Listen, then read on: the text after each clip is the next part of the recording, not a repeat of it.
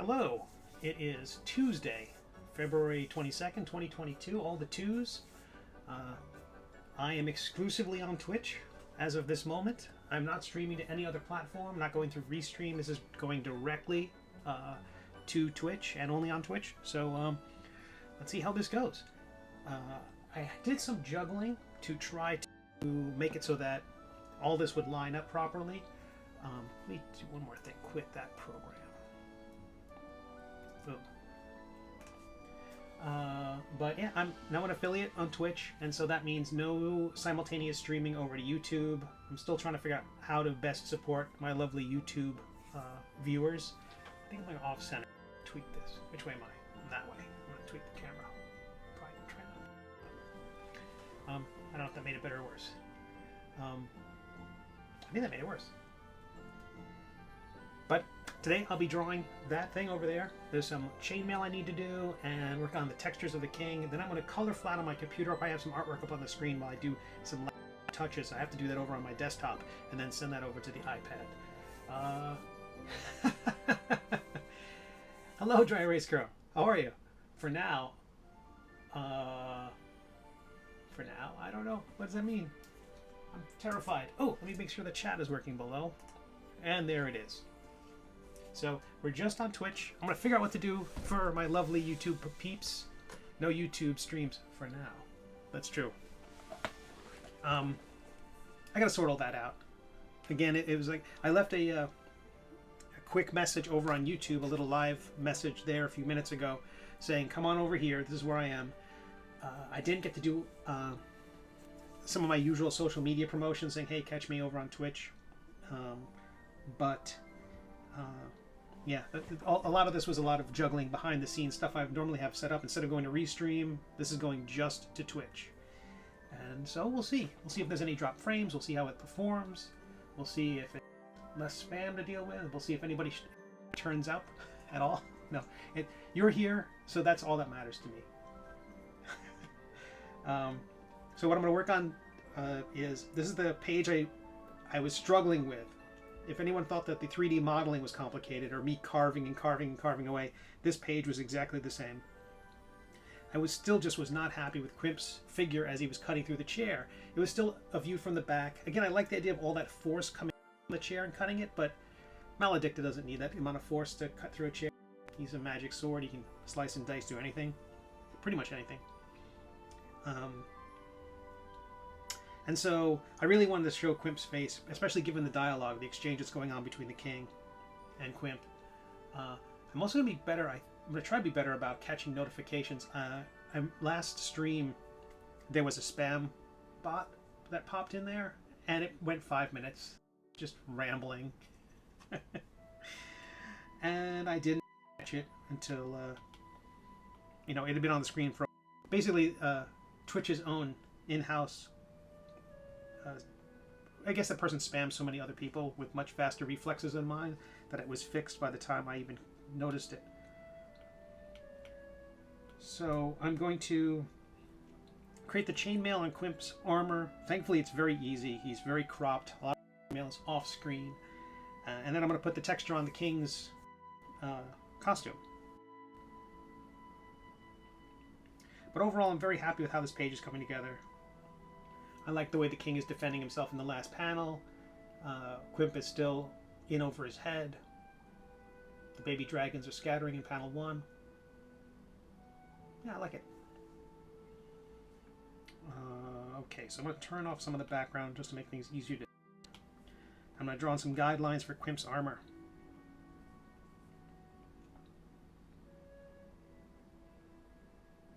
So right now I'm going from Stream Elements directly to Twitch.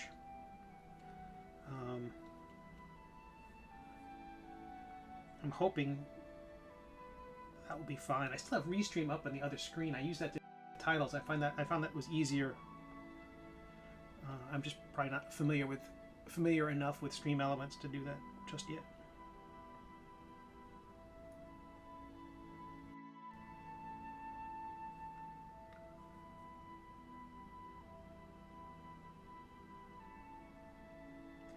But it is Tuesday. I'm having a lovely day. Got a lot of stuff done. I wish I had more. I needed 45 minutes more to truly prepare for this stream. I would like to have had the color flatting done, so straight into colors. But I'm still living the freelance life and had a phone call with a client.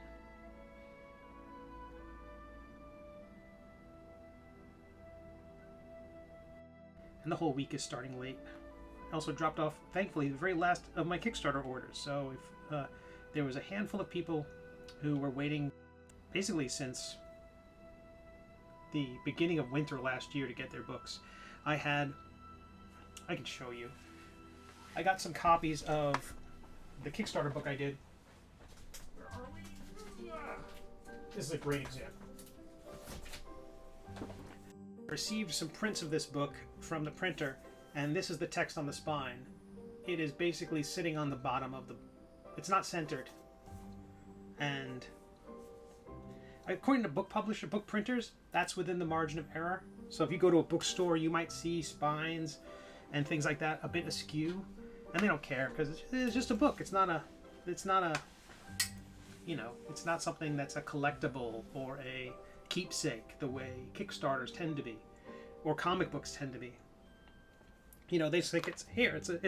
It exists. It has pages. That's great, but I was going to ship out those last orders, and I looked through the box, and so many of them were just...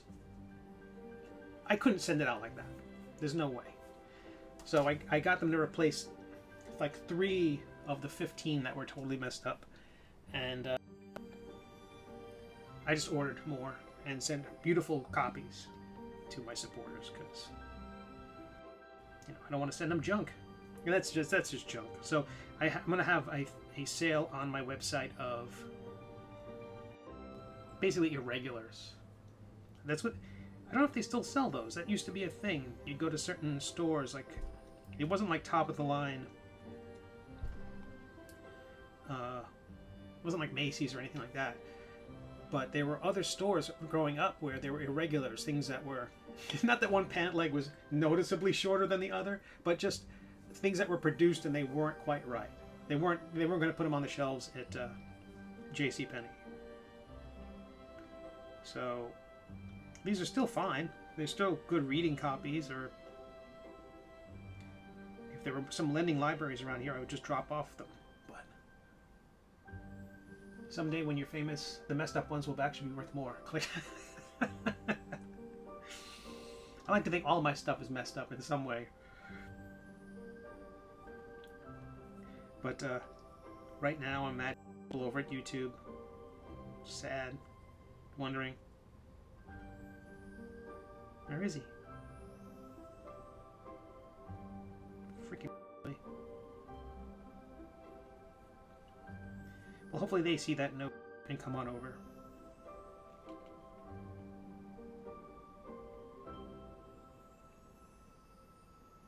So now that I get to do icons on this thing as an affiliate, I know what the first icon's going to be. It's going to be Wattlebottom, the Lord of all Ducks. I just think at a small size, that crown will be perfect. I think that's an ideal icon, because Quimp by himself, that face, while that has many uses, that explains my reaction to most things on the internet right there.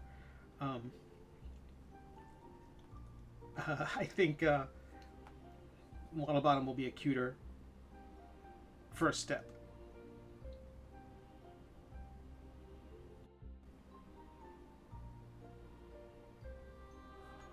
I did start 3D modeling Phosphene in her drag form, so I'm pretty excited about that. I think it's coming along pretty well. I can share that a little bit later on. First time chat, Super Cheese. Or we can give good speeches. After all, it was... Melting Tony. An excellent first impression, Super Cheese.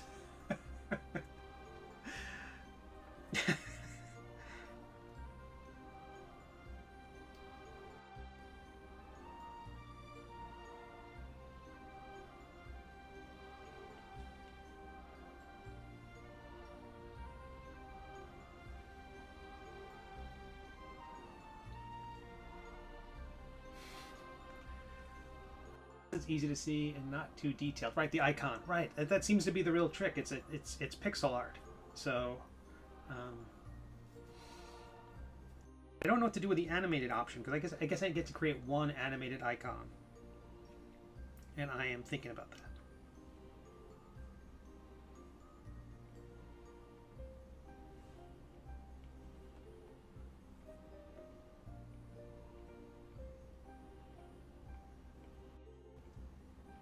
But hopefully the settings are good. I see no drop frames. Looks like our music's playing.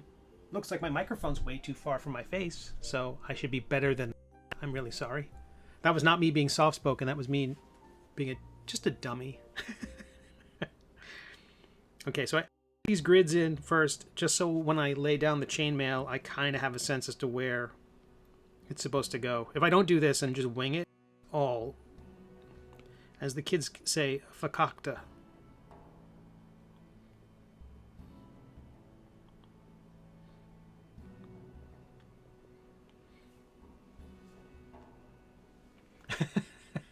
You know, the ASMR stream, we like chainmail. At one point, that was what JRD, who was a lovely creator and was a early supporter of mine in many platforms, Patreon and YouTube. He's got a Kickstarter in the works. I'll let people know when that comes around.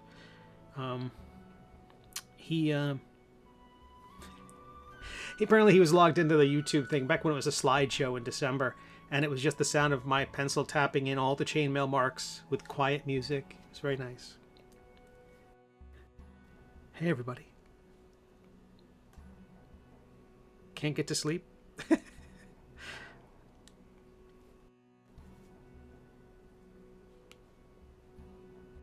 This episode brought to you by Zoloft.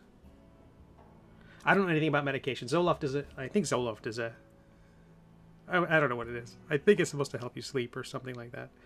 De-stress. It has a name that says, just having the word loft in it, and Z, seems really sleepy. Enough of my rambling. Okay, so this is this pattern. I guess there'll be a little bit of pattern inside there. That's pretty much everything. I remembered he's not wearing a glove in one hand. Zoloft is an antidepressant. Oh, sad. Antidepressant. Okay, that doesn't help you sleep. Aw, sad rock. I don't know anything about the medications.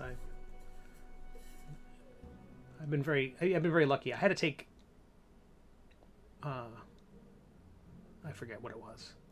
A Sudafed or something like that for the first time, and I didn't like it. Did not let me sleep, and did not let me work while I did not sleep. If I was working, if I were able to work, but I was mildly less miserable, but not able to sleep. Okay. So I'm going to lighten up that. I drew the chainmail with a kind of lighter brush, so in black. But because that is below that blue color layer, anything I put below that layer turns light blue, and that makes it a lot easier to work with. So it's kind of like old school comics where the pencils, some cartoonists would work with a light blue pencil, and that way when it was photographed, the light blue would not show up on the photographs. That way you wouldn't have to erase as much. I'm certain really dark blue would probably show up. Maybe not. Maybe not. Okay, to the... Wait, do I have a light blue pencil here? I do, that's how school I am. Just in case. Got lots of junk. I think it'd be an episode where I just show the junk in this desk.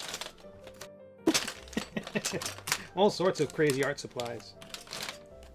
I do everything with the pencil now, so that it's almost a junk drawer. My most precious supplies are now just novelties. Okay, so I'm using a nice small brush. The brush I use is Steve's brush, free to download from my Patreon page. You don't have to be a Patreon supporter or anything. It's just I use it for everything. I've used it for 5 years now, and I've only had to tweak it a handful of times when like an update came out that changed the way Procreate handled cursor sensitivity or pencil sensitivity. They added a whole settings to the brushes, and the end result was that everything became a lot more touchy. So, and as I've explained a couple of times, I do one small tick, then one longer tick, then 2 ticks, then 3 ticks, and spoilers, after this I'll do 4 ticks and 5 ticks. And this is where people will doze off.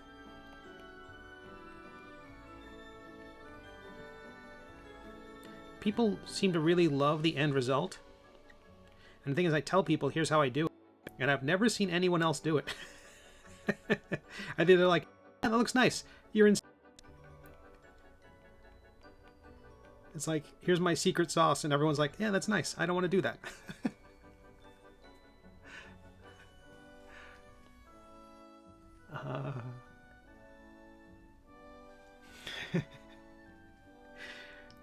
Oh, where is I? 1, 2, 3. Wait, did I skip one? 1, 2, 3, 4, now 5. And I was drawing the first episode of the Middle Age, and I hadn't figured out how I was going to draw his armor pattern.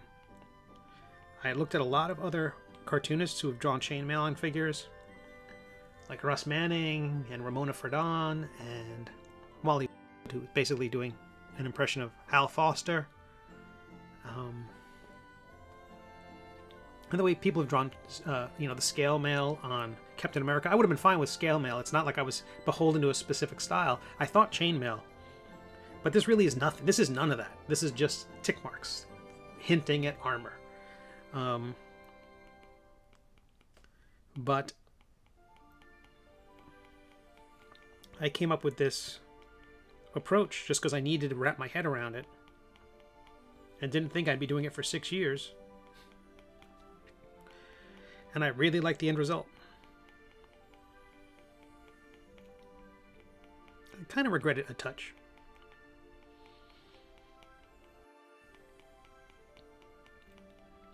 So with that Kickstarter done, having mailed out the last packages today, actually there's maybe 2 that are not out. There are people who have not yet responded to their survey, and 1 person who backed at a glorious level, and they were so sweet, and they didn't select any rewards. So I don't know if it was just being a patron of the arts or what, but I have to follow up with them to make sure that, can I mail them anything that's not nailed down?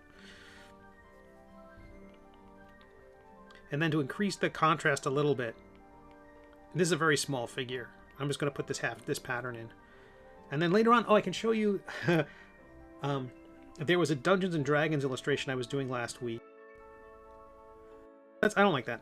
That's too much. Too half-tony. Not my thing. That's the influence of that other illustration I was doing. Especially given that it was off a little bit.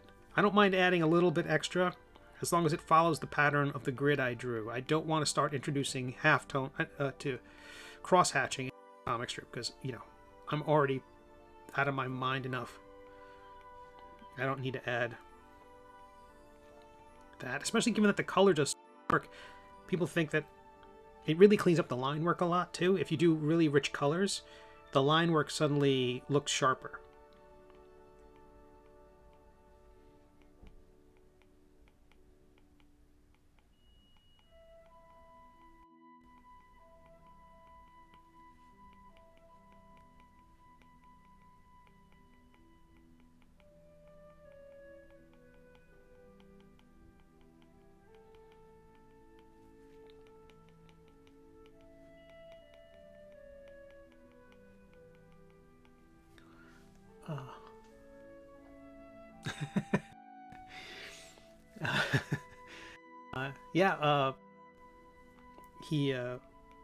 Plus he likes dragons, so the scales would be great too.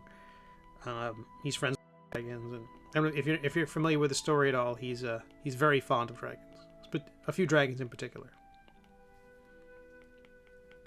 But yeah, it could very well have been philanthropy. I don't know. But they were very sweet. But it also means that with that Kickstarter, I never ever want to run one Kickstarter while another one's unfulfilled. I get to start thinking about the next one, which I think I've talked about being related to the miniatures that I've created.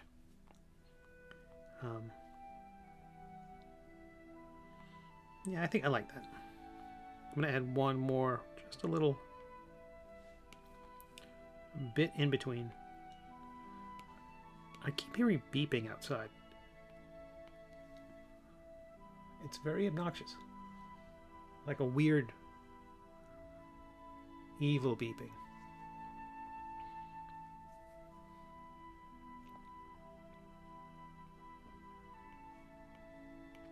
Oh, stressful about the Kickstarters? They can be. They can be. They're having another part-time for 3 months. Well, no, sorry, for 30 days, for a full month. It could be nerve-wracking, and my experience was I always felt like I should be doing more. Like I should be a guest on a podcast. I should be writing press releases and mailing them to every publication on Earth.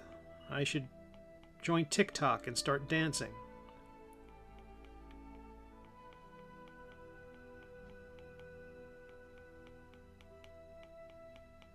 But it's really, I'm after doing 4 of them.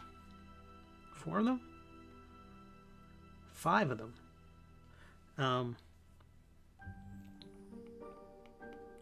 And I'm much more, I think I'm much more relaxed about it. I still want to make sure everything's right before it launches, but just the idea is that if you have people who like your work, and if you have work that's, you know, if you have a good sense of what you can do, you can set a goal pretty easily.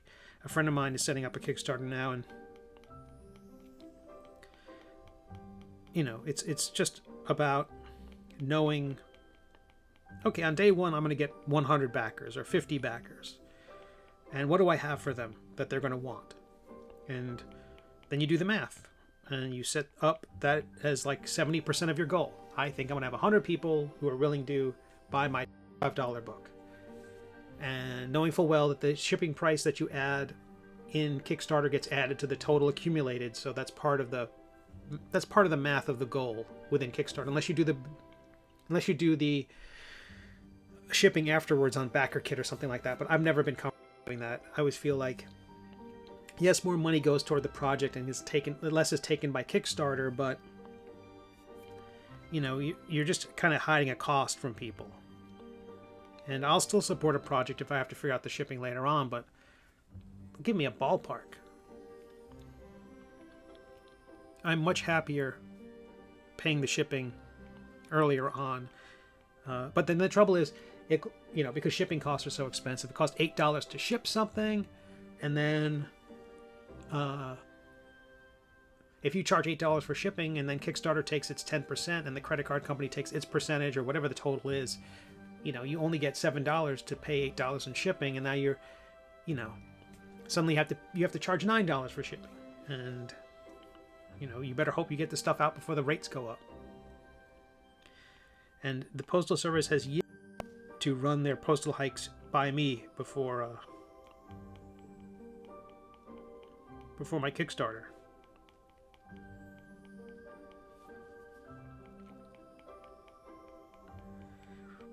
And it's tough now doing books because my Kickstarter was supposed to be shipped out last year, but stuff took forever to get. A printer that would take a month took 3. Packages that were being shipped for the little pins to come back they were just sitting on a dock for like 3 weeks. Every morning I would wake up and check the tracking, and no ETA, just sitting there. And then when they arrived, they were messed up. It was so bad. The poor pins. I have so many extra pins. And so, again, I don't have no idea what to do. So my previous comic was called Astounding Space Thrills, and the character Argosy Smith has a logo on his chest, and I sometimes wear the shirt in the stream, which is red, white, and yellow. And, oh, it is that logo on his chest. And very simple logo. It's kind of this cool, it's probably the best logo I've done. I mean, I'm kind of happy with this the version of Quimp's crest, but you know, I created that 25 years ago, and it's held up pretty well. It's like a atomic symbol, but with lightning bolts. Very retro, but kind of hopefully a little timeless. Do you have a link for your Kickstarters? You should set up a command for them. Oh, right. Setting up a command. That is something where I would type something into this, and it would put a link in the chat. I hope this stream chat is even. Let's see, can I even type to this thing? Greetings, people of Earth. Oh, yeah, no, I got that right. I think that's I think that's what Stream Elements shows me. Oh, and without using Stream Elements, it's not my regular clockwork spam about who I am. Intriguing.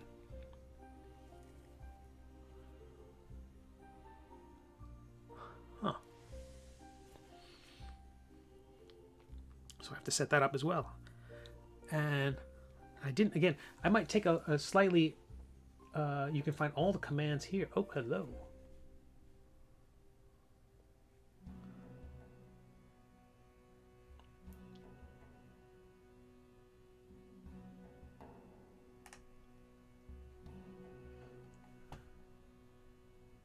Fantastic.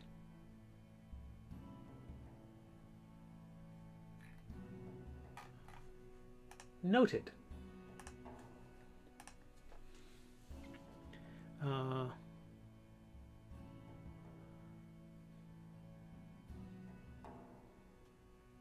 Steve Conley was created 5 years. Yeah, I feel so much older than that. So much older. Steve Conley was created 5 years, 10 months, 14 days, 2 hours ago. Specific.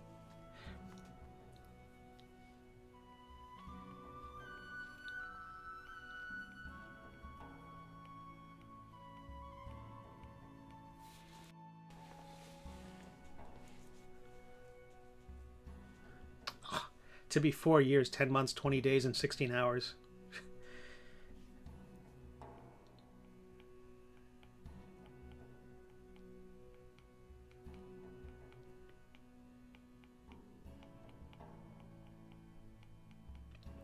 I had no idea I created my account so long ago. I think it was to watch Scott Kurtz. I think he started streaming, and I think Twitch noob. I'm surprised I have an account. Like, I managed to get my name on Instagram, which was a miracle. I'm usually the last person on every platform.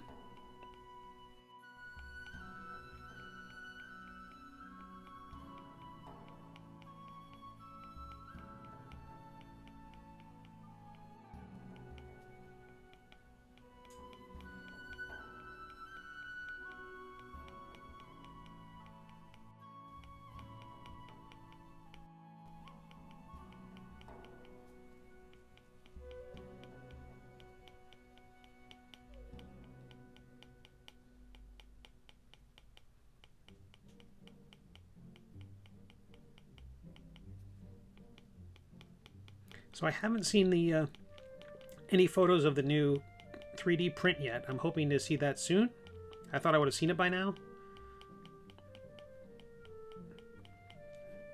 I saw a photo of them right out of the Melvin the Magnificent print. I saw it right out of the printer, where the figure's wet. But I haven't seen an update since. As soon as I get that, I'll share that with everybody. But that D&D illustration I started here, I'll share that later on, depending on how far along I get with the I'm absolutely going to get this chainmail and these patterns done, but the tricky bit is I might have that up on the screen while I'm doing some flatting on the desktop, and then port the file over. That way there's something cool to look at. Doesn't give the data down to the millisecond. But I need to send a link out to everybody because currently I've got fewer people here on the Twitch than I'm used to. Might just be the nature of what I'm streaming, or for all I know, the data is not accurate. But if you're on the Twitch chat, say hi. Let me know you are alive. I've seen the Super Cheese and DEG.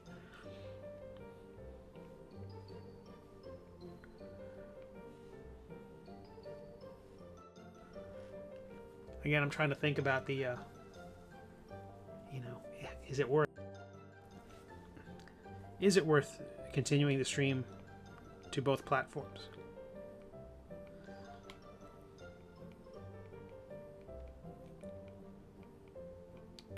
I noticed the number of new subscribers I was getting on YouTube. I was getting about 2 or 3 a day. Not clusters, but not bad. But as soon as I stopped, and it could be just coincidence. It's not a large enough sampling.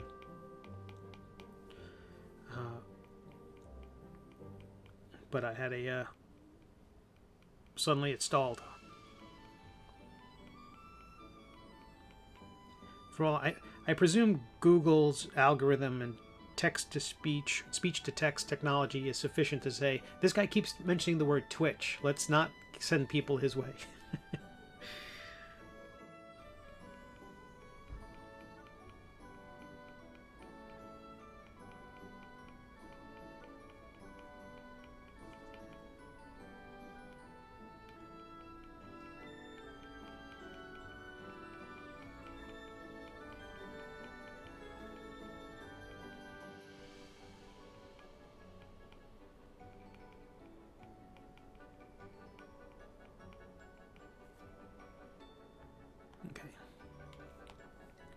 I also erase one side, just kind of a highlight, and when I get to the coloring phase, I'll make that pure white. So it's like just rim lighting that's really just makes the whole section pop. Okay. I deserve more coffee.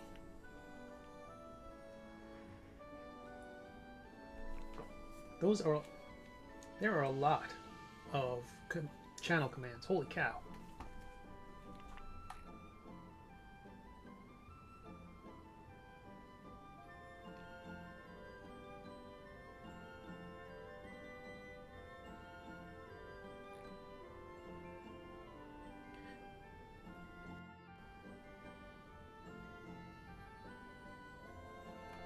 I still don't understand this whole points thing and what I'm supposed to do with that.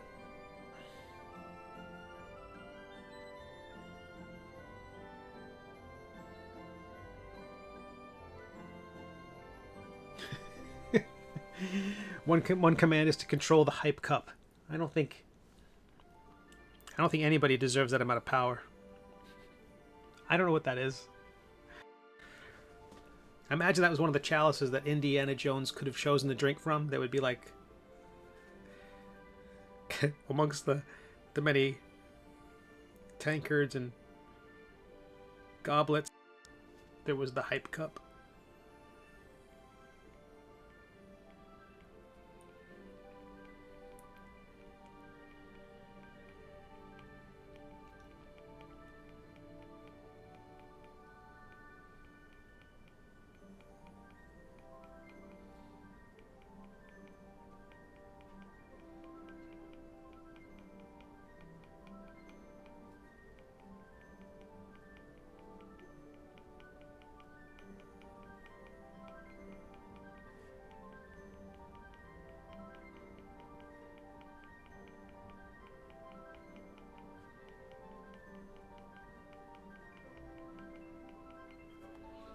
I would be working on the D&D illustration, and I think that it's more eye-catching, probably more interesting for people to watch me work on that, because there's just so much going on. And my very simple cartooning style is I don't know, I think it's a little less, visually exciting compared to all the other stuff that's on Twitch.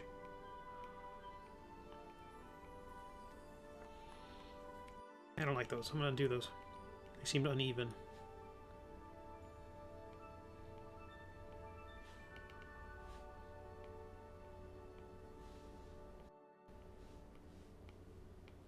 I know, no one's going to even notice it at this size, but...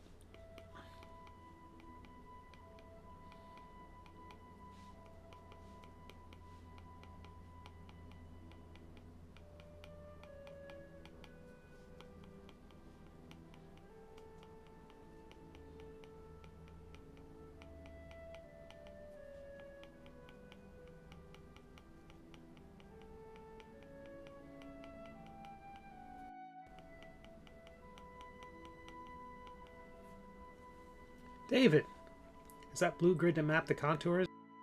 No, I just doodled that. Just kind of sketched it in roughly to follow what I think the contours should be, and then I use that guide. Good to see you.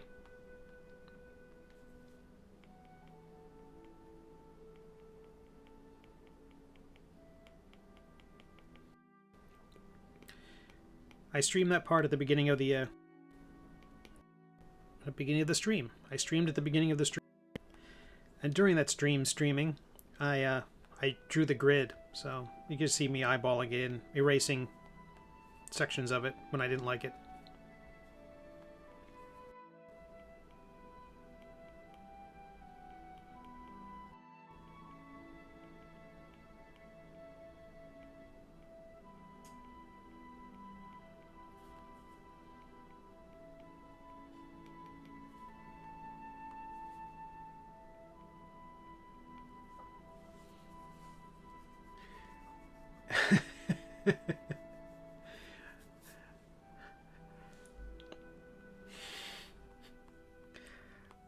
Yeah, I'm very happy about this episode in that there's very little chainmail that I have to do. I do have to put in the king's text, the texture on the king's, the trim on the king's costume, but that's not quite as mind-numbing.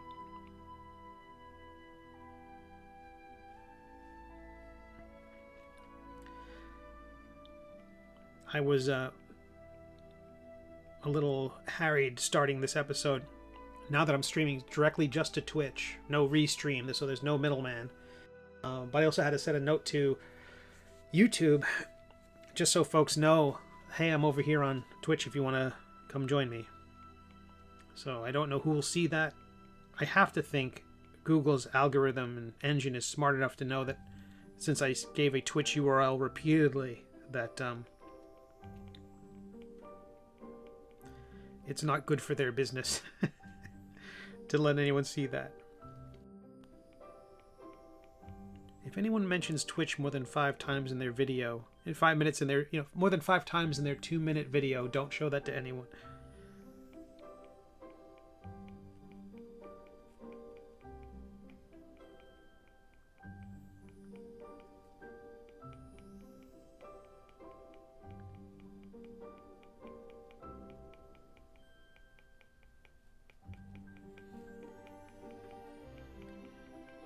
So what I'm going to do, once this major arc is done, after doing that D&D illustration, I'm not done with it. I have to do the colors on it now, but it's so rich. I want to do a black and white story set in the world of the Middle Age, and I'm not sure if it'll be a Halloween episode or a Halloween short story or a flashback. Maybe a story about the one of the previous wielders of the Woeblade, or any of the other swords, like Kevin the Illegible.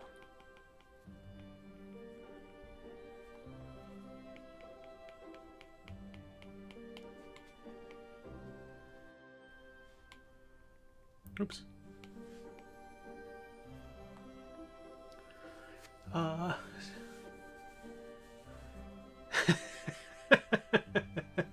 Yeah, I think I have to do something. I have to do something. Well, I'm going to record a preface to this video, and then might be hopefully a canned one saying, hey, this is a stream that took place over on Twitch, and you know, if you want to be part of the chat, part of the conversation, and if you want to catch these live, head over to Twitch. But this is a rebroadcast just for YouTube, that sort of thing. I don't want to say that. I could say that at the beginning of every one of these episodes, but that's kind of dry. Don't say that. That's fair.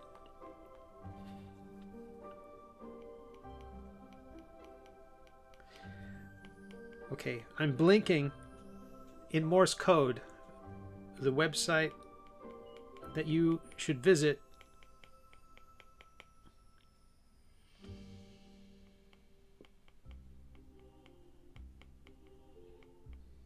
Drink more Ovaltine. That's all I know what to, that's all I know what to say in Morse code. Just drink more Ovaltine.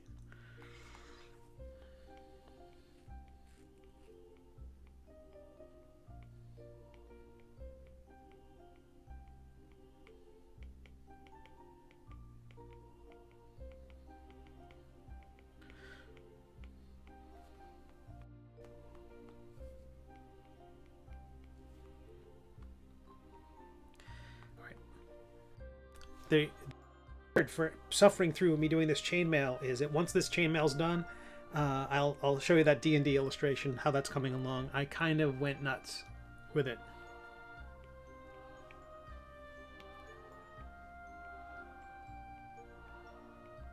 Not you know, 600 tick marks to make a chainmail arm, but not that kind of insane, a different kind.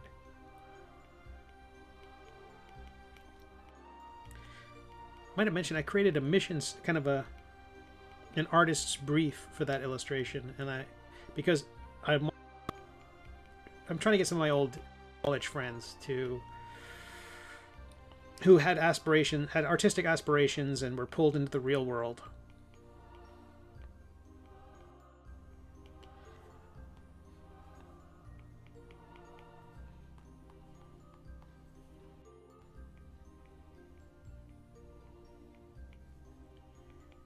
And I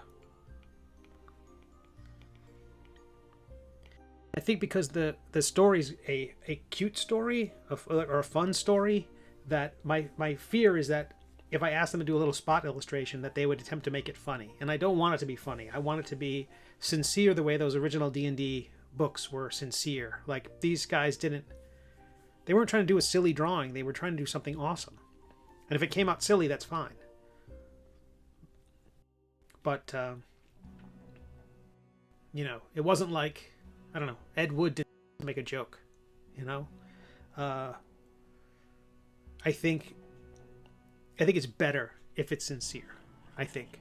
And I think those original drawings were done by people who felt like they could do no wrong. They were like teenage kids. And I think that requires, I don't think they were doing anything ironically. And so I want to make sure that whatever is done is not ironic. And so when I did this drawing, it wasn't meant in any way. It was meant to be like, okay, this is just, you know, you get the van of your dreams, and any airbrush artist you want can paint the side of that van, you know, and it's going to be awesome. There's going to be crystals, orbs, and dragons, and lightning bolts, and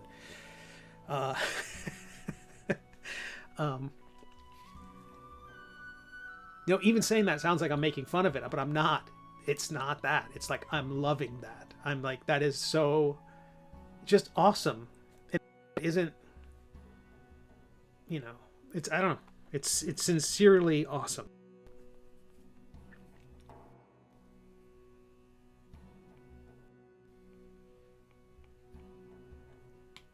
I'm not sure if that makes any sense, because it sounds like, immediately when I was writing the brief, it almost sounds like I'm making it about it. Like, you know, the only music you listen to is Rush and Black Sabbath, and the only, you know, the only artist who matters to you is Frank Frazetta. You know, that kind of, it's, you know, that was just like that was what the time period was, and that's what they were all steeped in, doing that stuff. Nervous twitch when you say that place.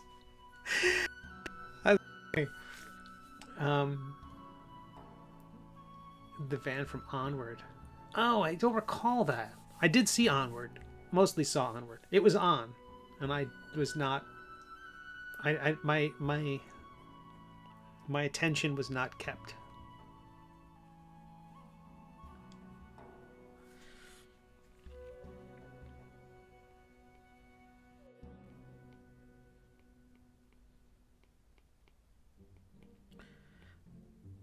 I think the last animated movie that I really liked, like a feature length one, not a short of some kind. The short films tend to be my favorite.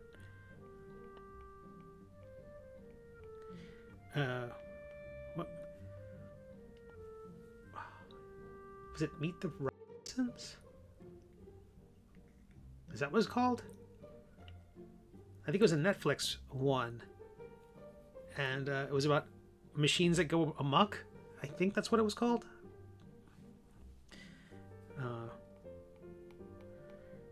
It's one of those ones where it's on, and I didn't really select it, and I'm just watching it, and I'm like, oh, this is actually really good.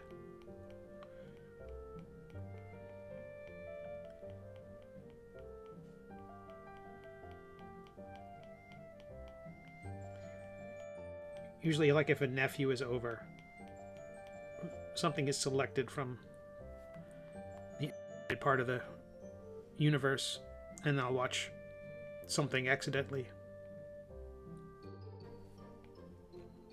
But I'm completely out of the loop. Someone was talking about, some artists I know were talking about Encanto, and I'm like, I have no idea what that is. Not seen a thing. I'm so out of the loop.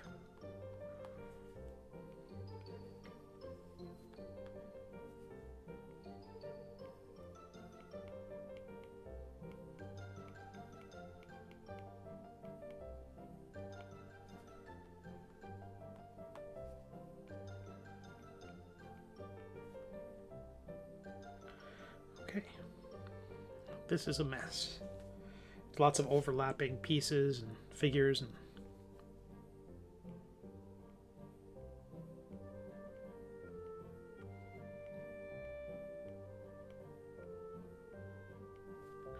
but I'm starting it pretty far over to one side. That way it'll thicken up quickly. And by the time I get to this part, it should be very heavy dark. So that should hopefully increase the amount of weight it feels like his forearms have as they're coming down.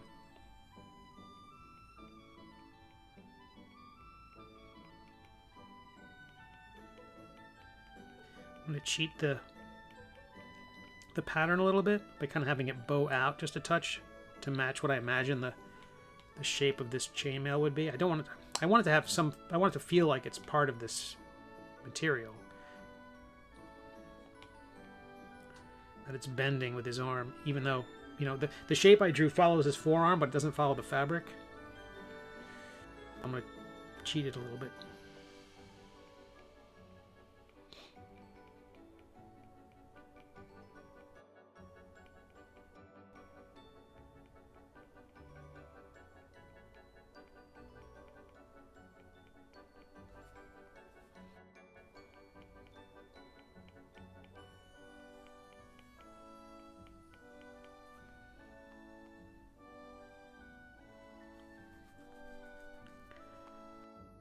I don't hate.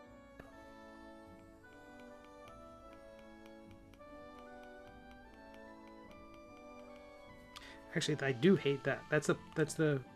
I really didn't even recognize that for years of working in this program, that certain textures, chainmail, will fall apart if I tend to draw too close along the same axis as the pixel grid. That the lines will just mush right up because the computer can't do what I'm asking it to do. I'm asking it to draw a straight line that's a pixel wide and having it kind of cross between two rows of pixels. And so it's like, I don't know what to do. Which lane do you want to be in?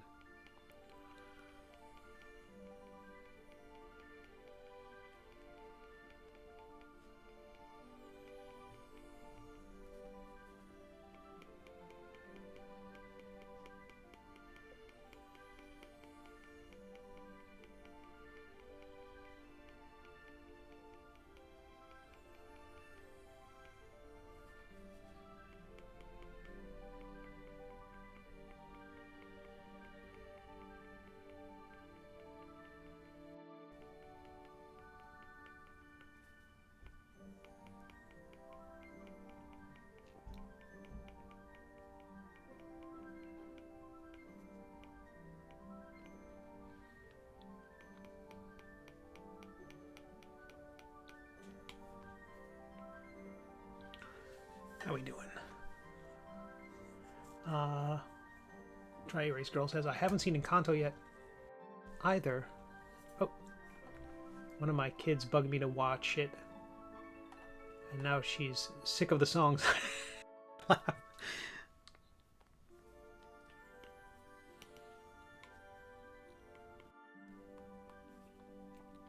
think the last animated movie I really loved,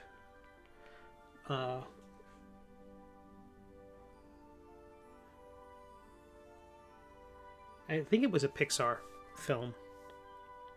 I'm so bad at this now. I kind of gave up with Pixar and all the animation stuff in the middle of all the, Cars 9 and things like that. What was it? I'm drawing a blank. It's about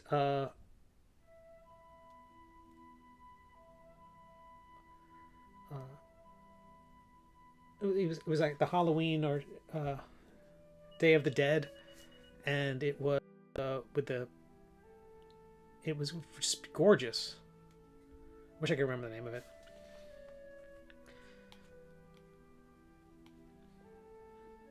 I think you can tell that I've been swamped lately. Oh, we got a name.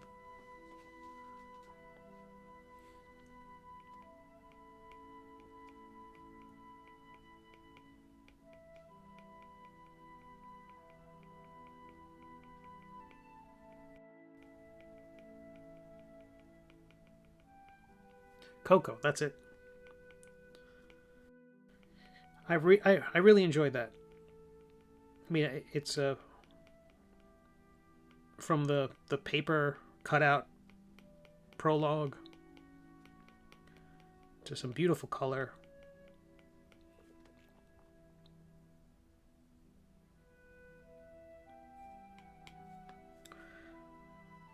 I didn't need that line there. That line to kind of guide me.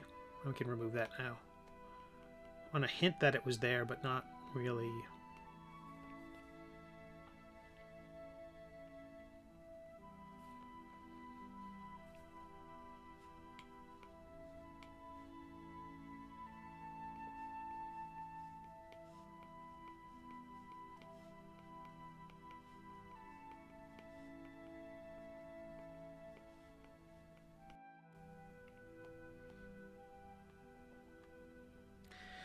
I'm going to darken this entirely.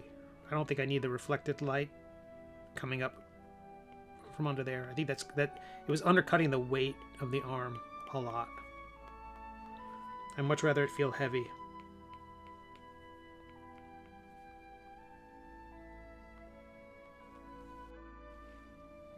My favorites are Wall-E and Ratatouille. Ratatouille by far my favorite. I could watch that Anton Ego's speech or his review at the end on a loop.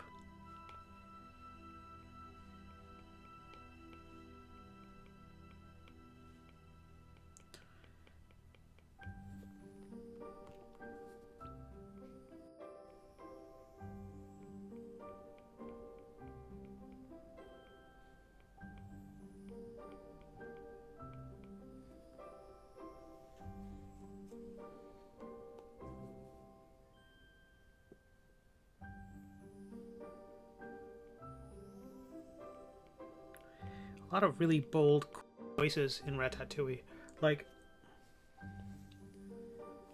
the way they salvaged Anton Ego's character at the end. I mean, he's clearly a villain. I mean, but I don't know. He has this redemption, which is,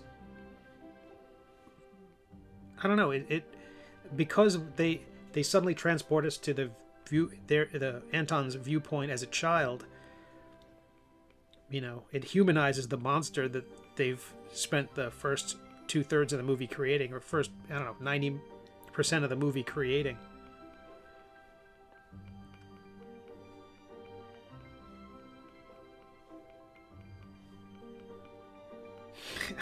You could say it's like, okay, every sourpuss reviewer is just a,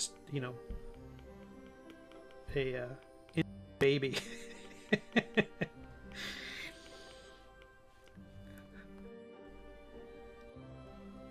But I don't think that's where they were going with it. I think they were just saying that, like, no, I thought it was excellent.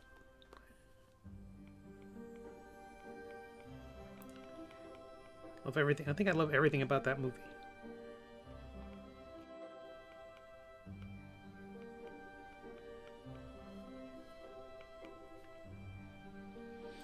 Was that all the chainmail? Oh no, little touch here, and that'll be it. And I can show you everyone the D&D illustration and all its overwroughtness. And then I'm gonna do. Then after that, we'll do the king's accents. Okay, let's go back to the main menu. Badoo.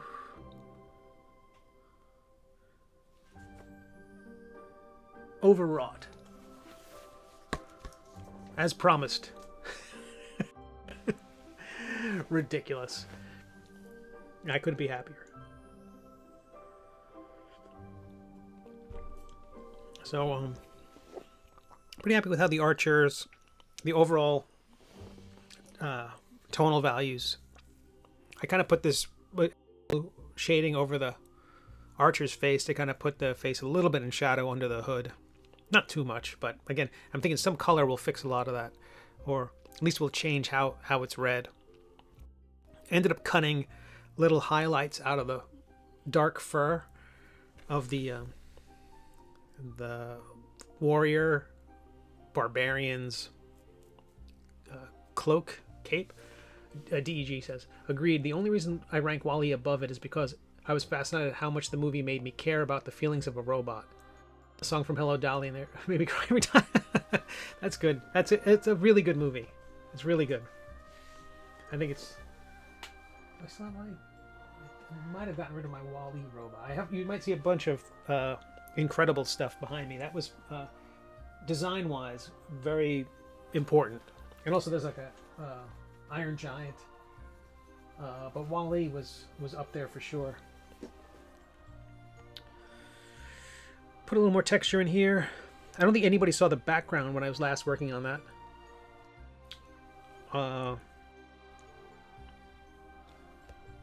But there's Maledicta. And a 5-fingered quimp. I got at least... That's the concession for this Elseworlds timeline version of our hero. But, yeah, I think I was very happy. Also, the cloak, I hadn't decided how I was going to render that cloak. I just thought, let me just treat it like it's a lighter colored fabric, but push things back a bit if I can. Yeah, I know. It's so weird. But it would have been, the early drawings of this illustration, all the characters had 4 fingers, had a thumb and 3 other fingers. So it was, there was an adjustment to switch my head back to humanity. But I was really happy with the kind of the flowing mist and pushing back the stalactites and stalagmites and fun shards. The texture of the cloak almost makes it look metallic. I'll take that.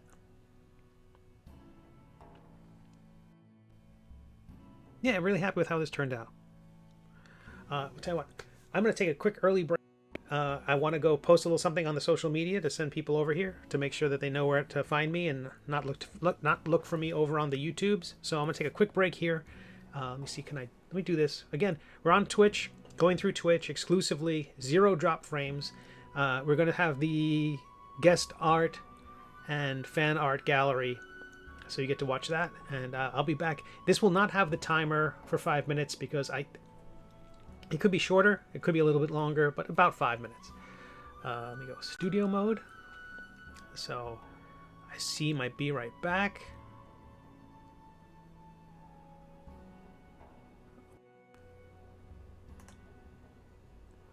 Why is there no art show?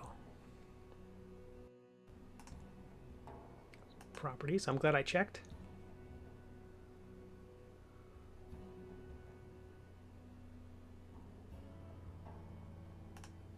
This is opportune because there was no art there.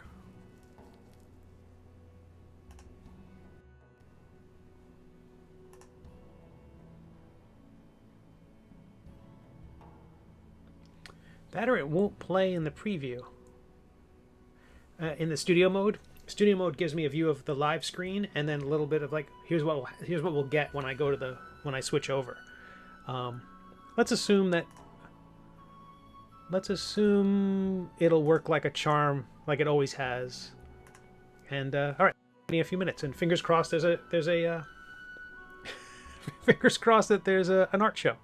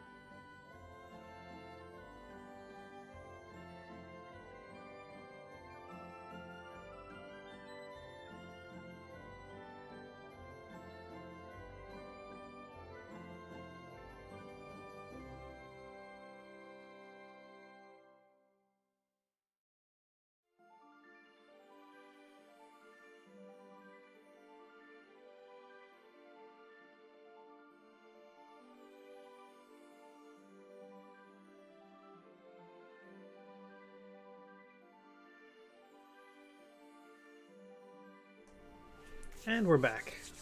Hello, everybody. All right. So that was the piece that we worked on this week, and how I have my way to really, I don't know if I made it better, but I definitely made it more. I made more of it. But that was what I meant by kind of going over the top and just insane. Like van art, like, yeah, just bonkers. So I'm very happy with how it turned out. I think I'm going to run it in black and white and in color. So I've got to do a color version of it. And I've started placing in some basic colors, but way more to do. So we're going to get back to working on episode 276 of The Middle Age. My name is Steve Conley. I'm a web cartoonist and have been for a very, very long time.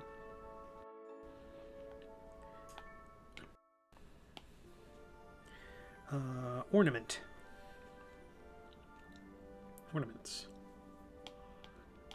Very small brush. I'm going to go in and just start noodling textures onto the king's cloak and tabard in various places. But should be fun. I have a question. Is that big thing with beholders and an arrow in it a butt? So you were saying that your daughter, you were saying, was telling you about Dungeons and Dragons. So in D&D, there's one of their classic monsters is called a beholder, and it's a single monster, which is a giant eyeball, usually with large teeth, and has a number of eye stalks coming out of it. And every one of the eye stalks has a different beam weapon. And the fun of that creature for like a dungeon master is that how it attacks is somewhat random. So you roll a die, and that's the eye that happens to attack at that moment. So it's a fun character. It's a fun monster to have. It lends itself well to dice and randomness. But in our story, in the Middle Age, Quimp was mentioning that when he was unconscious, recently, that he came back to consciousness, and his clothes were messed up, and he's missing a glove, and he's got that weird hat, and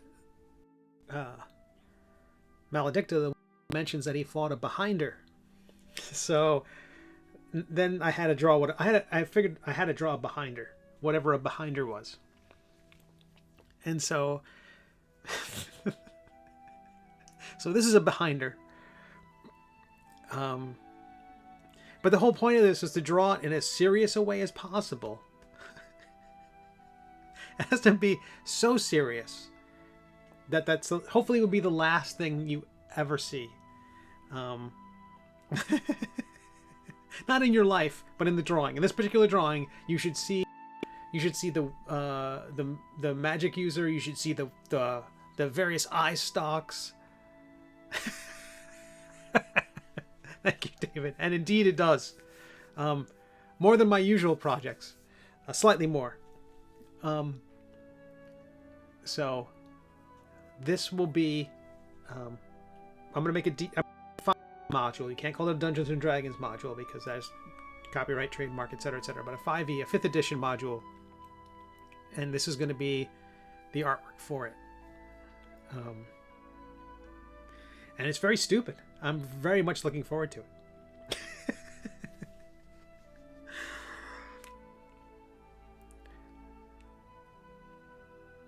So,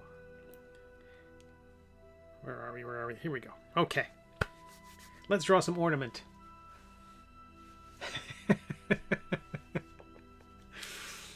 It lends itself to a lot of but that's just the thing. I want this to be I want to create a serious module that has very dumb things in it. That's very much my brand, I think. Okay, where were we? Ornaments. His ornaments are very dark color. They're like almost black. They're lined. They're going to be on their own layer, and at the end I might play around with their texture, and it tends to be swoopy things.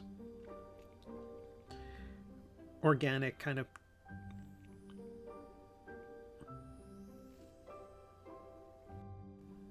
Ribbons and little flowery things. In that previous illustration, I ended up making this kind of the same texture I used for the tattoo on the magic user's arm. Okay, so the part will be when I when I do that module, I'm going to make a mini. Oh, not a mini. It'll be large. I'm gonna make a behinder with all the stalks coming out of it as a model to print, so we can have. So it will exist.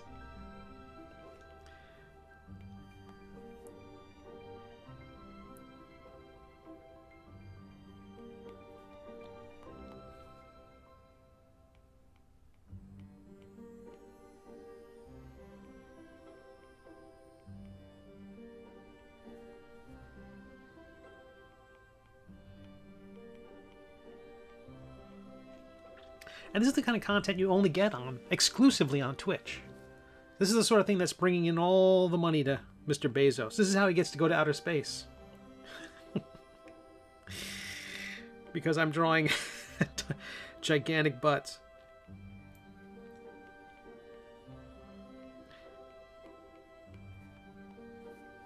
You're welcome, Mr. Bezos.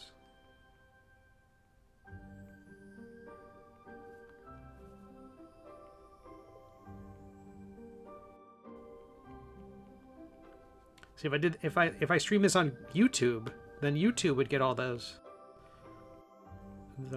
all that money that would go to Mr. Bezos. So, he's wise to snap me up with his exclusivity.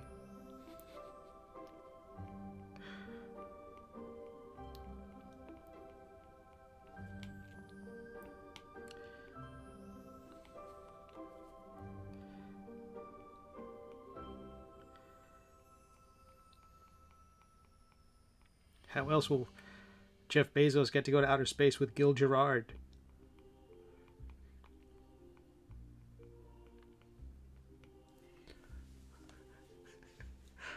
See, once Amazon buys YouTube, that you're absolutely right, David. That will make things a lot easier.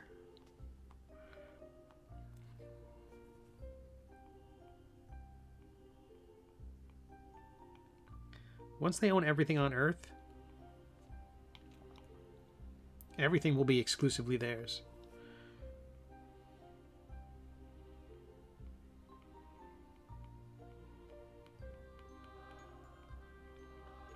But because I'm now a Twitch affiliate, people can use their Amazon Prime accounts to gift me a subscription.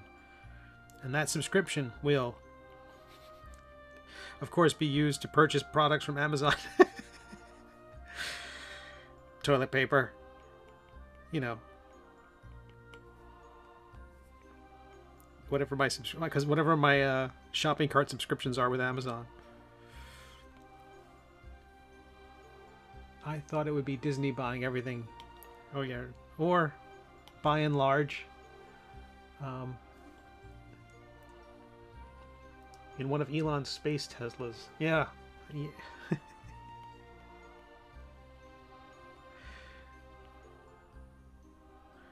What a cool future.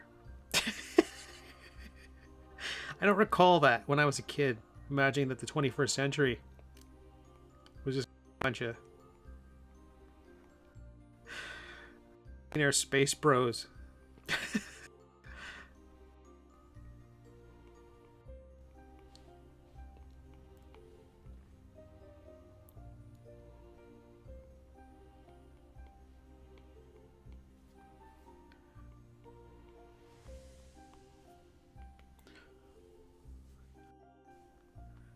Good for them.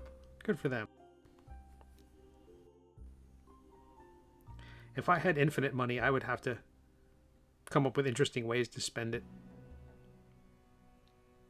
You can only hunt for sport so many times before, let's go to the moon.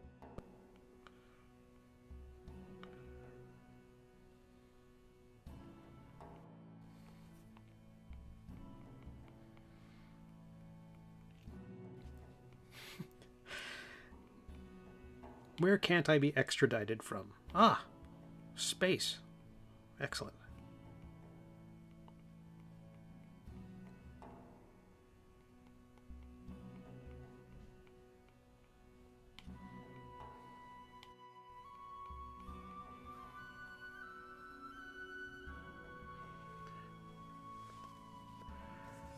Megacorp dystopian sci-fi steadily turning into Megacorp dystopian present times. Hey, Shixula CC, how are you? We're just admiring Amazon and our insect overlords. Tough time for Soylent Green.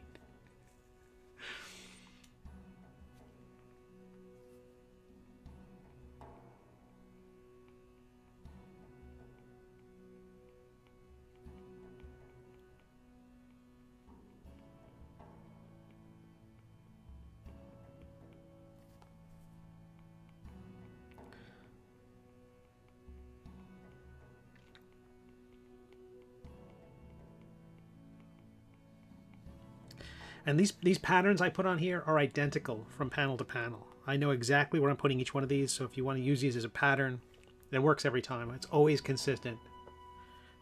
Every squiggle is exactly in the perfect place every single time. And if it's off by even a little bit, I get upset. Now this is just random nonsense. It's close to scribble, but I always like that about the Steve Ditko, some of his designs. The guy who co-created Spider-Man and Doctor Strange, he created Steve Ditko. Kind of did, but he would have like this kind of just random texture that he would draw into things. It was really just a squiggle. He might as well put a frisket down and just said, okay, the squiggle goes with it between these two lines. I loved it. I thought it looked great. I use it for some textures. I didn't use it with the King's costume here because I felt like everything needed to be more refined.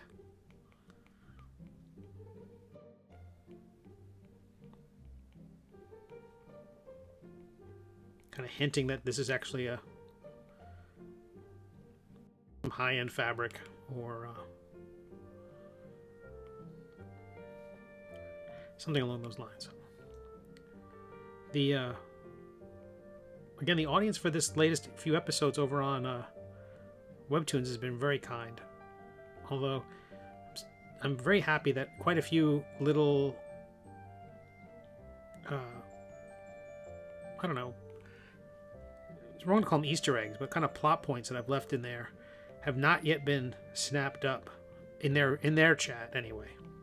So that's excellent. I'm always worried that I'm either saying too much or saying too little.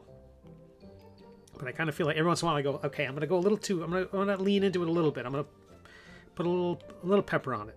And nope, it slid right by.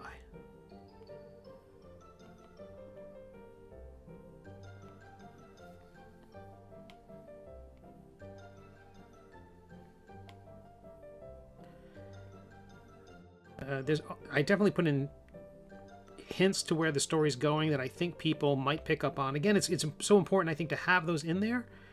That way, when the things do happen the way I've set them up, that people don't think, oh, that came out of nowhere. I want, like I think I mentioned before, I want like 20% of the audience to go, I knew it. Because that I knew it feeling's every bit as good as the I had no idea. You know, you want to surprise 80% of the audience, but give the other 20% the feeling of, aha, I knew it. And then I mostly want to frustrate people like me who are steeped in the genre and kind of know, okay, I see where this is going. I was watching something the other day, totally surprised by it. Every time I thought it was going to go in a particular direction, I thought, all right, here we go again. And it didn't. Oh, what was that? I was very impressed. Oh, I hate my brain sometimes. I've also been rewatching Avatar, The Last Airbender, and dazzled by the writing on that show.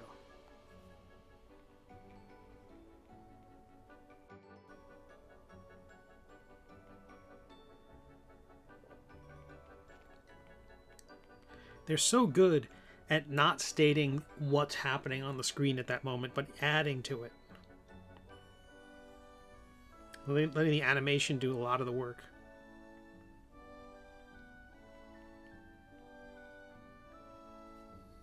I talked about that the other day, like, so much of like Discovery is them just stating what's happening on the screen, because I just don't think maybe they don't trust the CGI people to tell, to make it clear what's happening.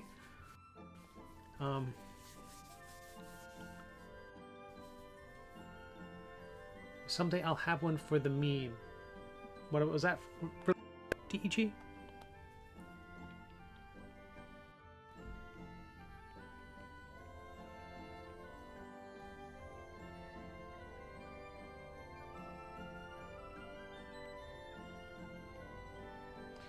Sorry, the drink.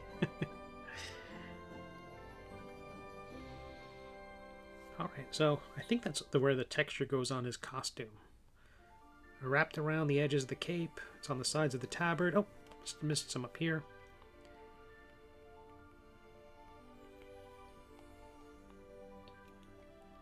So we were talking about like a successful Kickstarter. By the way, so I'm doing the color flattening on the computer. So this file that I have here in front of you, I've already exported to my desktop. I've already done a lot of the color flattening itself, the basic shapes, but I haven't put in the colors yet. What I'll do is I will, in Photoshop, every color, gloves, boots, dragons, eyeballs, blades, hilts, things like that, mail and metal, chainmail, things like that. They'll all be on their own layers, so I can easily select them within Procreate to paint just within those cells, essentially, like a cell, like saying, okay, just show me the swords, the sword blades, and that way I can add some quick color to those blades. And every one of those layers is labeled, and I find that just so much easier to do on the computer, on the desktop, with the keyboard and eyedropper tool and tons of just clicky, clicky, clicky. I can get it done in like 20 minutes. Versus on the desktop, I'm sorry, on the iPad, which will take me 2 hours. So that's largely done there, but I did that with an earlier version of the file. So when I bring that file over to iPad, I'm going to have to copy this ornament layer and this mail layer, these two layers, into the new document. So I don't want to do too much work inside this document except get these textures done, and then I'll worry about everything else.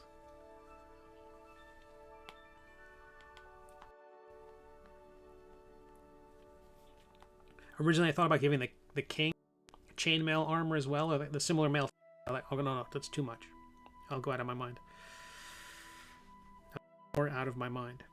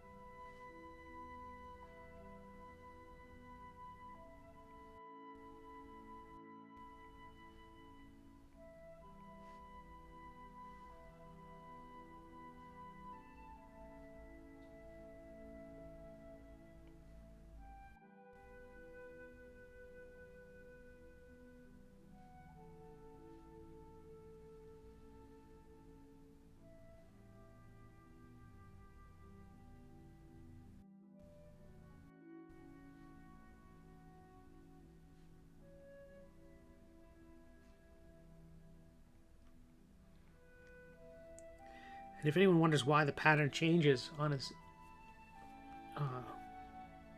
outfit from scene to scene, it's because of magic. It's an enchanted garment whose sole enchantment is pattern changes, so I don't have to remember it.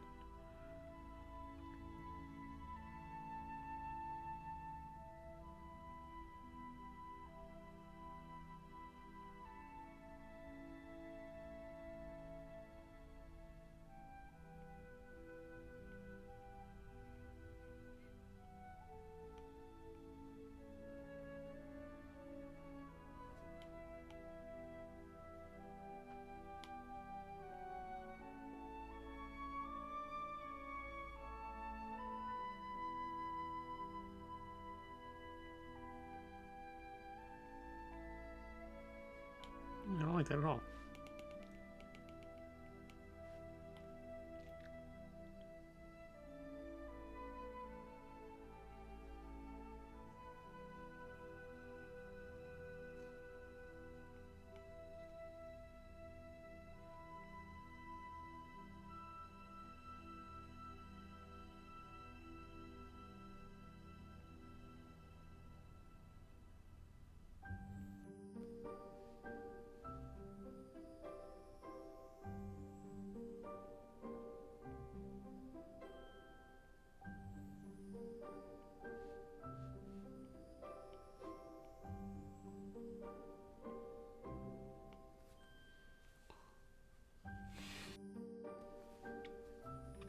hope everybody's having a beautiful Tuesday.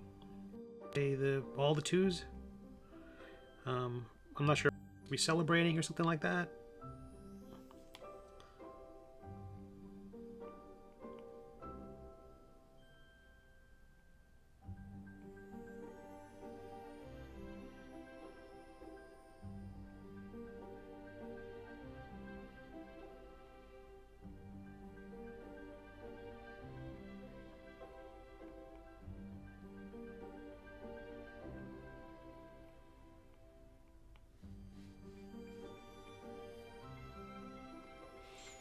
A very good Tuesday indeed.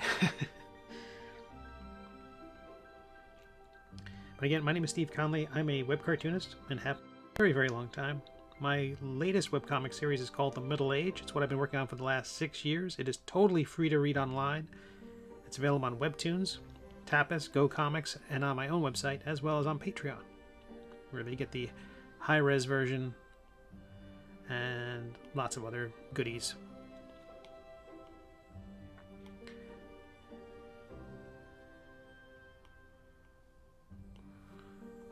I'm trying to think of a new special offer for my Patreon people. Maybe every year, I like to put together a little something I'm going to mail to every one of my Patreon supporters. And last one was a metal pin that I had made. Now that those are nightmarish to make, who knows? Maybe supply chains are fine now. But I was thinking about trying to come up with something else, maybe something lightweight, because I feel bad. I have to charge my lovely international supporters a little something extra for the shipping. It's great to give digital rewards. It's just easy, because that way if they're in Brazil or Sweden, it's a lot easier for them to just download the thing. That's why I like giving away the STLs. But, you know, how many of my readers have 3D printers? How many people on Earth have 3D printers? It's very selective. Stickers, yeah, that's great. Yeah, that may be it. I was thinking about doing a sticker of this sort of the revised Quimp logo. Oop, almost lost my pencil. Okay. It's kind of a woodcut looking thing. I can stand up a little bit. I think that as a sticker might be nice. Even if you don't have a 3D printer, your local library might have one you can use. Oh, really? Really?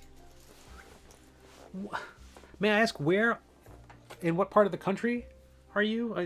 Or in what country you are? That 3D printer? Do they charge you for the filament? Do they charge you to use the computer?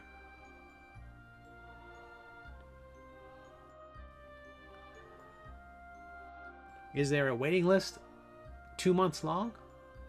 Idaho-Washington border. Libraries on both sides have some. Huh. That's fascinating. I'm in Florida, and the local library here may have just gotten a book. So, fingers crossed, we might get to at least get a glimpse of it.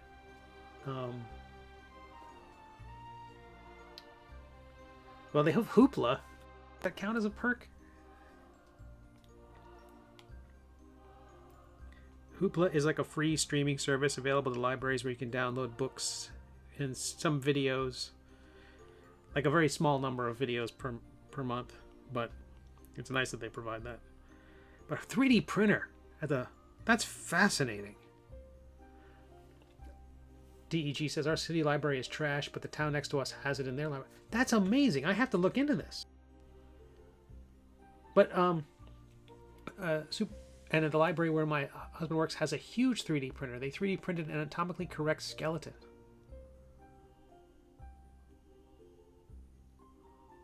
That's dazzling.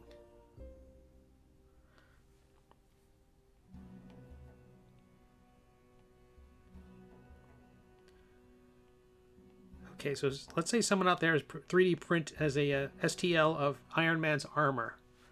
So it's time for out there, or a suit of plate armor. You need to print your own.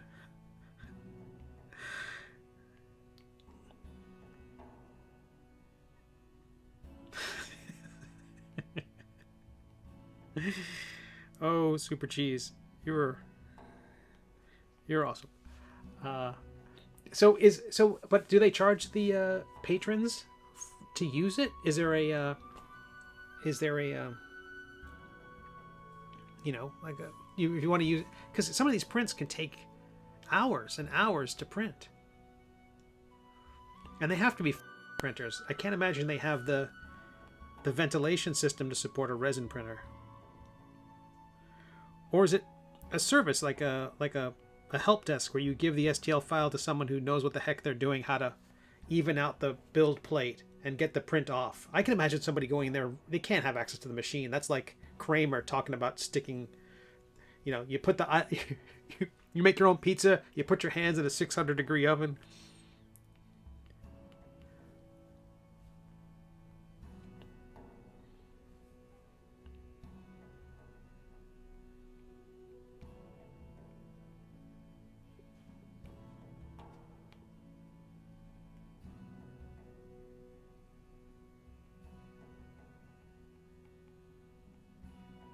But I'm absolutely going to look into this idea.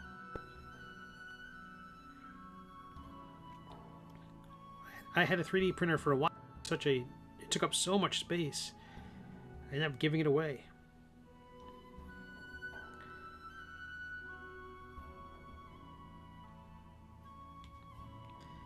And it couldn't really do the resolution of print that I would like to have had to make, you know, a miniature. The variations that the 3D print puts into work, the build layers.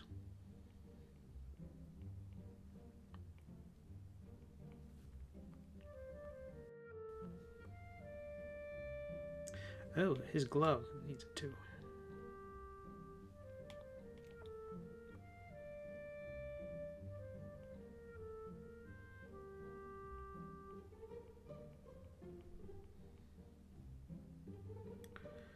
But I'd love to make cookie cutters.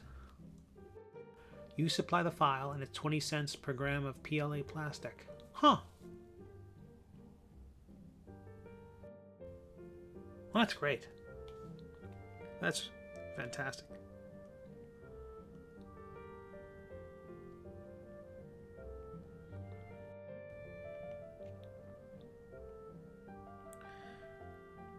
And I assume the public doesn't get to touch the machine.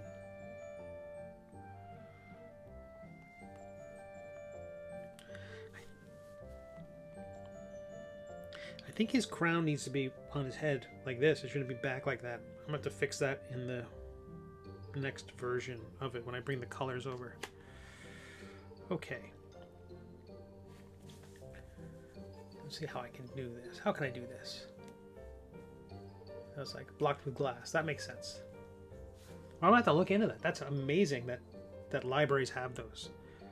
Okay, so I've got the textures ready to go. I'm going to do a little bit of computer stuff with some artwork on the screen and maintain the chat while I do that. Hopefully I can maintain the chat while I do that. And hopefully my screen, that will stay there. I switch my goggles over. I'm sorry, I wish I could share the main screen. That's just not there yet. It's a free service. You submit an STL them and they determine the work is legal to print. Then they schedule it and you have to pick it up within 14 days. That's remarkable.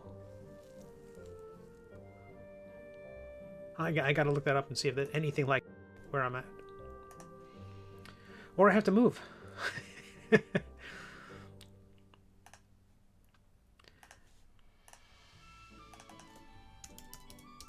why does that not show up? Only when that thing is active. I am in Florida. I'm on the east coast of Florida, just north of Daytona. Move somewhere with faster internet. Hey, how dare you? How dare you? I'm going to write you a sharply worded email, and if it ever reaches you, you'll know my terse response. The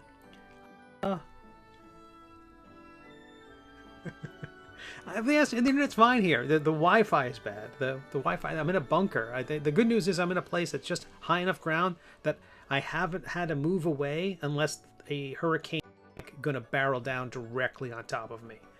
I'm not in a flooding area at all. So, but the buildings are made tough.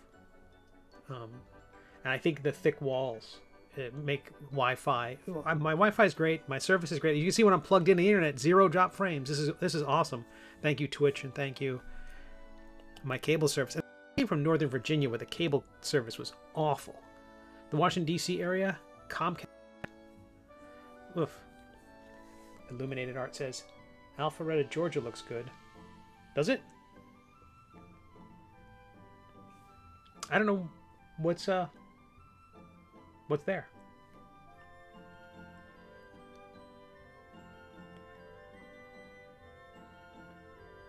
Yeah, I would Google myself. Not Google myself. I would look that up myself, but darn it. So if I work in Photoshop, how can I do this in a way that shares my screen? Can I share just Photoshop? Shall we learn together?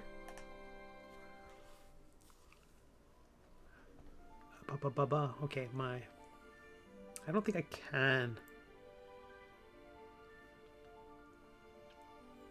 Better than where I am now.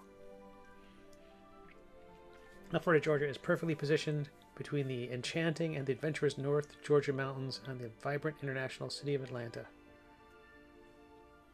Okay. But what about the 3D printers? They should start with every description of every locale should start with the kind of 3D printing they have at the local library.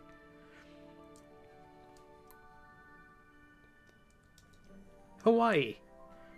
We have 3D printers. Oh yeah, and nice weather and stuff.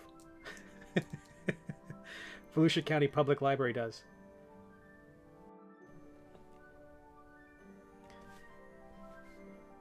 That's fantastic.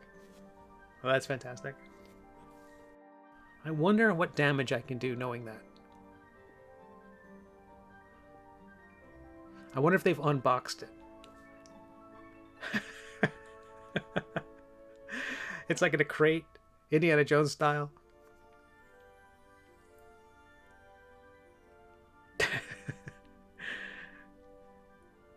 Yeah, I that's interesting. I wonder if the first thing I want to make is cookie cutters. I just think that's a sort of low-tech, completely vertical construct that you could make that a extrusion printer would be perfect at.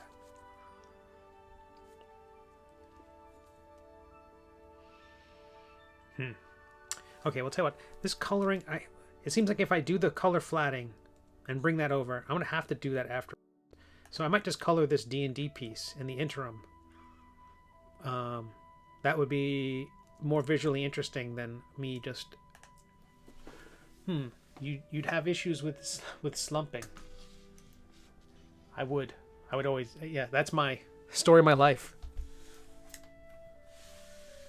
Thin verticals with no supports are not ideal. Yes.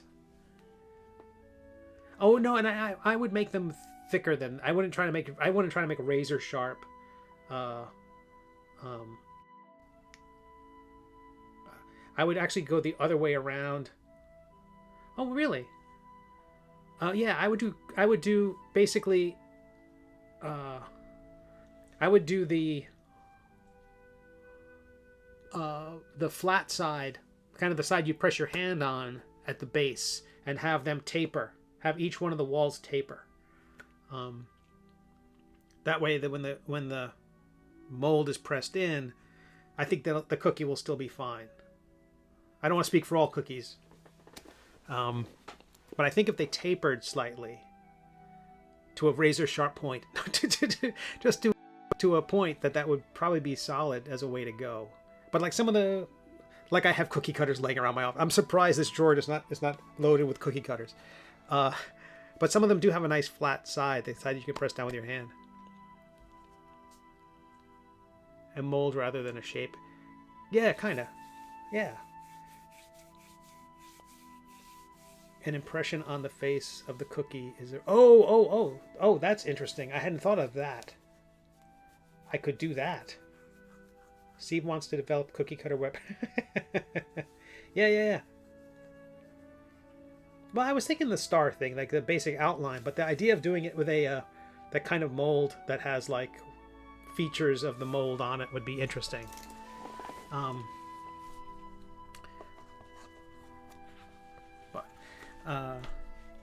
me see. But I have not yet received any email from my. I can't share that yet, can I?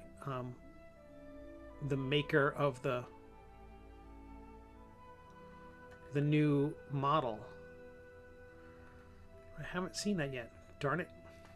I keep hoping the next print will be a review. Like so they've been sending photos. For those who haven't seen it, this was the last model I made. Ooh, using Nomad Sculpt. Come on, come on. If I go in really close, you sometimes... Come on, computer. There we go. But it turned out really great. I'm waiting on the next figure to come back. But if I would try to do this with a PLA printer, there's no chance in heck. It had to be a resin printer.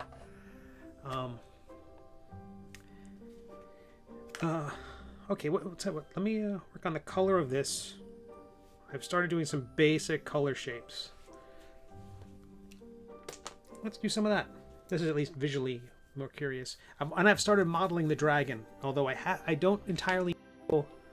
I just want to see if I could build the dragon face and the jaw and the fangs and all that stuff.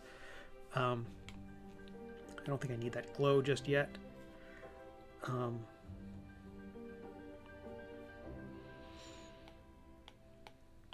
see. So where are we? Magic user. Orb.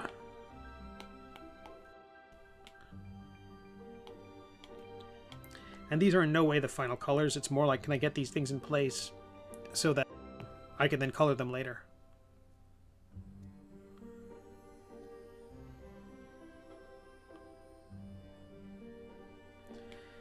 I'm going to put these below the gloves. That way I can just color through.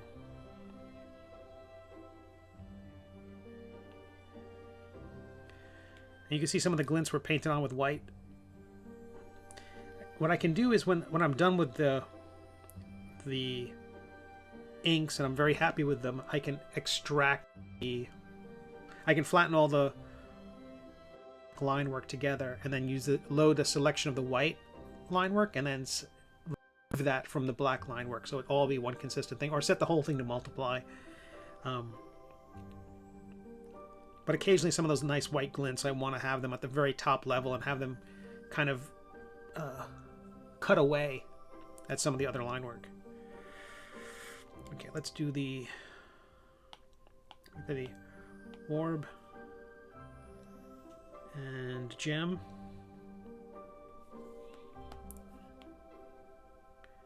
Again, I don't know if that's what this thing is finally going to look like. The color. I sampled some of the color, like the red of that dress, from an Errol Otis painting. He's one of my D&D art heroes, so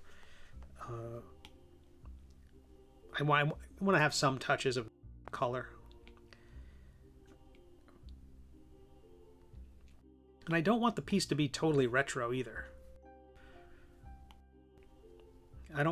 I want it to be a 2022 version of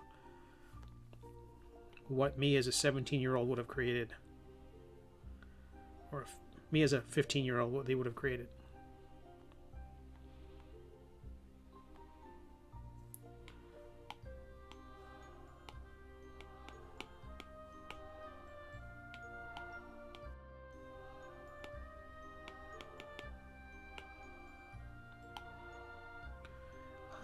I know. Spelling schmelling.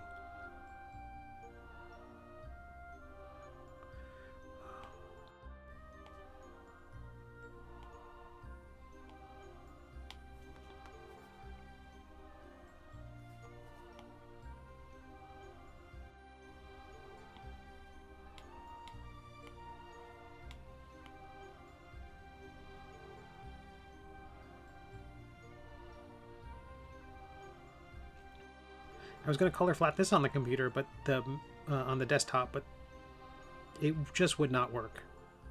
There are just so many overlapping layers and texture.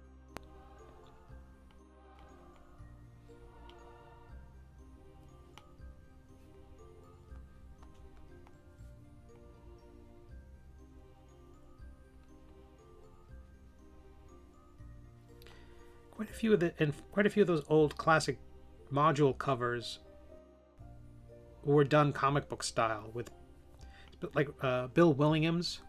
They kind of sort of looked a bit like they were attempting at a paint of a pulp illustration, but not really. It had the holding lines.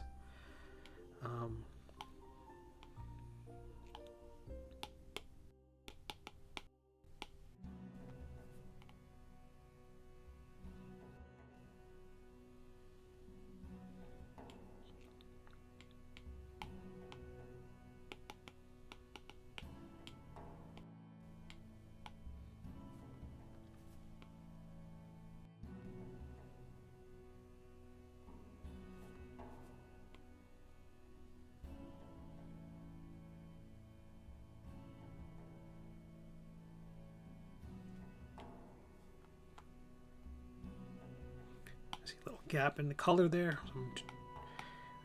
What I'll do is I will duplicate a layer, and that way if there's any kind of opaque filled in area, if I duplicate the layer on top of itself, that will generally make it completely opaque. Again, I'm working with Procreate on an iPad Pro.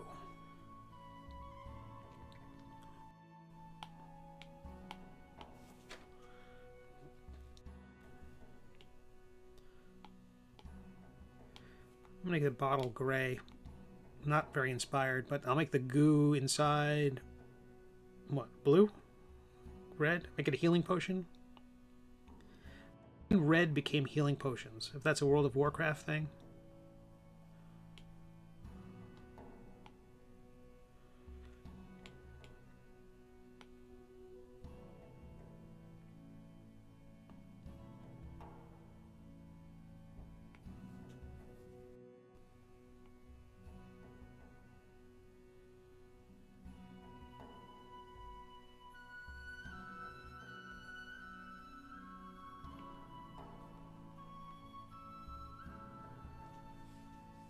Red potion for healing, also a Legend of Zelda thing.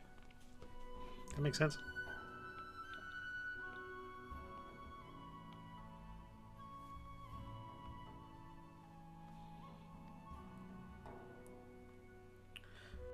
Alright. I'm surprised it's letting me have as many layers as I currently have.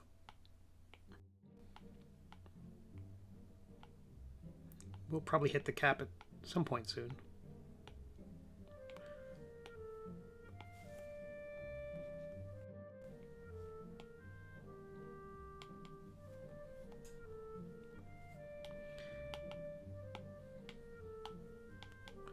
I created that white outline of the figure early on just so I can mask out things that are happening behind each figure and each layer.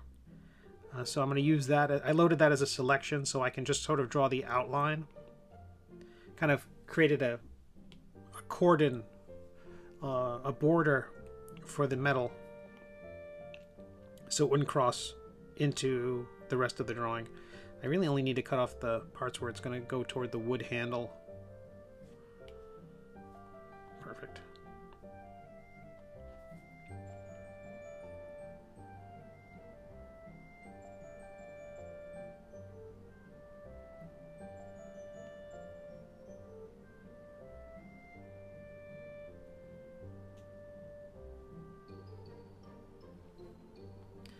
Let's say this whole thing is metal. Like a black leather or something for the large panels around it.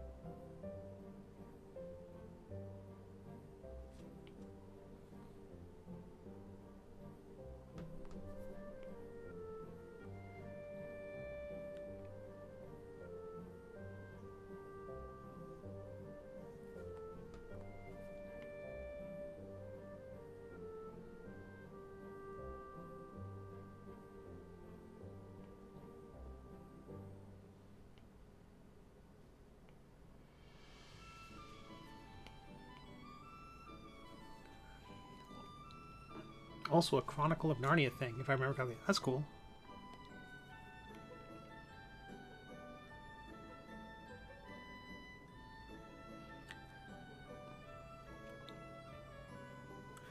I saw some article going around social media today about the new Lord of the Rings series on Amazon.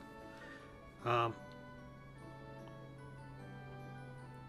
saw the trailer for it. The trailer's production seemed rushed to me. They talked about it being a $1 billion production, and the trailer to me did not seem as such. There's a moment where there's a figure hanging from a dagger, like they're in the side of a mountain. They've just saved their life by driving a dagger into the side of the mountain, and they're hanging by it, and there's no sense of weight. Maybe they're elves. Maybe it's an elf. You know, for all I know, and they you know, and they possess. I don't know. Maybe they weigh 3 pounds soaking wet, or they have a cummerbund of levitation on, or something like that. I don't know, but there really didn't seem to be much weight on the person's arm to be hanging there.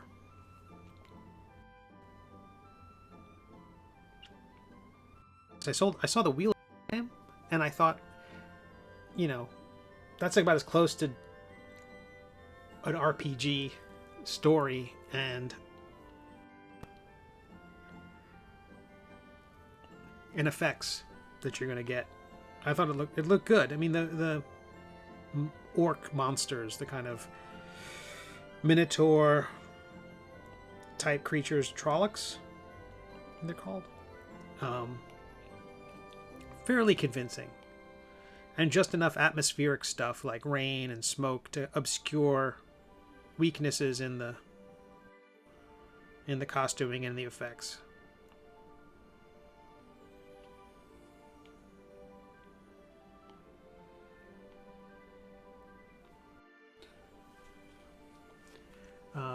I have a friend who worked on the set in the sculpting department before quitting. It was halted due to COVID, and then they moved the production to the UK. He said it was a mess and was absolutely rushed. The Rings of Power, DEG?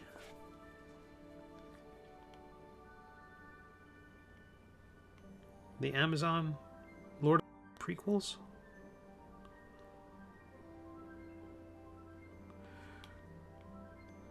It's weird. I think I just really hope they're involving the Tolkien fans, because that was really what set that first production apart from everything else, was that they really wanted to make sure fans of Lord of the Rings were getting what they've always wanted.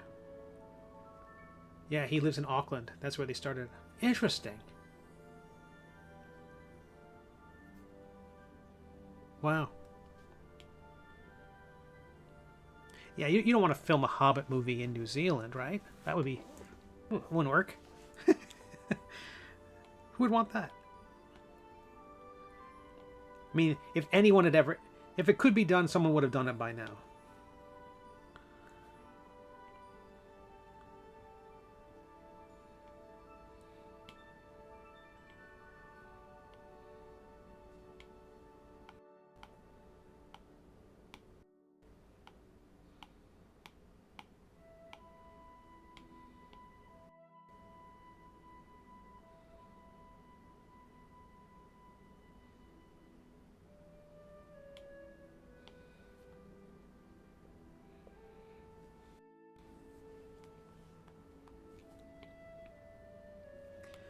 I couldn't tell, though, if one of the... From the trailer, it looked like there was at least one actor from The Hobbit in it. One of the dwarves. I don't know if they got one of the same actors.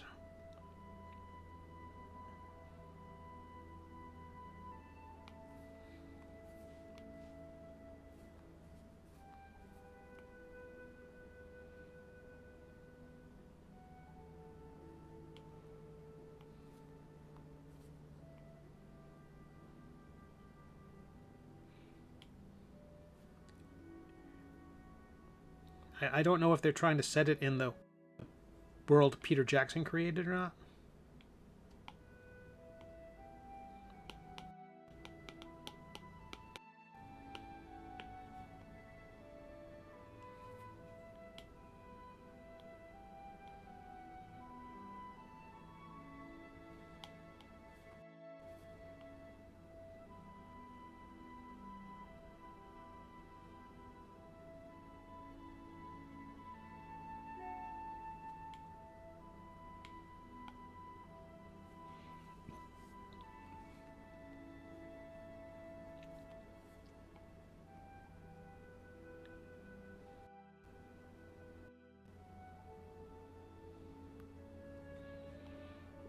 So, no. So I'm putting in all these this metal bit, and I'm going to create windows for that part of the shield, and then I'll have a layer for just wood. The handle of the weapon and the shield can be rendered there. Fill in those spaces.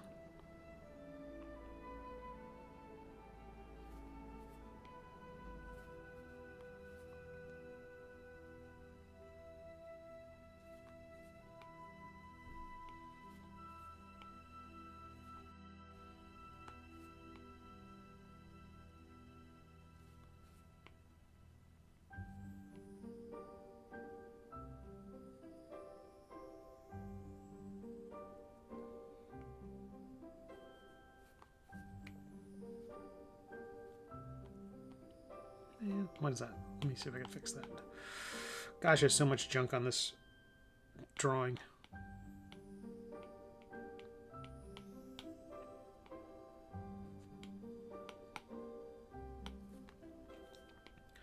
I'm looking forward to merging a lot of those layers together.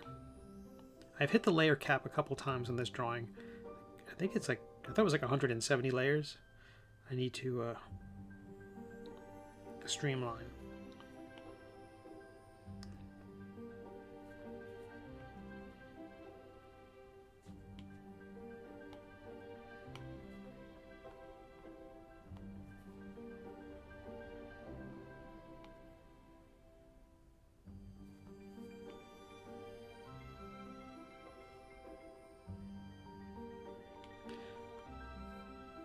So the plan is this evening to finish the color flatting for episode... Where is that breaking out? It's breaking out somewhere. Episode 2... There we go. 276. Do the color flatting and the coloring. I'll only wrap those up tonight and then post the episode tomorrow. And then Thursday's stream, we'll probably be drawing episode 277. Oh, I'm glad you liked it. Thanks. With all these weird textures, I think the color is going to have to do a lot of work.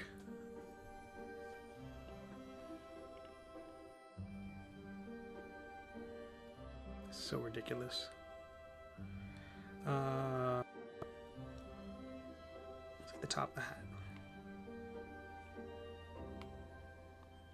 I lost my selection.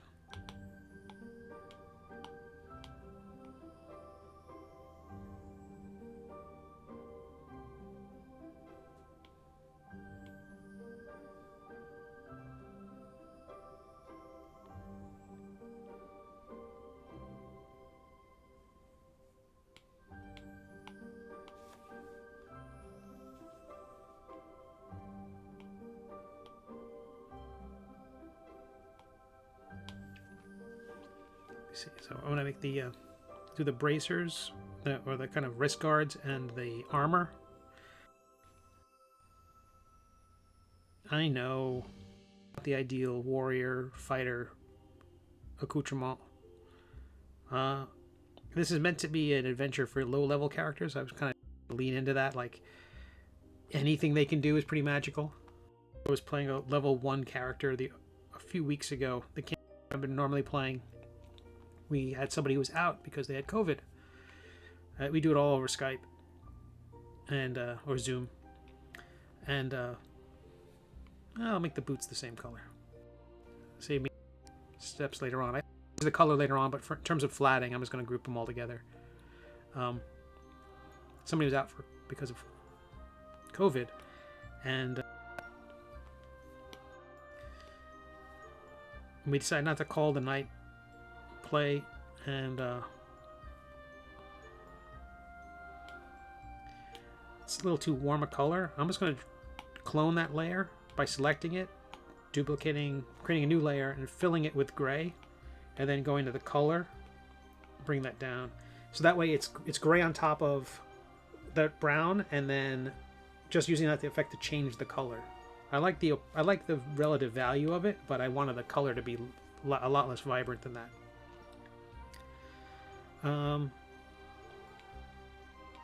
Wood. So to play, we just rolled up level 1 characters. and that was kind of fun.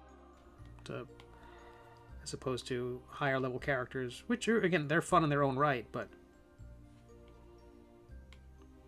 there's something a lot of fun about playing some very, very low level characters.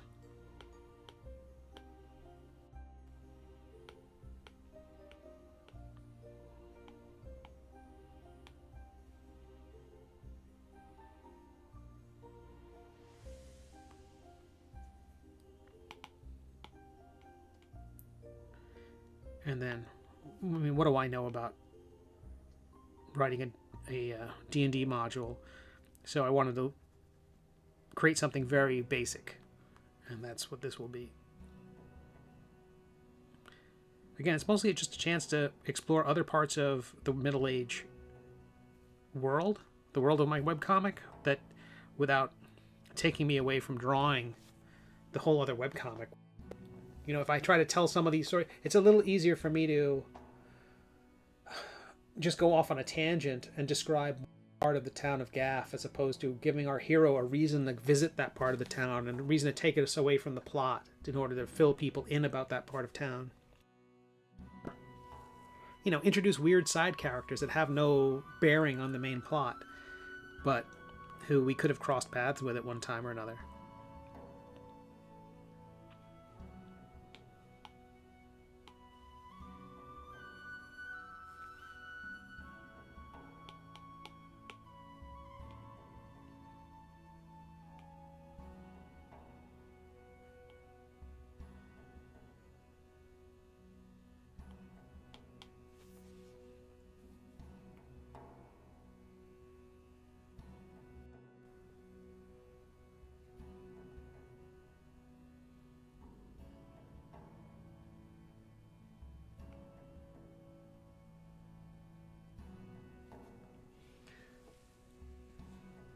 He has to repay life debt to one of his previous 300-something past loves. That's true. That would be a good story.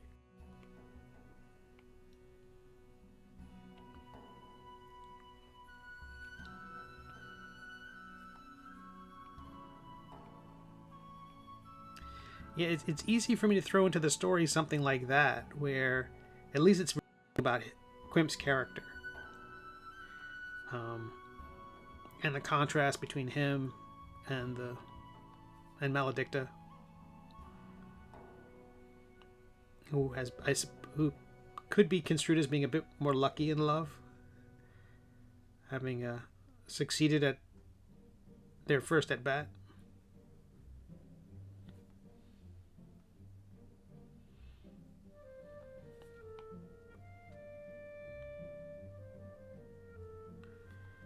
That or Maledicta was just lying. I love that character so much.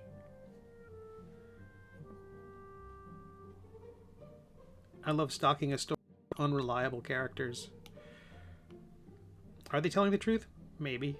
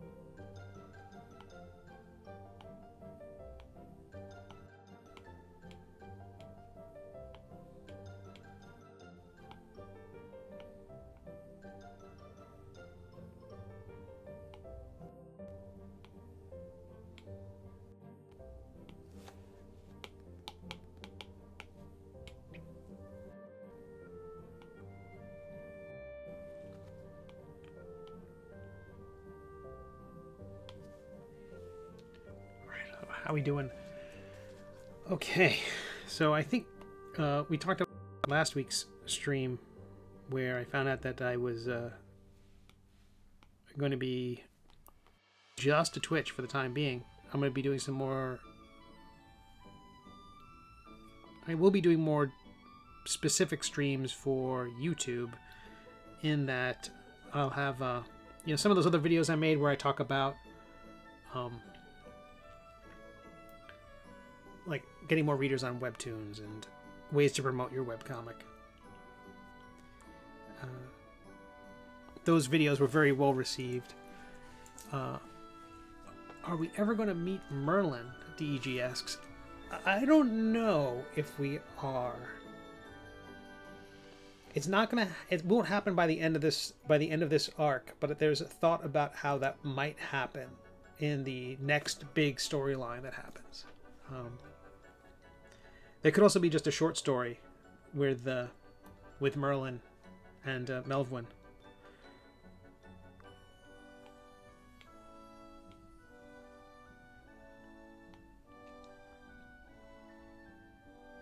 I'm really loath to this. I don't want to make the hair and the beard orange. I was so tempted to make them orange, you know. But I think that's like a World of Warcraft trope where they've made every dwarf Scottish.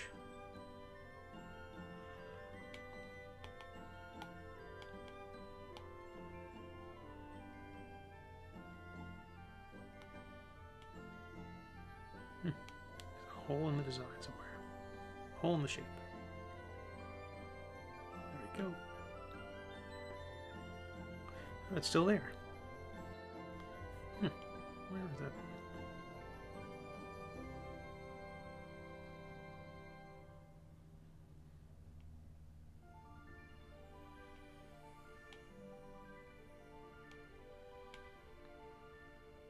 Heavens. That explains it.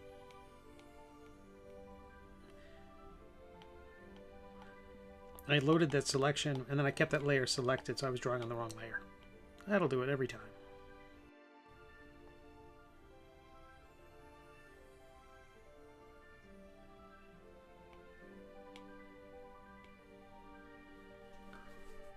Marcos, hello! Nice to see you. I'm sorry about moving over from YouTube to here. It's just the various networks, they all want me. So they demand my loyalty.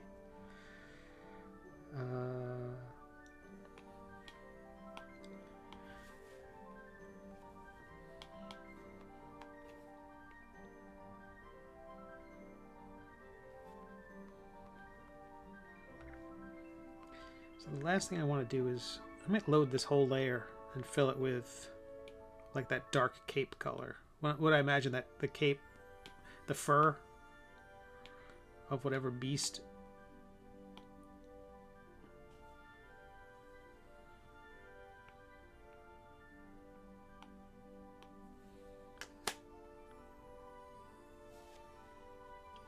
And then a lot of these highlights, you could see those were white paint marks that I dropped to peel away some of the dark shadow I'd put on that arm. I had gone so far overboard. It was one of the first things I'd attempted to render with this style in this piece, and so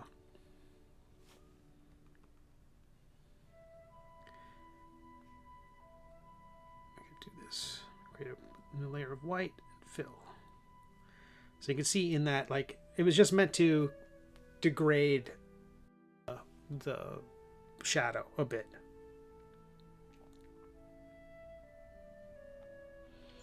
So in the end, that stuff will vanish and just be pulled out of the black. Selling loyalty out to the highest bidder. Shake my head. Well, loyalties with the... yeah, I wouldn't say... No, I'm very loyal to our new insect overlords. I take it all back. I'm 100% loyal. All hail Twitch. But I did see an extra layer or two that I can delete here. stay slightly game.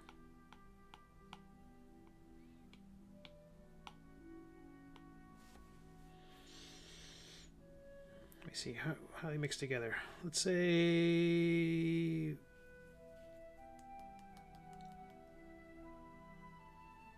the gloves, shirt, and pants are all the same color. Let's say.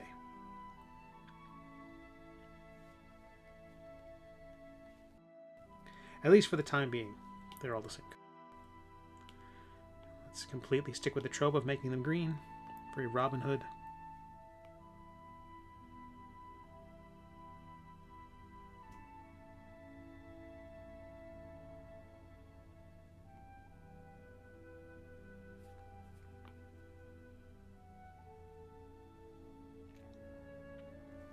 So, Marcos, I was working on the latest episode 276, and we got to the point where now I have to do desktop work on it, like for color flatting. So, I hope that the next episode will be posted tomorrow. Patreon people might see it this evening, depending on how the coloring goes. And I don't know at this point. We're working on Thursday here. I think it'll be drawing 277, episode 277.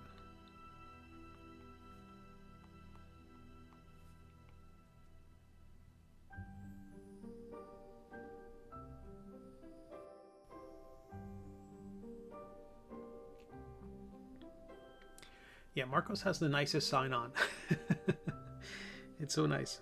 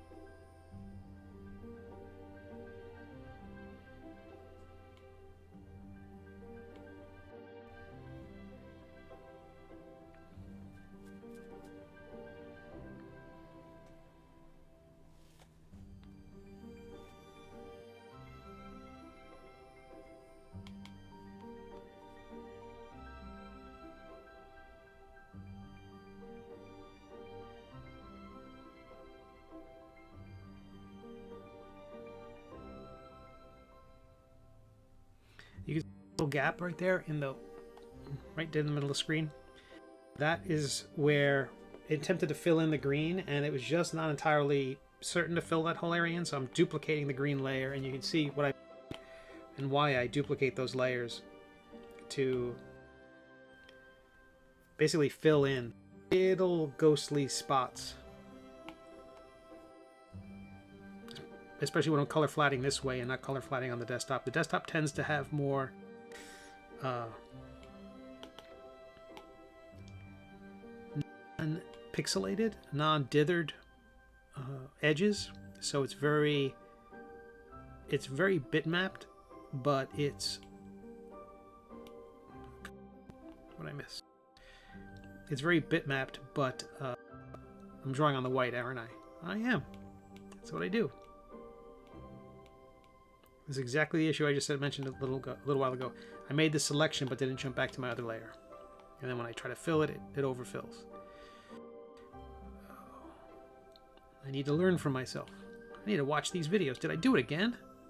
I did. I must draw something and then undo, and then it's jumping back to grabbing the other layer. Okay, we're on the right layer. Still on the right layer.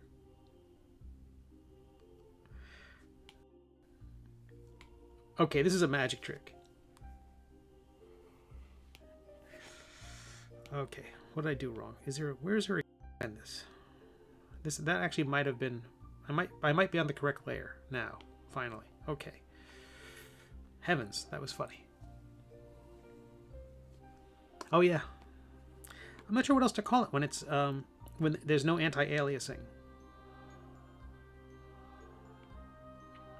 Pro-aliasing?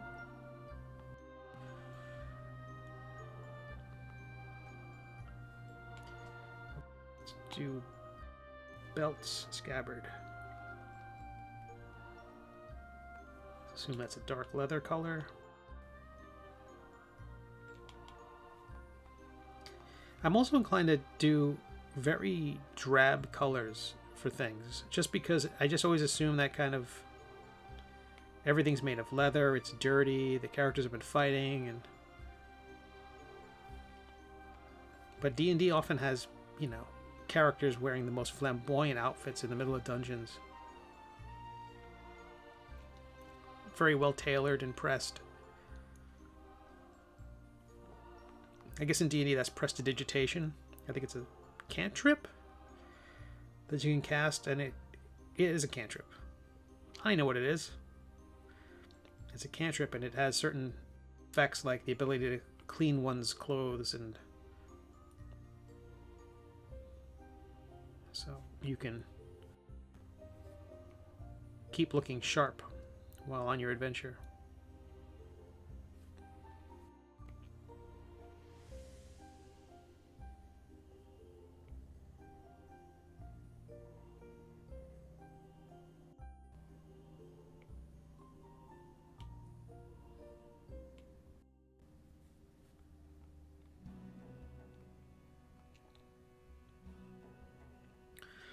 Okay.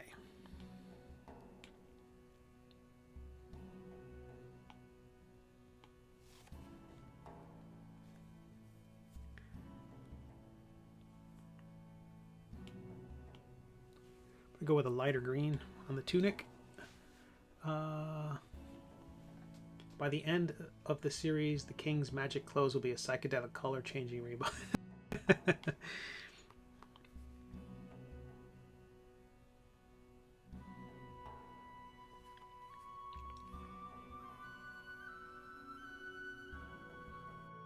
Yeah, I haven't heard anybody clamoring for a redemption for the king yet.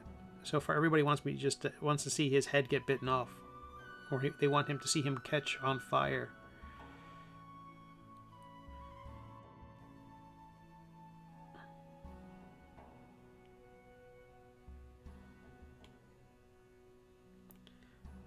Oh, am I gonna give up? I'm not gonna give up.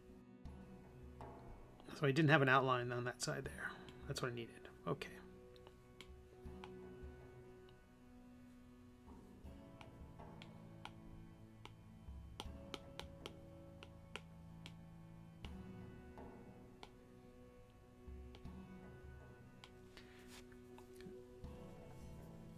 It's 22 to 22. 2022. That's fantastic. Marcos, that's great.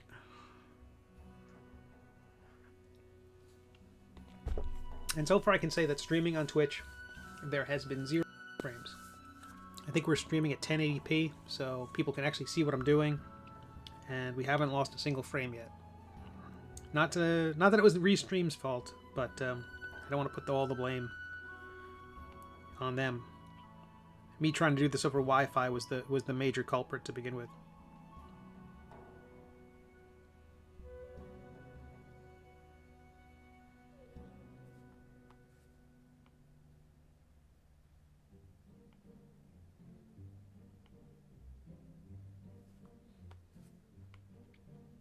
I feel like there should be something we should do to celebrate all the twos.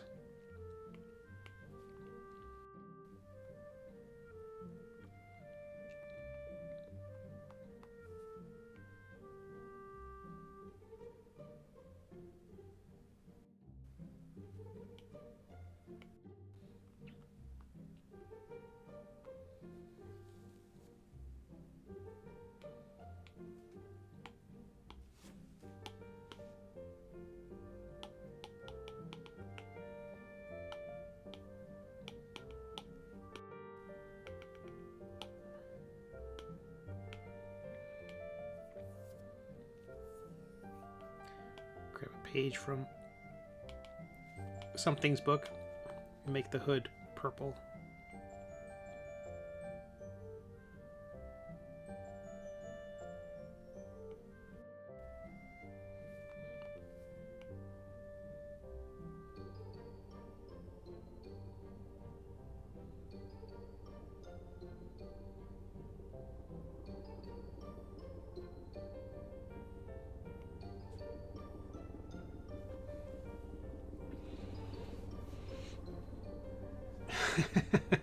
Marshmallows are at the ready.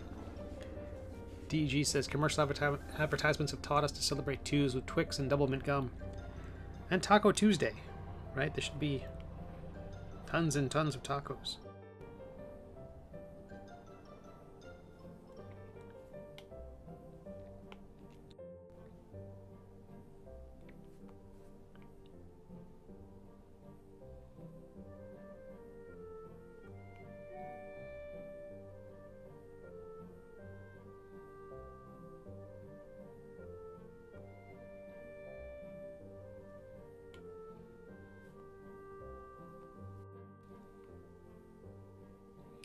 Alright, so this entire cape is behind the figures. I just have to watch out for that nook for that other shirt. There's also wisps of smoke and things like that that I put on, you know, I wanted to separate them all from each other with that wispy smoke. And so some of that comes behind and covers over the cape. I actually see it's also on the bow. I should be on the bow. I'm going to erase that. I'm going to find that wherever it is. Oh, look at that. Almost like I know what I'm doing.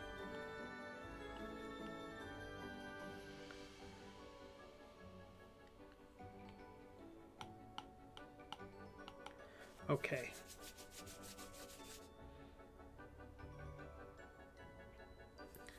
Let's do the shafts and the bow itself.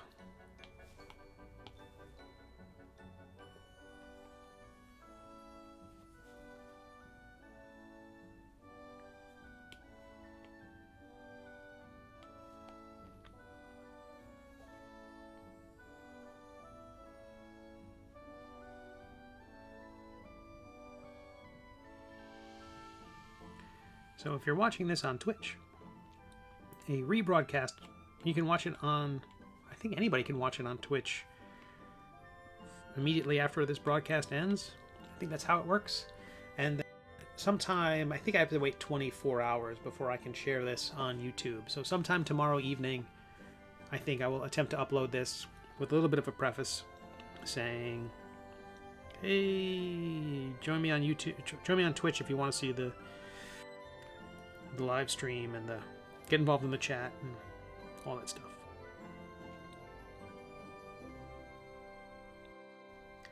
Unless it turns out that this is just a lovely experiment, in which case I'll go back to both platforms and make sure I keep everybody happy.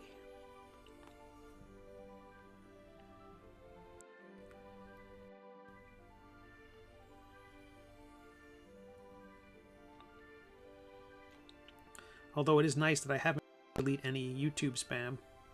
Waiting for you. As soon as I said something, I'm sure that's when the spam from Twitch will pop up.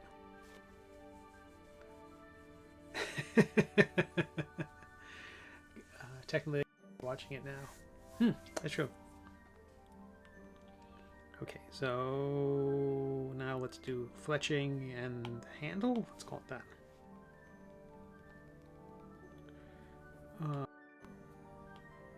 Let's just pick this color. I'm going to worry about the specific colors later.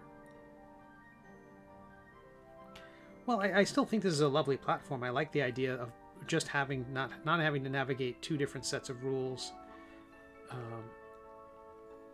It's one of the reasons why so many people were arguing. When Drip was okay. So Patreon's awesome, and Patreon became, after a number of startups attempted to do what Patreon is doing, or had the same idea. Mostly the Vlog Brothers had Subbable. I think Hank Green had Subbable. And then that merged with Patreon.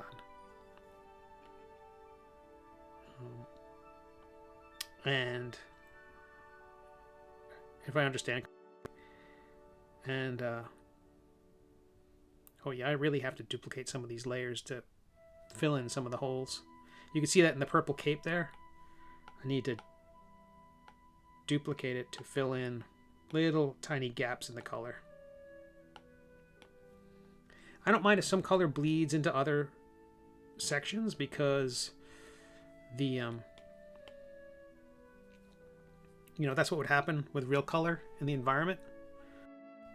If you put something very brightly colored against another thing, some colors will come across as it should. So I don't mind that at all. But if there's a gap in like the skin, like right there in this hero's arm, I gotta fix that. So it's just something about preferring to have one platform to deal with. So Patreon's around, everybody loves Patreon, and then Kickstarter wants to start their own, so they buy a Patreon competitor called Drip, and they slowly roll it out. They invite people at first. Some of the top Patreon people, some of the top Kickstarter people get invited to launch Drip pages. And I want to say this might have been a time, or around the time when Patreon was having unionizing woes. Some of their people wanted to start a union. Naturally, the company pushed back because, they're mortal enemies. And the union won. But for a while there, when it was touch and go, was that? Wait. I'm sorry. I am crossing wires there. It was Kickstarter who had the union woes. Is that correct? I want to say that's correct. It was Kickstarter who had the union woes. And that might have kneecapped Drip a bit. But, so Drip comes around, or Drip is now finally part of Kickstarter, and everyone loves Kickstarter because Kickstarter has what Patreon never has had, which is organic discovery. You have a front page of Kickstarter, and you've got this integration. When I send out a Patreon announcement, when I upload an update to Patreon, all my Patreon supporters see it. There isn't something tacked on at the bottom saying, hey, you like supporting Steve? Check out these other people to support. Whereas Kickstarter, whenever I post an update to Kickstarter, there's a ton of other stuff at the bottom for other projects. That's the community. I think if Patreon did that, that would be weird. Because again, it's more like a Patreon support is a bit like a relationship. It's like, this is someone you like, someone you trust. We want to get this, you want to support in a long-term way. It's not a one-off that may or may not get delivered. Whereas that's what Kickstarter's kind of like. I think by now, many people had,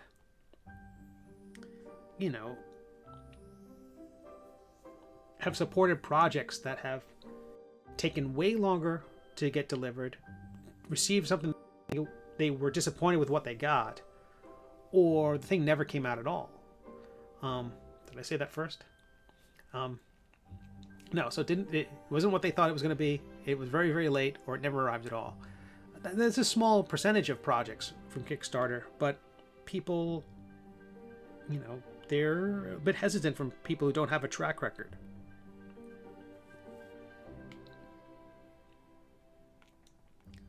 So,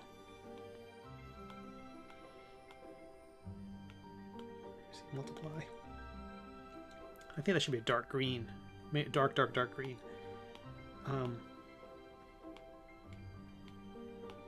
So Drip comes around from Kickstarter, and a lot of people are very excited about the possibilities of Patreon with organic discovery. And this never happened. Drip never really took off. I'm not sure if it ever really left its beta phase. It left invite only, I think. I eventually built a Drip page, and I was supporting it somewhat, but not really throwing everything behind it, because at that same time, while they were doing that, Patreon was rolling. I keep crossing these wires. Patreon was rolling out their special offer program, which is a way of sort of kickstarting your Patreon by saying, okay, everyone who signs up by February 28th will get a sticker. And that's a great thing. That's a great way to get people who might be enjoying your work, maybe on the fence, but they really want that sticker, and so they'll bite the bullet, get one more account and enter their credit card information to one more site. It's such a hurdle to ask people to create one more account.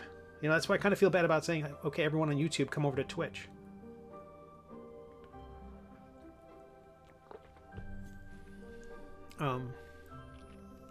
Okay, fletching's done on that.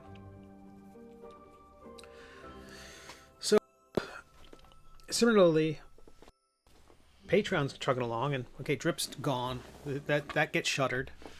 But then there's Ko-Fi. And, you know, again, people are like, I don't know about supporting one more project. One more, you know, one more digital mouth to feed. And I still have Ko-Fi on my site as kind of a tip jar. But I don't think I'm going to develop... Wait. Uh-oh. Super Cheese is asking a question.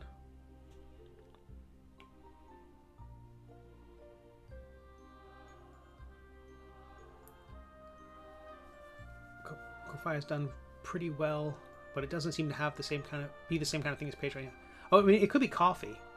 I mean, I suspect they want to be called coffee, but they were hyphenated, and so I can't help it.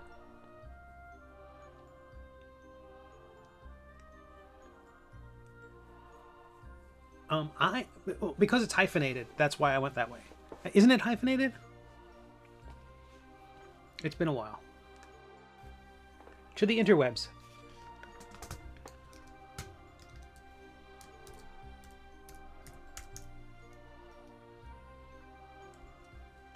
Yeah, it is hyphenated.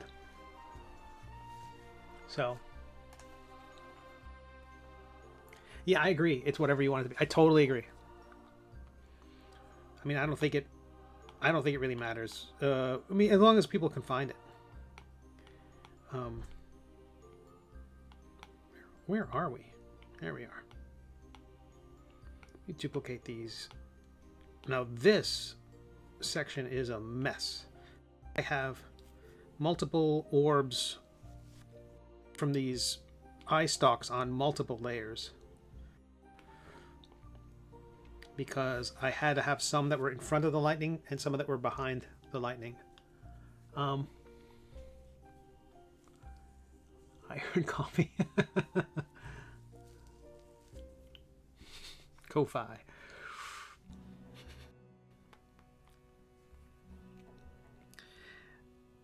Yeah, I don't know. Okay. What the heck? What layer are we on?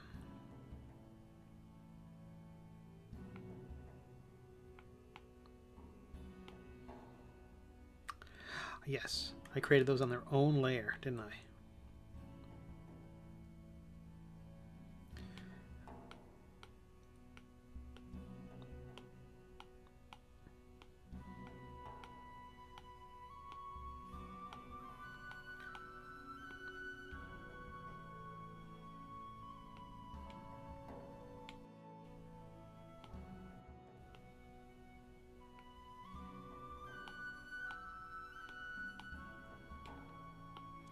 I'm merging those layers together just so I can have a nice dark background that I can actually see what I'm filling in.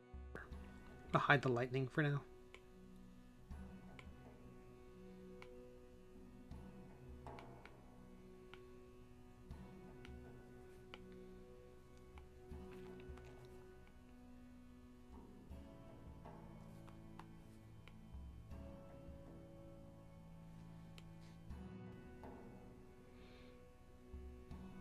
So it's just rough with all those various networks asking people, as a creator, to support all those various networks. It's the only reason why I've never done Indiegogo.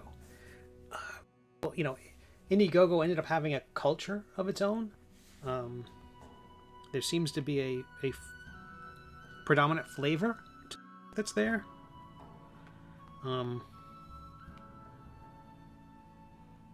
But I think the all or nothing nature of Kickstarter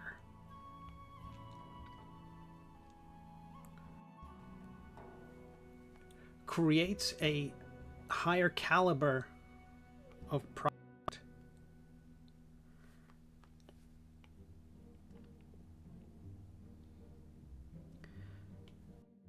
Because if you're not going to hit your goal, if you're going to get the money whether you hit the goal or not, then what is your goal about? If you're going to use the money, if you're going to take the money to make the project, if you can make the project with less money, why are you asking for more money?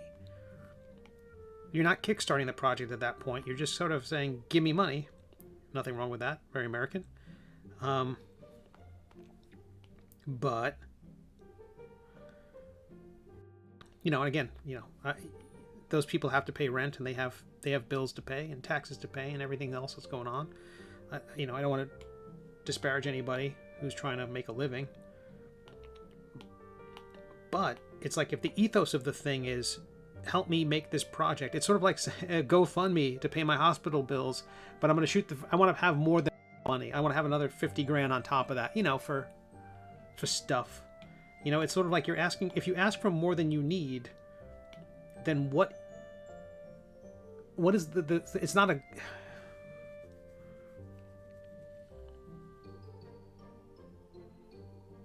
you're asking for how much you'd like, not how much you'd need.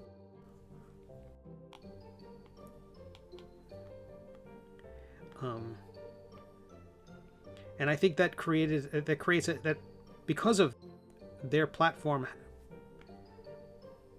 automatically brings in a different of clientele, a different sort of creator.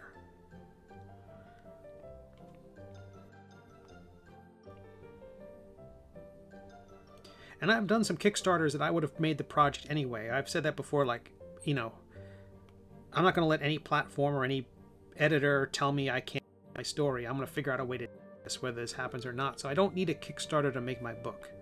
I think of Kickstarter as pre-orders. But I set my goal as a way to be reasonable. Like, you know, I don't know. It seems like if the goal isn't fixed, if the goal isn't logical, if the goal is based on something real, then what is any of it based on?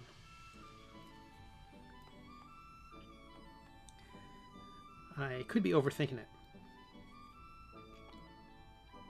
But I noticed that the projects there ended up having a different sensibility, and I'm not entirely sure what else it could be apart from that. Because the work is more discoverable on Indiegogo. It's not like Indiegogo has more people. To exclusively be on Indiegogo seems weird. But I don't know why I wouldn't be on both. Except for the idea that if you're raising this money to make this project happen, then why are you running a second campaign anywhere else? You know, I guess that's kind of what it is. And then the answer to that is that I want to be on that other platform in order to reach the people who aren't on Kickstarter for whatever reason. You know, perhaps they had issues with the stuff, or they had some other issue with it. Oh.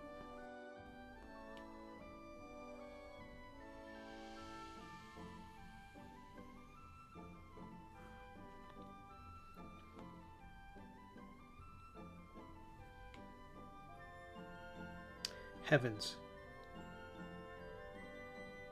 I have done that wrong.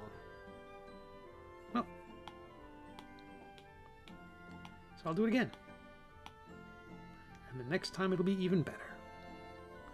I had the wrong layer selected, so I really want to have my flats on separate layers. It just makes it so much easier.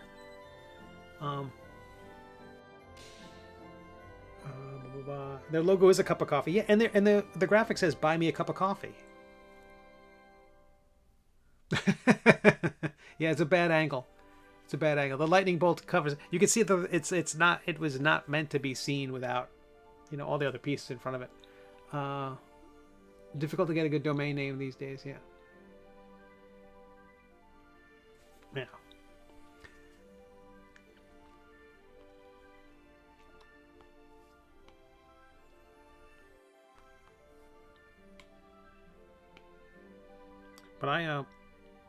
But I'm on Kickstarter exclusively for crowdfunding, just because I just don't see the value of doing 2 campaigns on 2 different sites. It just seems like doubling the amount of work.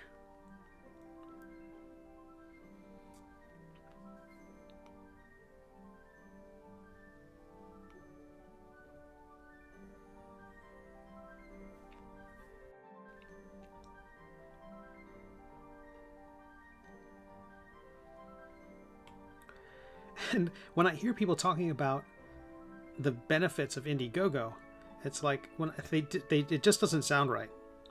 Like, well, why would you be on Indiegogo? Well, if you don't hit your goal, you still get the money. It's like but you get to create the thing. Oh yeah, you get to create the thing. But it's the emphasis tends not to be on, well, this project is still a success. And again, the whole notion of you set a goal, I'd much rather set a goal that is honest and get more than that than some crazy goal. And by crazy, I mean one not based in reality. Like, this is how much money I need to start my project, to print my books, to fund my thing. If you're just making a number up,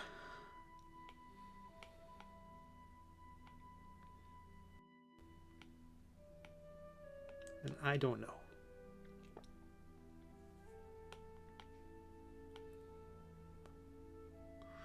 Okay, so select, fill.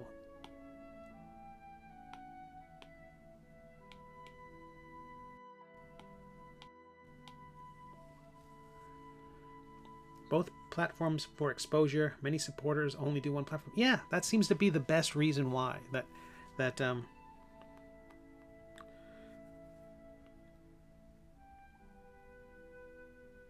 if someone doesn't want to support you on one platform, they can support you on the other. It's just weird because the case that seems to be made from all these Kickstarters, I guess maybe that's too old school. That was the thought that these are ways to get your project funded by yourself, with, directly with the fans and the readers and the supporters and the people who want the slim wallets and the robot juicers and things.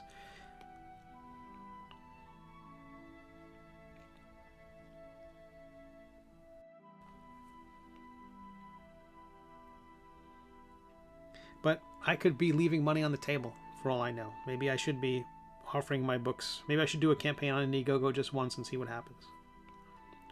I wouldn't not want to do it on Kickstarter, because again, part of all these campaigns, the reason they're a success is that you have an existing mailing list. And so you're bringing the people. It's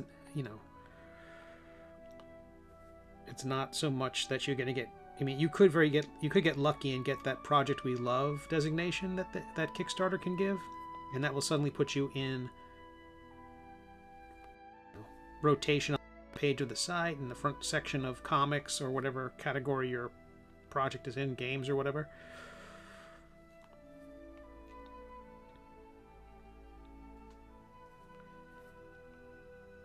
But for the most part, all the people who are going to support you are people you're bringing to the platform.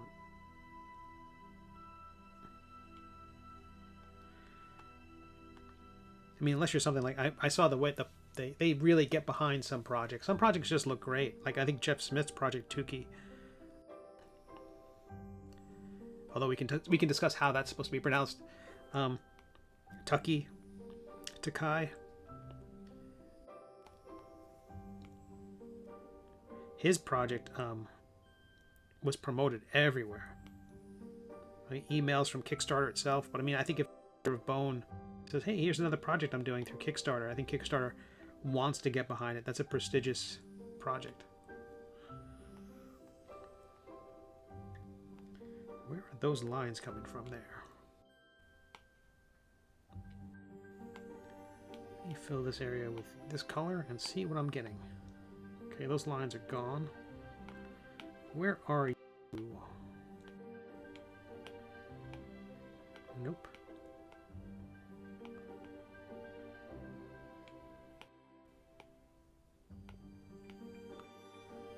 Interesting.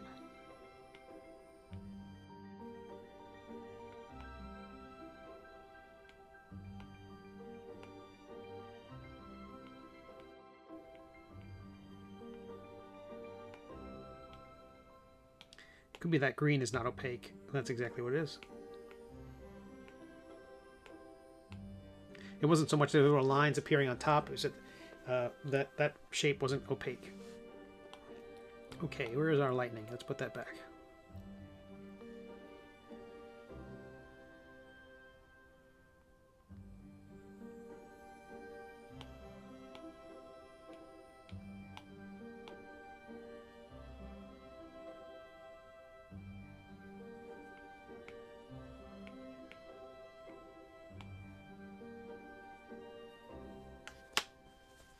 Okay, where are we now?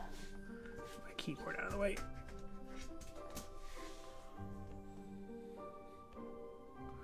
Okay, we got lightning bolts. We got basic flat collars. I have to do the pupils. Thanks, DG. I had to make the caverns foggy. I had to put smoke and other effects, vapors in there. There will be Constitution saving throws.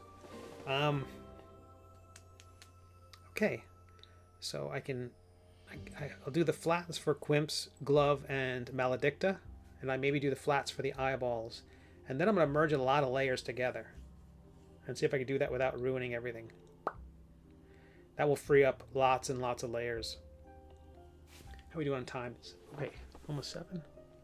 Again, 0 drop frames in 3 hours, so yay. Okay, so what are the features on this Twitch thing that I need to be set up first? First, an exclusive emote. I know that. I think we're going to have a waddle bottom emote. What else do I need to do? What else has got to be?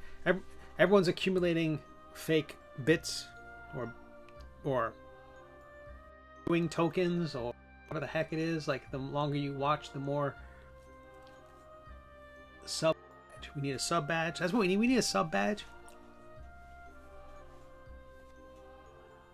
Redeemed, highlighted. These things we need. Oh, those thingies.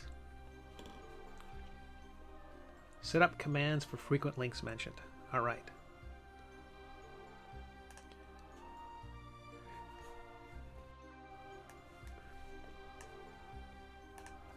Now I'm making this to-do list. This is serious business. Of course, I can't have that chat window open at the same time, so I have to jump back and forth. Vexing.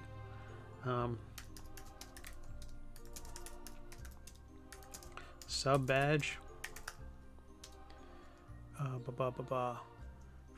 Commands for frequent links mentioned.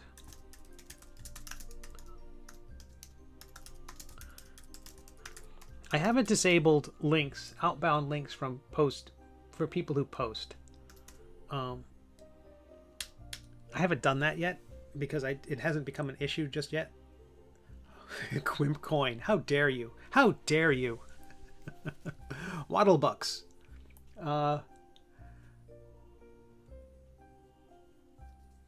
You can rename the channel points into something else and give a custom icon.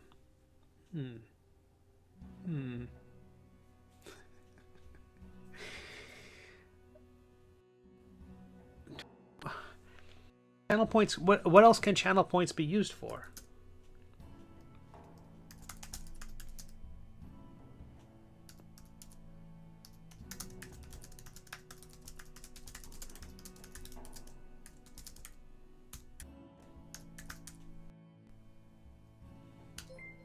Oh, Marcus Nogus. Hey! Thank you for the follow. That's awesome. Channel points have no monetary value. They're just for fun. That's not a priority. You could also consider putting those links and stuff in your About Me below the stream. Absolutely. I need to flesh out that whole area. I think there were certain things I couldn't do until I was an affiliate. I think they were like saying, hey, we're not going to give you a place to host your stuff until you're a real boy.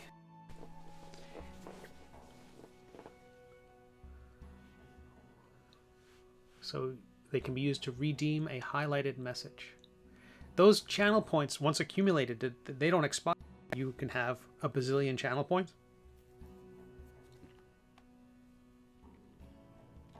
Okay, Quimp's Glove.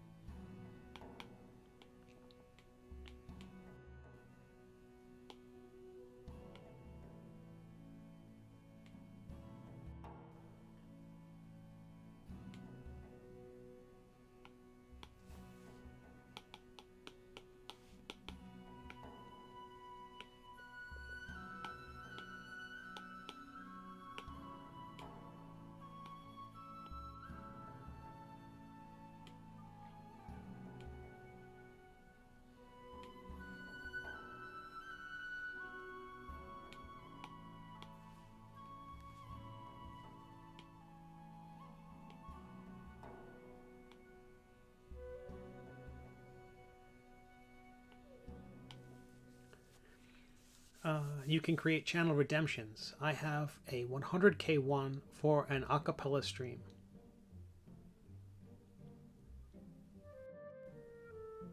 Wait.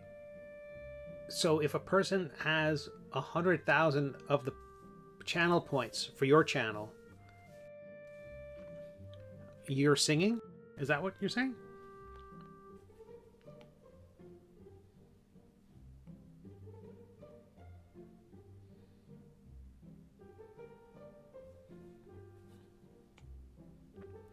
I think that's wonderful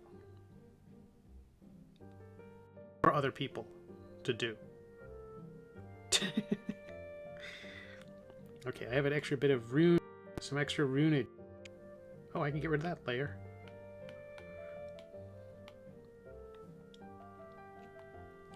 Okay. I like that. That was super easy. Oh wow! And what other things do they have that they can get 100,000 DEG bucks?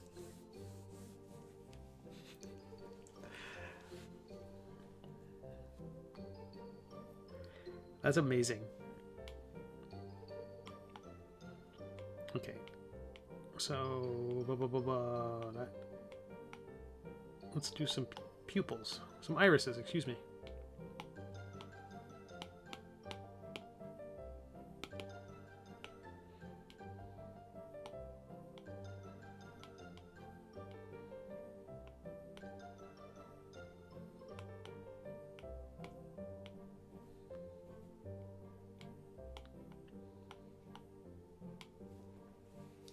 I haven't streamed since December. Are you spending all your time here? Thank you.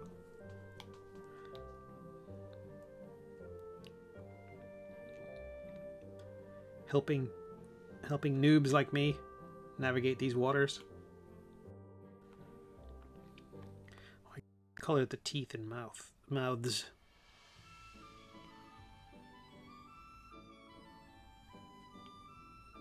Oh heavens.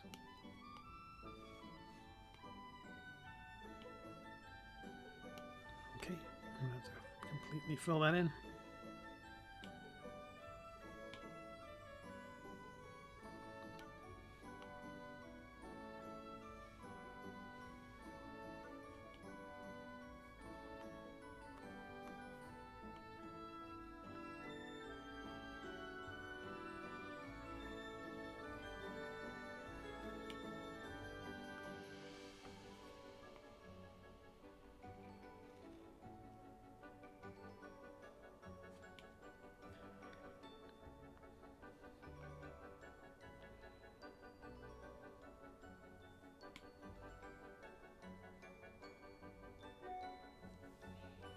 Okay, so what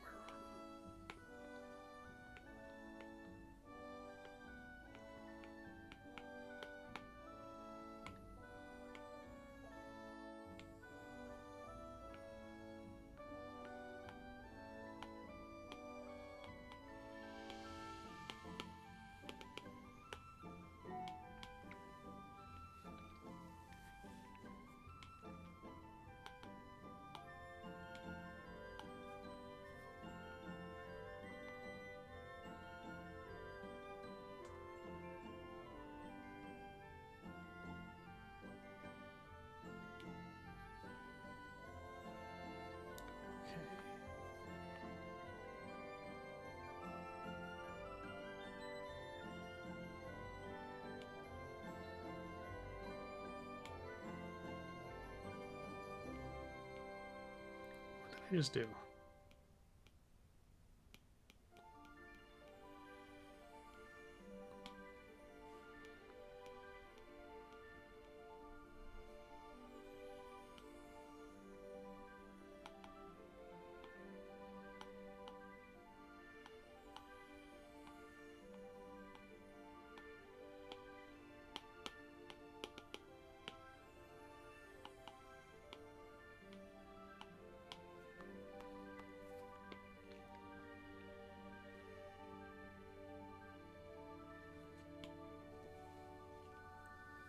Okay, 150k is a full singing stream, 30k is a mini commission like an emote, 10k is an acapella song. My most used rewards are much lower than that, 750 points to Squeak the Hat. I wear a hat with tassels that have squeakers on the end. That's fantastic. That gives me a lot to think about. Those are wonderful examples.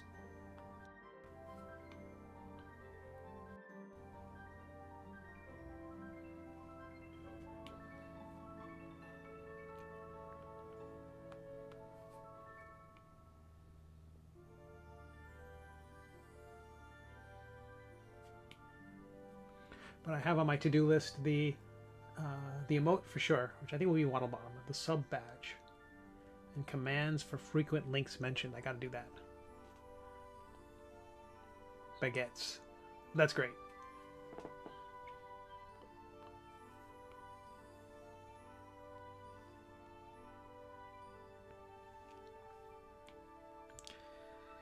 Okay.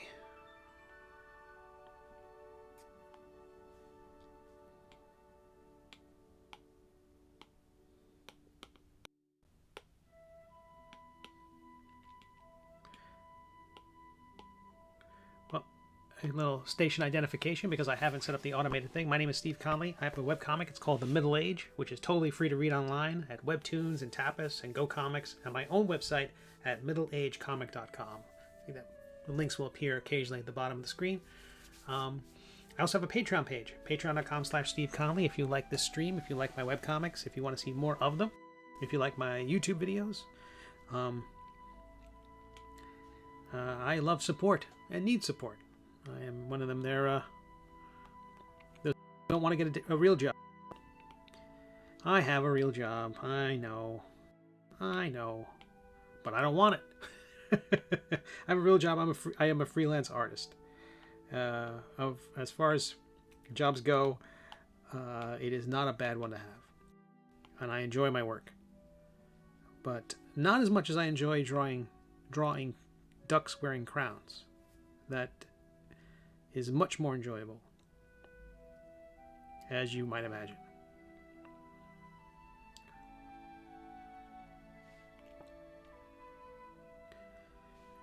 And if you check out Patreon, there's all sorts of stuff.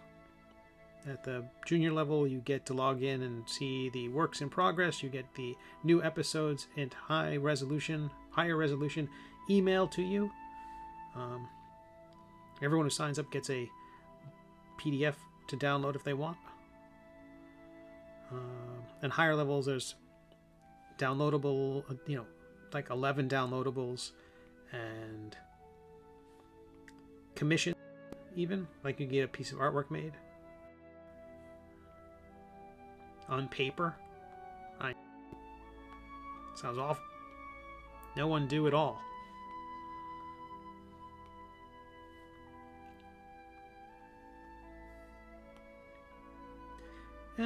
But I'm wondering if there are other rewards that people like to see. Some people do like, art reviews and private streams like Zoom chats, things like that. I don't know if that stuff's won't have any interest in that. Every once in a while, it becomes painfully clear that I am an old man, and I don't know what the people want. But I'm doing a comic called The Middle Age, so I feel like, at least I'm being upfront.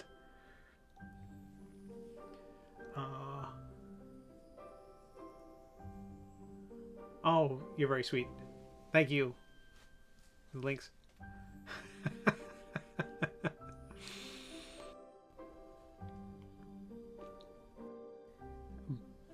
But my Patreon supporters are amazing. I'm so lucky. I feel so lucky. So very fortunate. I mean, I didn't know no one was gonna dig what I'm doing. You never know when you start a new project. I've started so many, and it's like, I think this was one that meant the most to me. I really think the only thing that separates everything else I've done. I mean, I really liked Astounding Space Thrills back in the 90s, but that was more then. I'm not that guy anymore.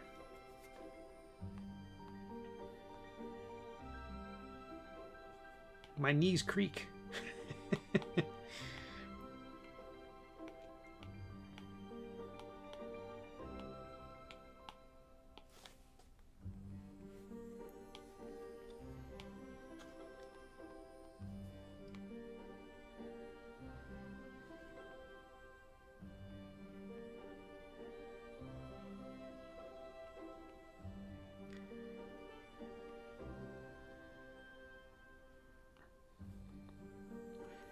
But I'm excited. This year I think is going to be very good. I think you got a lot of things happening with the Middle Age. I think the wrapping up this story is going to be a lot of fun.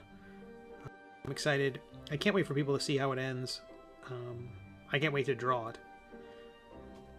And every Patreon supporter gets me closer and closer to being able to focus exclusively on that comic.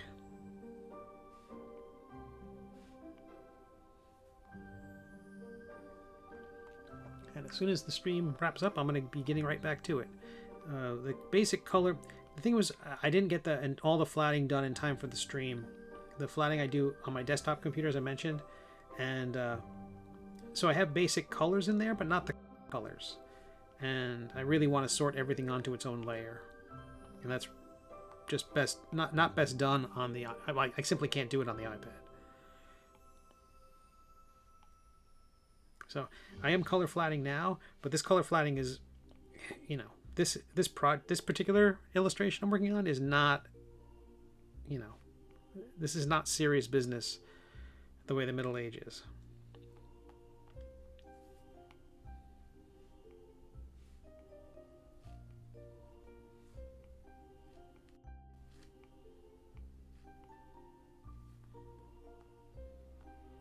I'm missing an iris.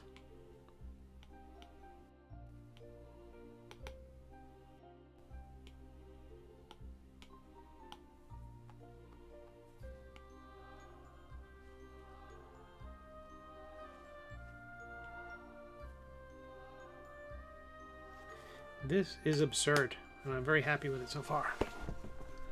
Oh, I had the color wheel for a moment.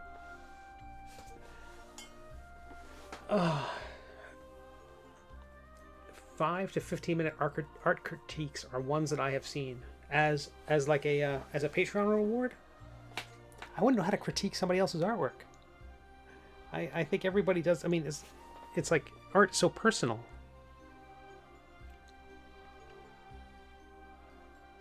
Okay, I'm gonna put layers together, but I'm gonna duplicate my file first. As a recap, this is what it started out as black. I can show like a very early version of this thing before it got completely out of hand. Like I started to get the eyes. I remember drawing one of the eyes and thinking, it would be better bringing the brow down for a single eye is fine. I mean, people would draw Cyclops like that all the time, or like I think even like in D&D, a beholder is one giant eye in the center, and it has a brow, which is absurd, but you know, okay, so it has a brow, and then I decided to lift the brow from the bottom, and that kind of left room for teeth. I'm like, okay, I'll just draw teeth. It's ridiculous. I haven't seen that anywhere before, so that was fun. At least in one incarnation, the magic user in the front was like a drow or drow elf, and the archer. I felt really good about the archer's body language from the beginning, but it took a lot of work to move things around. At one point there might have been like an obelisk there with glowing runes. Might come back for all I know. But it really, what else can I show? I'm not sure if that shows up on the stream, but all that chipping away, it becomes this. To be fair, the guy who has that reward isn't an artist, an editor, photographer who specializes in lighting. Oh, that makes sense. Oh, it's a channel point reward. Interesting.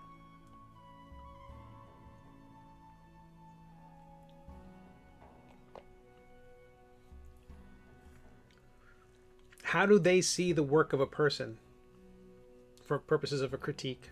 Did it direct them to a website or direct them to a something?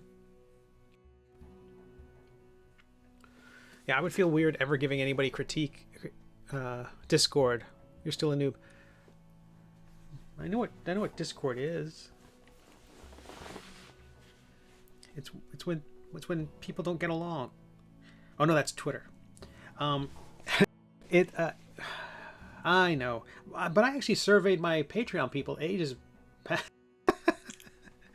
I need a channel.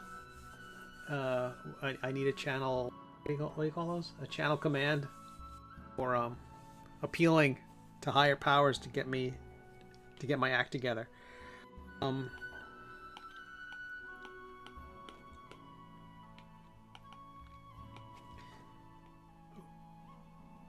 Oof, not Olaf, color.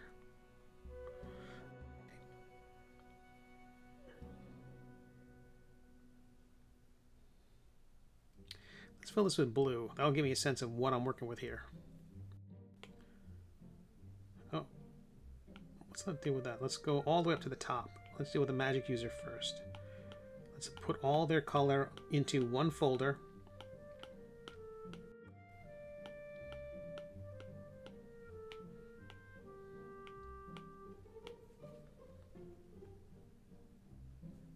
I'm going to fill that layer with this blue. You can see, now that will help me see what I'm dealing with here in terms of what is black ink and what is highlight.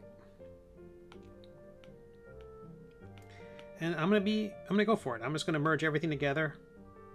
That's what it looks like without the line work. I want to see what it looked like before I started filling in all that stuff. Much more Steve style. Kind of classic, cartoony, simple holding lines. I think it holds up. It started there, and I started going into with the crazy amount of hatching with the fighter, and from there, it's where it really went over the top. But that's one of the missions of this piece is to always leave them wanting less.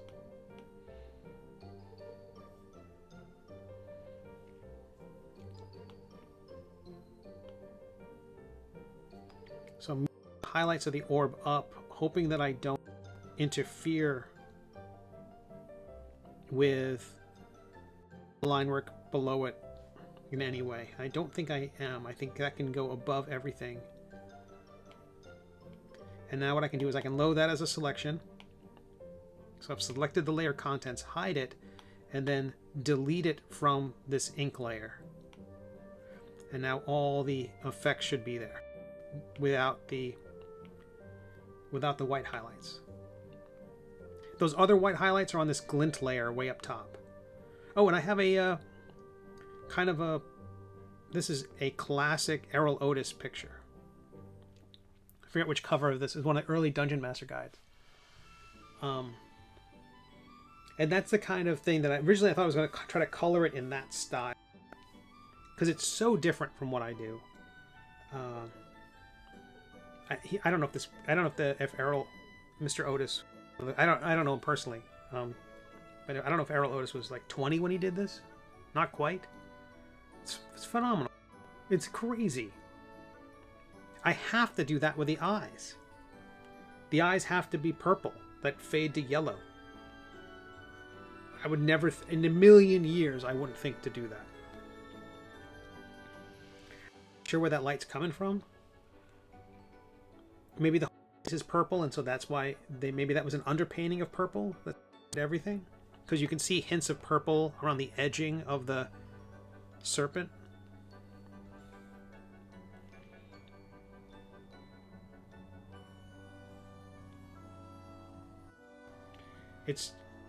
This belt is phenomenal.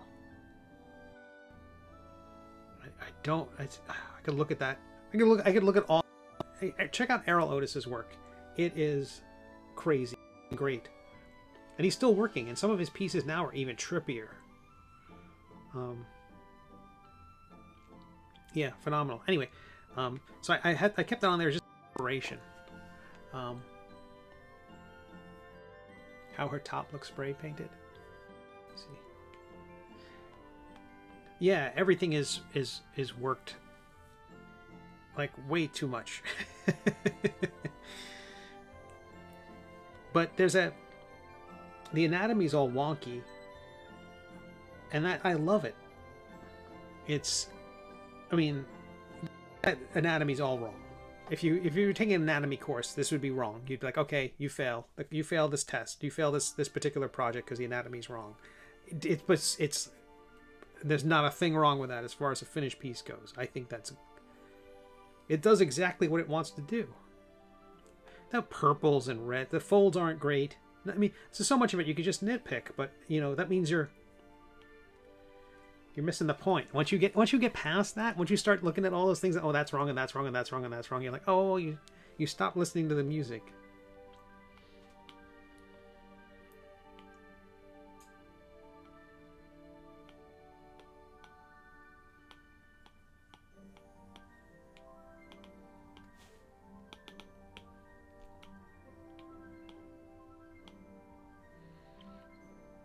Okay, so I fill that layer.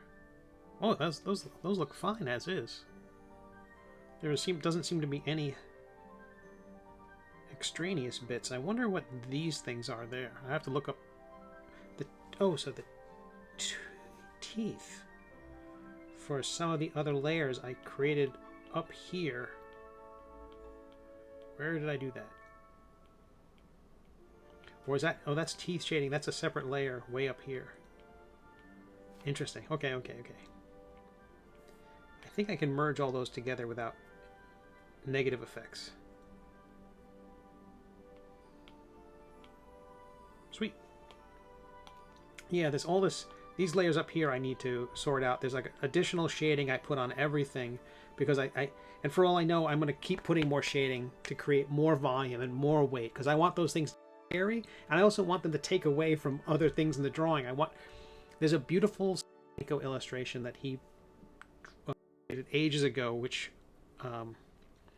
was from his noir story Chandler, and it is a detective, his detective Chandler, who's coming through the door, and I think there's a figure who's dead, slumped at the desk, perhaps, and the room is lit through, horizontal blinds, and everything's got these beautiful black and white pieces everywhere, and you kind of see the whole room and the scene and this guy coming through the door, and then like the last thing you see is behind the door a person in shadow with their hands like this holding a garrote or some sort of scarf for choking or something in their hands, ready to just I think they're clearly going to strangle our hero.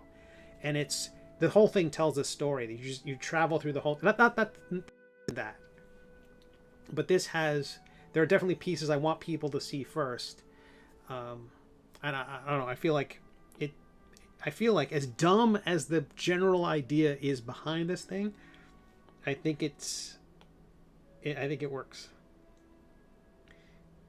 And that was what I was saying before. Kind of my goal with this piece was to make it silly, but earnest. Make it silly in spite of itself.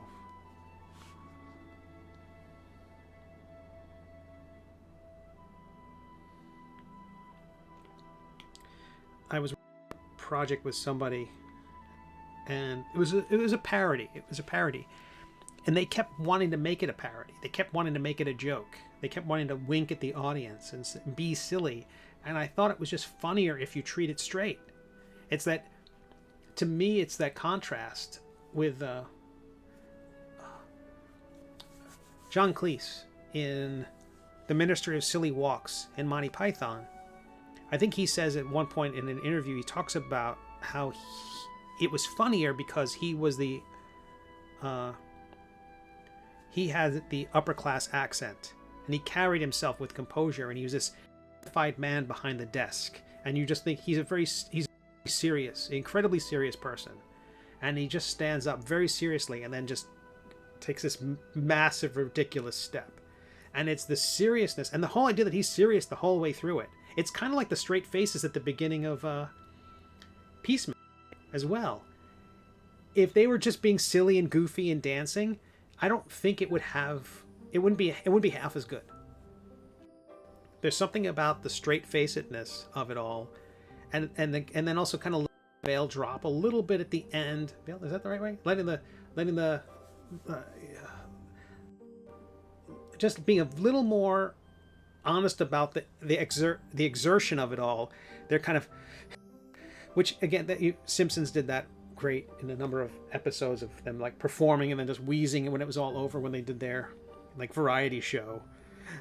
And Eagly is in the front and he's just kind of wobbling. Good, so good. But the straight-facedness of it makes it better, and I think that's what I was going for here too. How's that for a long answer to a question nobody asked?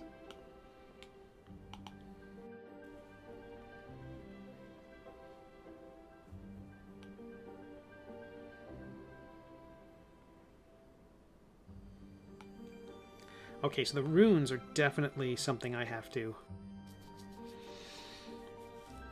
I want them to peel away...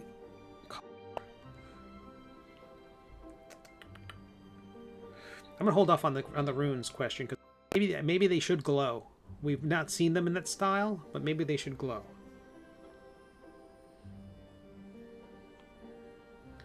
Okay, so let's merge. Let's deal with the fighter.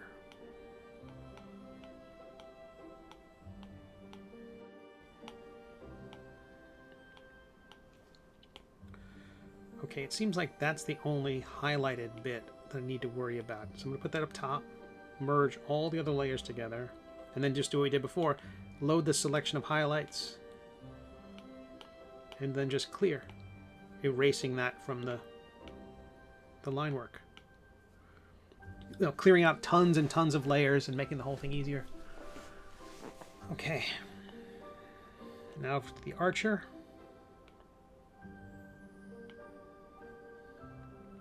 The archer's going to be complicated because he has this smoke in front of his legs, which are just meant to, you know, push him into the background. And I think one of the things I have to do is once I'm comfortable with the color of the archer figure, I'm going to merge the inks and the colors together and then use that as a selection to delete. So they'll be vanishing, you know, but hopefully looking like they're stepping, you know, thigh deep in the smoke or stepping out of the smoke. But a lot more to do. As far as I can see, just at first glance, the archer doesn't have any highlighted areas of white that peel away any of the line work. So I can muck around with that a bit. Or I can flatten it with I think with no concern.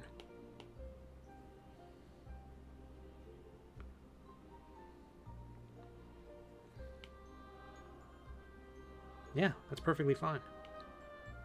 The only thing I want to do is using that dark green color.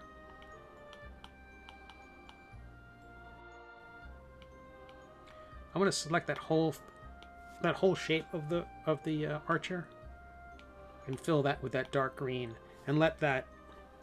There's sort of a thing when you're painting miniatures, as I've been learning about that, is that they say first paint it black. And then when you paint on top of it anything, that black area painted, areas you can't reach with the brush, will look like that. I feel similarly about like that kind of silhouetting that I needed to do to carve them against the background, because those smoke lines go behind the figure. Like if I hide the archer, I think they do. Yeah, they do in places. Like these bits get cleaned up when the figure's back, because I knew the figure was there. I knew he had a mask. I could just paint behind him or draw behind him. Okay, we've just cut down on like 100 layers. Okay, maybe not 50 layers. How about the background? What can I do here? That's the smoke. I want to keep that all the way back there. Darker smoke all the way back there. Not Drake smoke. No spoilers. Darker smoke.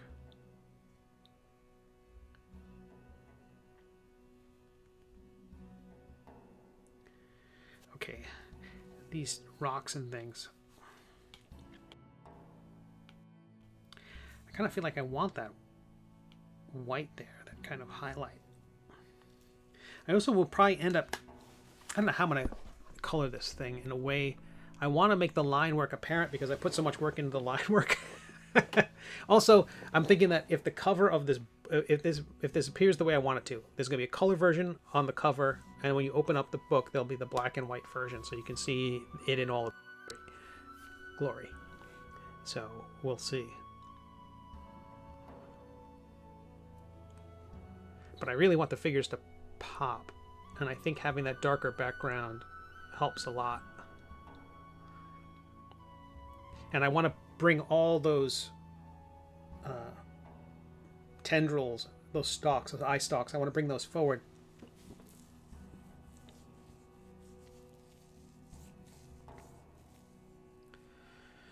Again, I want people to see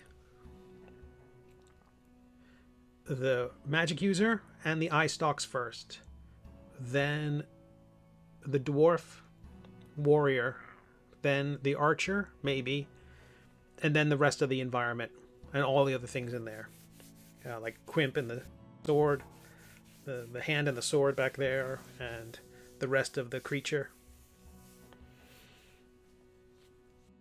and those arrows that are stuck in the creature will be the same color as the ones on the archer.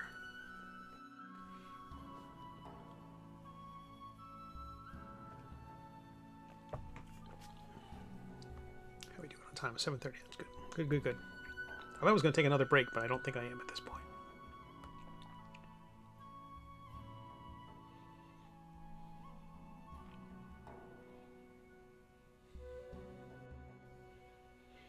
Yeah, that thing is overworked, but I like it. What I'm going to do is I'm going to splash some colors down. I think that's roughly the order I noticed everything. Oh, that's good. Unless you mean everything in real life. Magic users and tendrils first, then warriors, fighters, and then the archers. But I still have to figure. I'm more concerned about values right now than everything else. So I'm going to brighten stuff up, and I still have this dude here, who you can see some issues with the color because they're appearing in front of and behind the lightning. And I think what I'm going to do is the lightning is very chunky right now. I want to make all those points sharp, because I didn't really know what I was doing when I made this thing. I thought, this is going to be stupid. I'm probably going to erase it. I'm probably going to throw the file out and nobody's ever going to see it.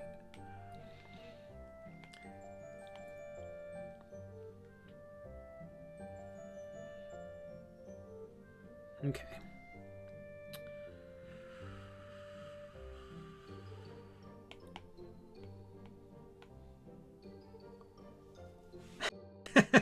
I don't know about that. The other, I was expecting either that or one of my friends would log on and say, "Hey, don't worry, Steve. No one's ever going to see it." Because my friends are jerks. Don't worry, Steve. No one will ever see it. No, I was going to paint in like the mouths and things like that. I want them to be like, you notice it with everything I do, even the green dragons in the Middle Age will have a warm complexion. There's red in the skin tones. Because I want to, they're empty. Good. Because I want to give the hint that they're alive. And I think I'm going to end up coloring this not the way I color the Middle Age. I refuse to do that. I refuse to go through and put all those highlights in, because I don't think... That was not my intention with this. I didn't even color them. I didn't leave room for those reflected lights and everything. I was kind of pushing it toward shadow. That's what I liked about the Errol Otis piece. Not the best example of his work. It's a bunch of styles going on here. But the way this serpent, the dragon, the way the face goes into darkness, and there's no rim there's no line here, you know, popping the serpent's head forward. You know, my tendency would be to put that in there. I would be like, okay, I'm going to noodle it, highlight, we put on everything here, really make the head pop. I don't think it, you know, anyway, I'm gonna play it. I'm gonna play it a little bit by ear. I might include a bit of that reflected, maybe not pure white, but just enough on these guys, because I have to some degree left room to paint in a highlight along there. Again, just to pick up the reflection from the lightning. So if the lightning is blue, I'm going to want to have, you know, that kind of effect on the areas facing the lightning.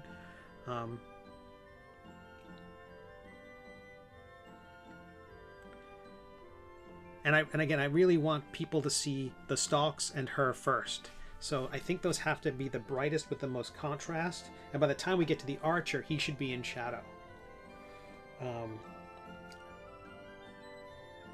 Which is probably what the person playing the archer wants. That they want to be Batman. They want to be coming out of the shadows and, you know, sneak attack damage and stuff. Exactly, DJ. You get it. There was no, I could never show that in the Middle Age. This would never come up in the Middle Age. You know, the comic, I could make a reference to it, and when I said it, when I was writing a bunch of things, what could they possibly have thought while he was unconscious? And I said a behinder. And when I started giggling, I'm like, okay, that's what he thought. It's really dumb. And then I thought, after my friends did one, they said, oh, now you have a D&D game. I said, okay, I have to run a D&D game. I started thinking about it. Like, what would I want to put my friends through? And that's where, you know, okay, fine. We were going to face this. Low-level characters. These don't represent the characters. These are really, I'm trying to think of the classic D&D tropes of magic user, fighter, ranger. Okay.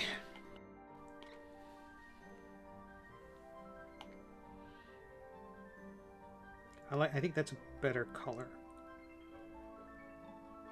You sharpen the lightning up to start.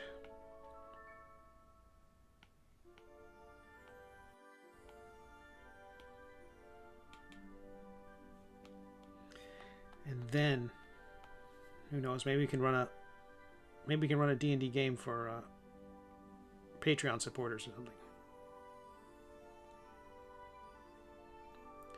Or go to an event. There was a convention that does gaming, and they wanted to invite me out. I think they just feel like my stuff is very game adjacent. It's just because of the fantasy aspect of it. I'm like, oh, okay. Let's talk about that once I feel safe coming out of my house.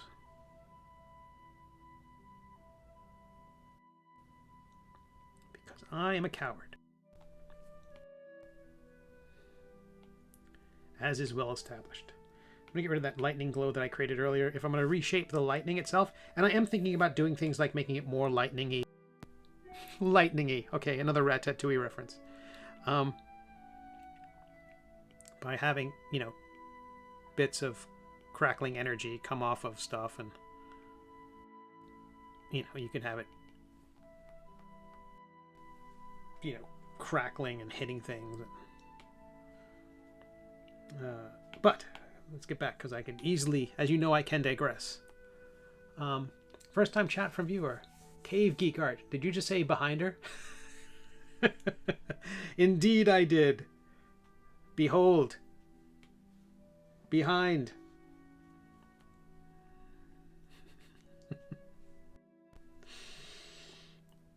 This is a I'll show the black and white version. Might be easier to see in this lighting. I just put the flat colors in, and they're all over the place right now.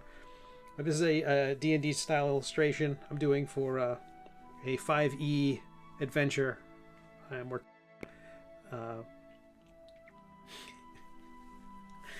and it's very dumb. So I that's very nice of you to say. Like, subscribe, and jump through hoops. Like those candles. But yeah, thanks so much. It's very silly. I write and draw a webcomic called The Middle Age. Usually the style's a lot simpler than this. DEG, you're fantastic. Usually the style's a lot lighter. Well, it's all the same kind of it's some ridiculous comedy, but this piece in particular is over the top. I'm trying to think, what would I do if I had a diet of nothing but Doritos and Mountain Dew? Whoa! I don't know what happened there, but I don't want that to happen.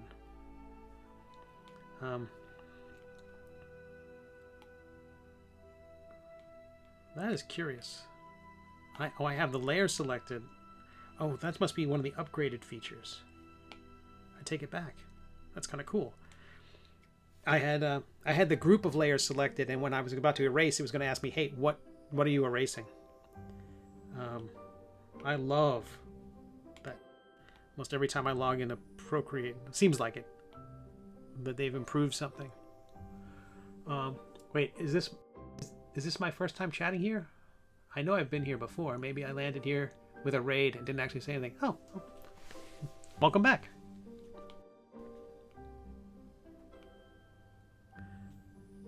But yeah, it says first time chat from here, or I don't know. I recently graduated to affiliate. I'm so new at this Twitch thing, as everyone. So I appreciate it. Oops. Hey, just subscribe. Oh, subscribe. That's awesome. How very kind of you. That's wonderful.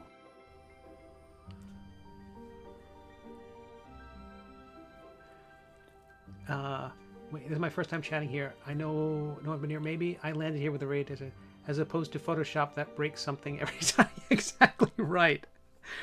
I am so loath to upgrading my computer. I'm like, don't make me do it. I've turned off the auto updates. Every time I log in, Adobe's like, hey.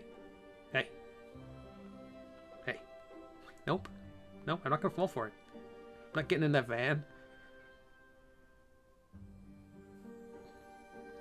Yeah, but it'll make lab color so much. I'm like, I don't use that. I don't use 95% of your program.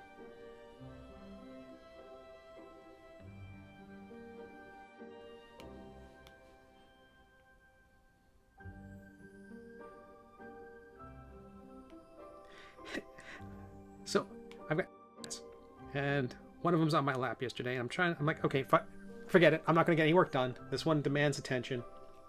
I put my iPad down, and he's just staring at the iPad on the screen, and he just goes and taps it. I'm like, did you just erase email?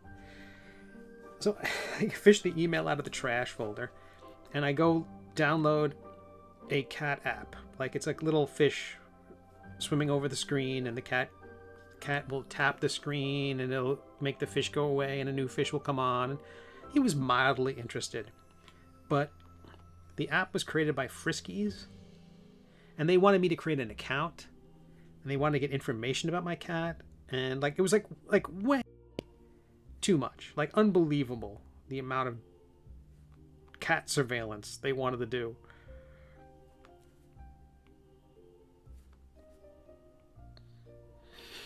I wanted every answer to be, he's a cat.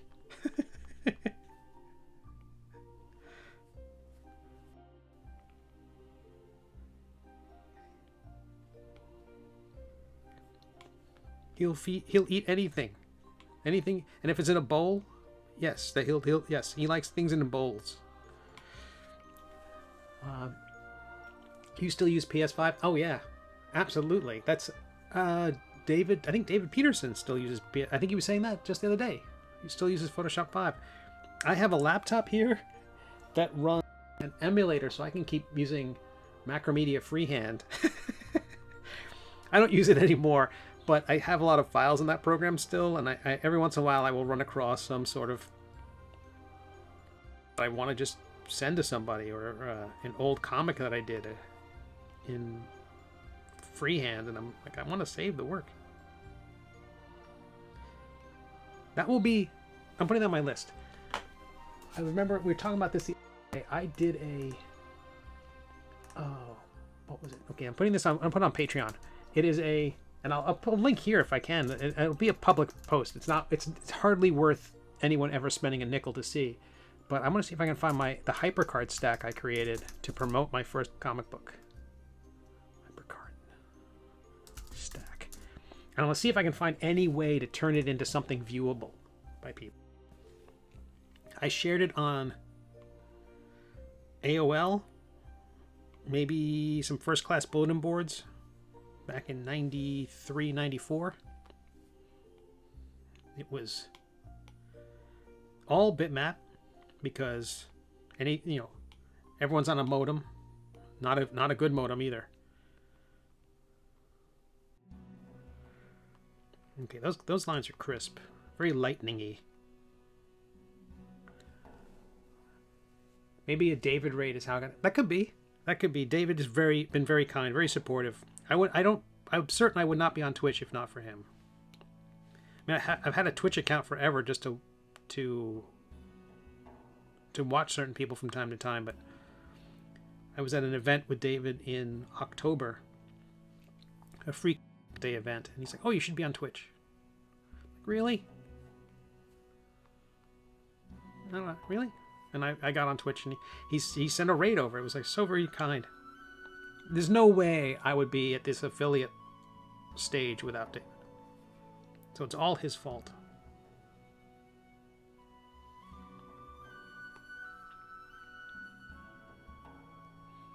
Okay.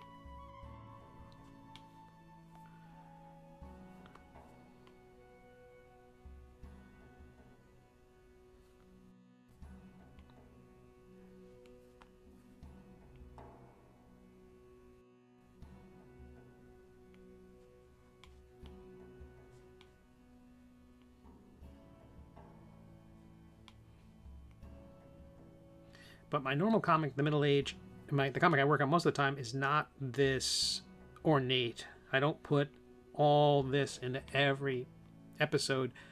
I rarely work in this style at all. It's more like I wanted to do something very, to me, classically Dungeons and Dragons, which was, more is better. More is always better.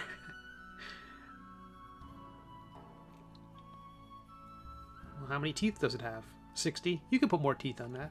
Okay, fine. He's got 80 teeth. 100? Okay, fine. 100 teeth.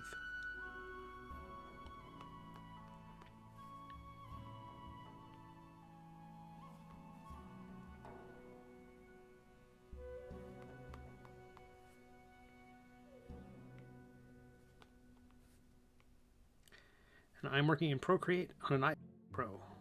I do my color flatting and lettering in Photoshop. I've already started mocking up the layout for this thing to appear, even though I don't know when this will ever see the light of day.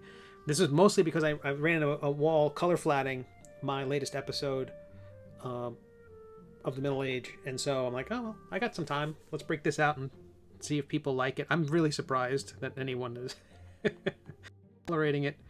Okay, that lightning bolt has to continue somewhere.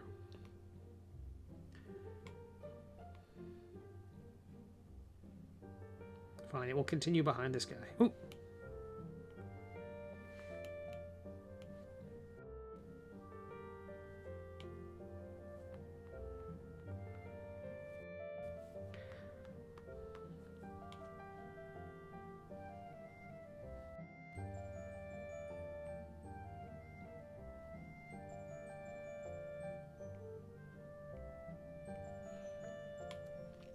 And then when I'm not drawing the Middle Age, I'm sometimes using Nomad Sculpt to sculpt some figures. Again, they were all D&D centric. I'm trying to do minis.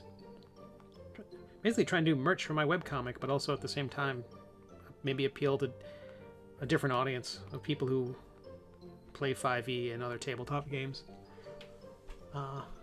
That's how I got here. Yeah, that's the best. I've been rated twice now. My goodness, why am I drawing a blank? I have the activity feed will tell me. No, it won't. Why won't it? You became smitten with Quimp. How often do you stream? Yes, Loading Artist sent a bunch of people my way, which is amazing. That pushed me over the top. I stream Tuesdays and Thursdays exclusively to Twitch as of now, from 4 to 8. I'm going to try to go a little bit past 8. I think that I like 4 to 8. It's a good time. I might end up changing the schedule next month or so to 4:30 to 8:30. In that, I think if people log off at 8, they might have someplace to send people, and they might send them to me, and then I can meet more people. And I like meeting people. Okay, I think that's... I'm happy with the lightning.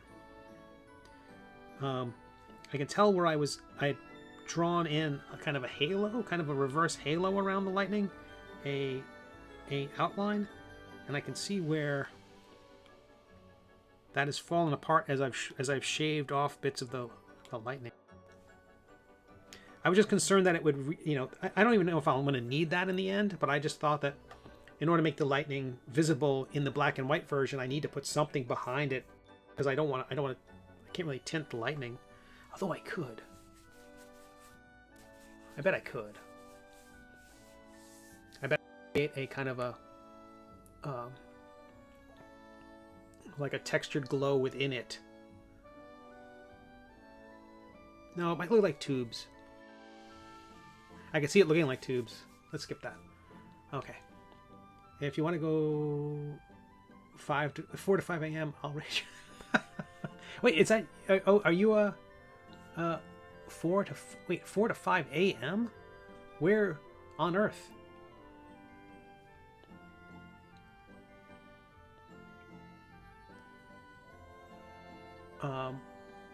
I watch you. DG says that's a good idea. I watch you and Loading Artist concurrently. Is Loading Artist streaming right now? Am I opposite him? Them? I don't know. Am I opposite them? No, that's disappointing. I mean, I know coming into this so late, I'm definitely going to be opposite somebody. I just know that David is Mondays and Wednesdays. I specifically don't want to be that because, I'm also a fan of watching David. So. Okay. He's green. I'll lighten up those other stalks. Oh, I didn't mean to reverse those things.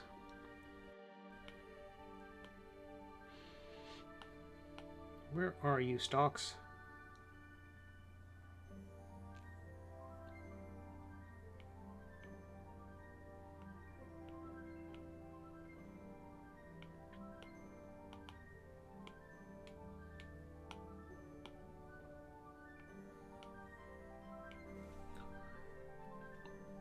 I'm in the US, but I'm a night owl. I usually start at 9 p.m. and go till about 2 to 3 a.m. Oh, wow. Wow. That's awesome. Okay, how do I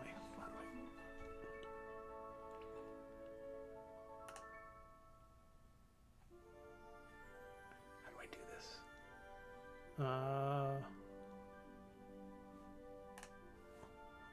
Oh, I'm inside my silly chat.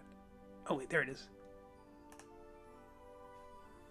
Excellent. I'm following you. And now... What kind of... Is it maps?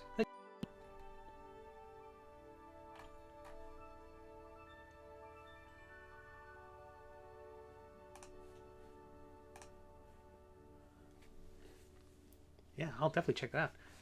Yeah, I do mostly fantasy maps on Deerskin. Wow.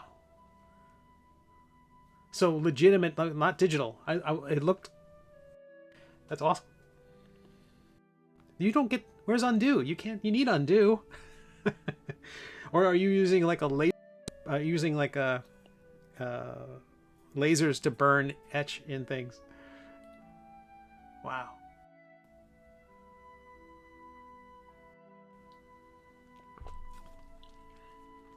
Okay.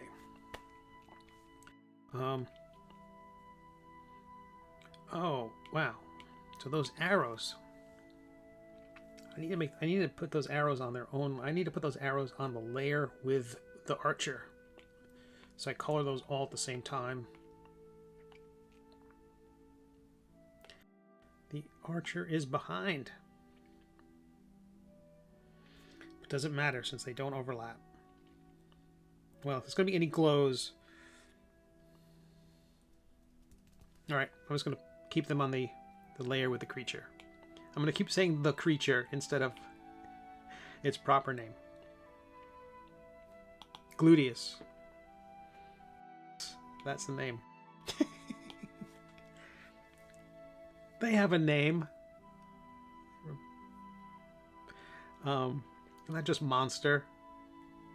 Okay, fletching.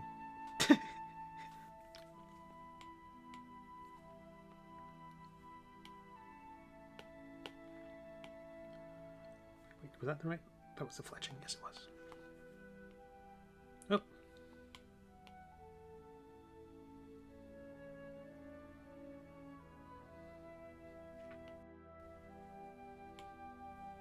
Oh, heavens. Everybody knows what I did. I keep doing it today. I'm on the wrong layer.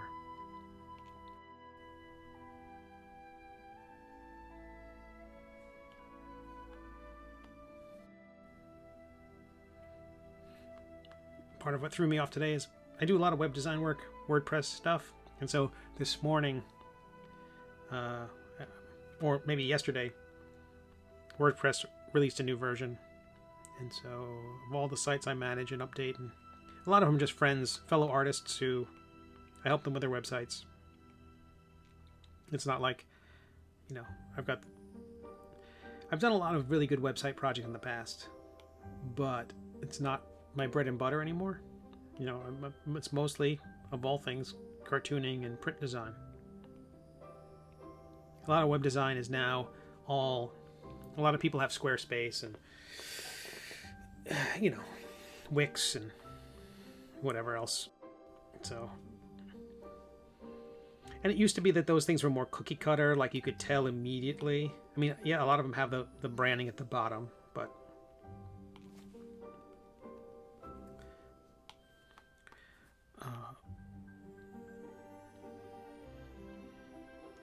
but some people still have particular requirements, so I help them with their site.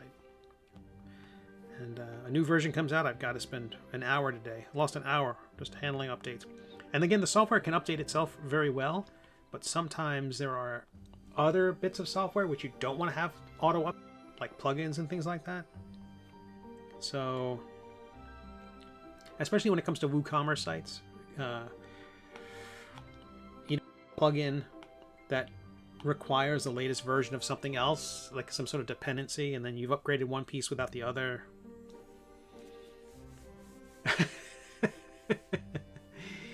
I'm glad you like that. It's really dumb. It's really, really dumb. So my hope is to make, not hope, it will happen. I'm going to make a 3D model of it as well. Okay, I'm going to switch gears just for a moment. I hope the people observing don't... you're going to see the beginning of Phosphonate's head. Everybody. Very early. Very, very early. It's still got quite a bit. I have to add textures. I have to add...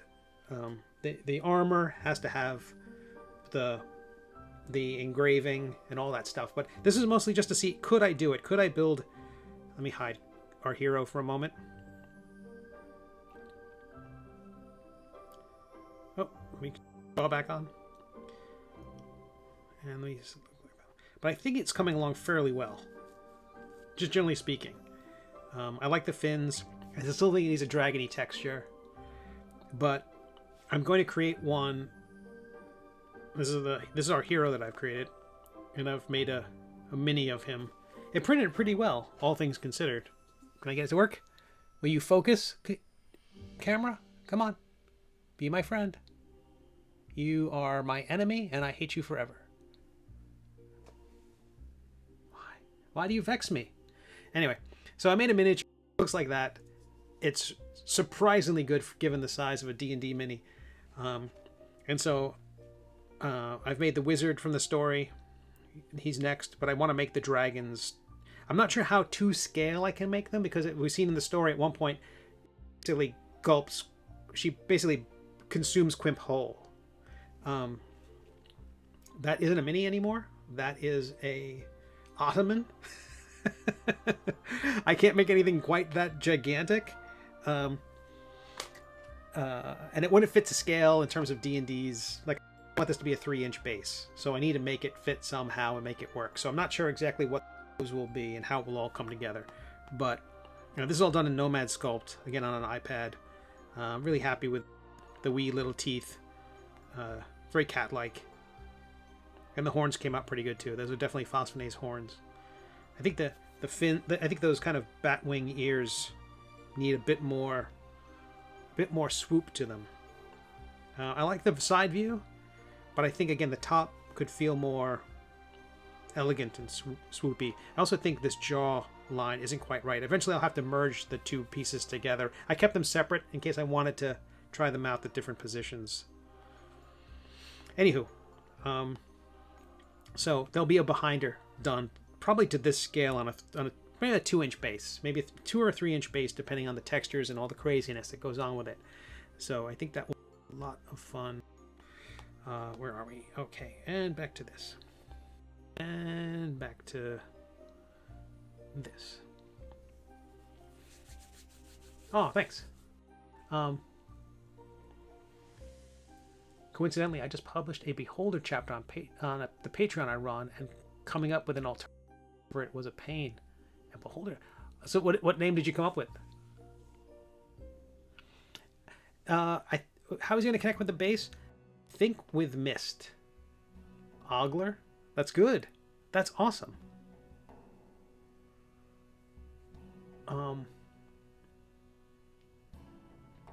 That's a great name. Or Oogler, Ogler, they're all good. Well, Behinder's a different creature. Not as powerful, of course. That's why it has teeth. But there's definitely a breath weapon of sorts. Constitution saving throws all around.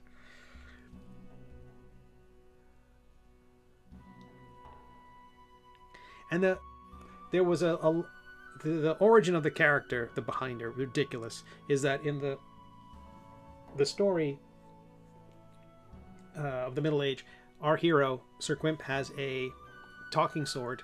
It's a cursed sword, and when he loses consciousness, the sword takes over. At one point, our hero is so exhausted, he's just like, okay, the sword convinces him, say, go to sleep, take a nap, you need it, you need the rest, I'll be on autopilot as they follow this little critter to the next leg of their journey. And our hero wakes up.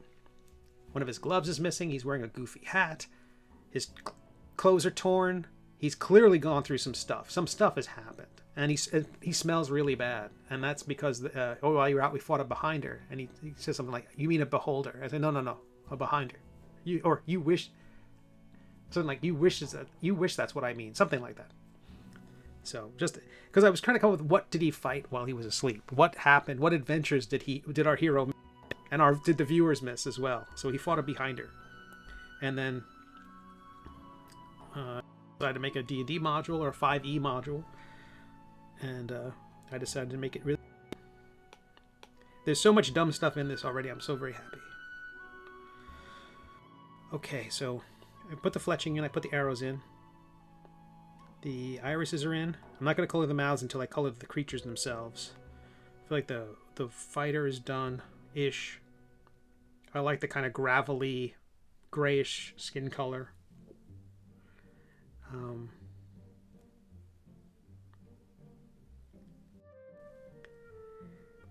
I really thought about making her a drow. I don't think I want to do that. I just really want her to pop. It does. It has a. That's why there's all this mist. Again, it is one of these things where I'm designing this as an adventure for levels 1 through 3. So it can't be this incredibly evil thing that will just kill everybody once you get near it.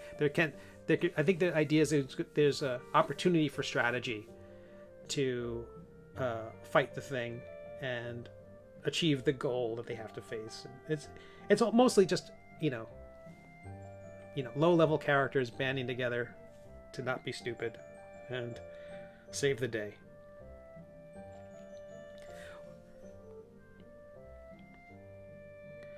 But there's absolutely, but the idea would be it's not like a boulder, which is so devastating with a death, or it's got like anti-magic cones and fire and ice and lightning and murder. It can't be like that. This is level 1, so it's got to be silly. No spoilers, Cave Geek Art.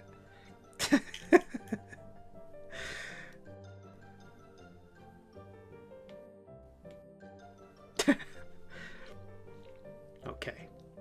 The earrings are in. I'm not sold on the color. Again, I was trying to think very much Errol Otis with the purples and the reds of this character's clothing. The green hair was actually tied to a magic that might be available in the game. So there was just a hint at that, but there's no reason to make the piece reliant on that. And again, it's a very Errol Otis color. Very much neon colors and day glow.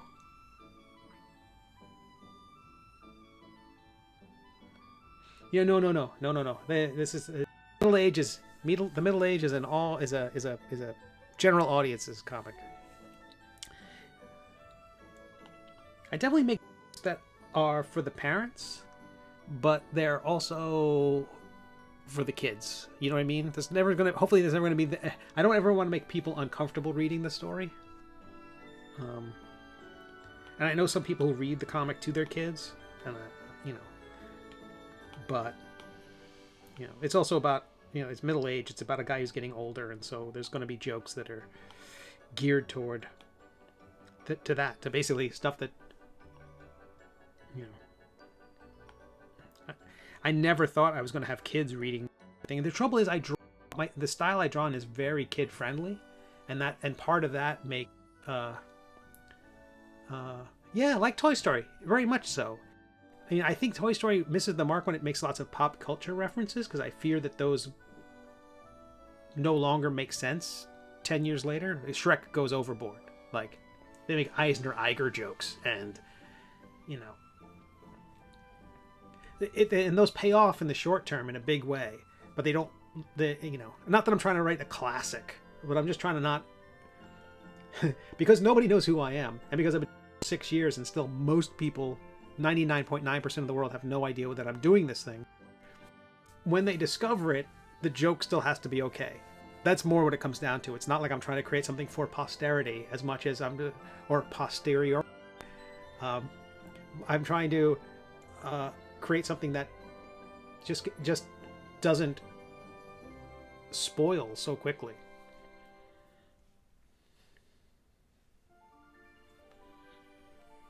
And I'm sorry about the posteriority. This is the theme.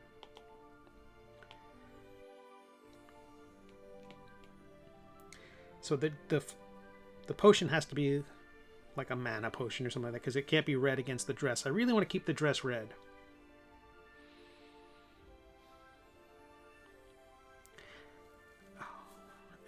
Okay. What if I color it differently?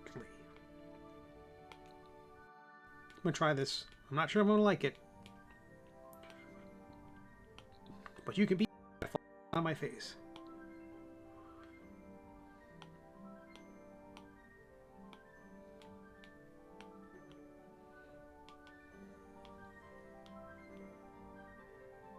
Reduce the opacity a bit.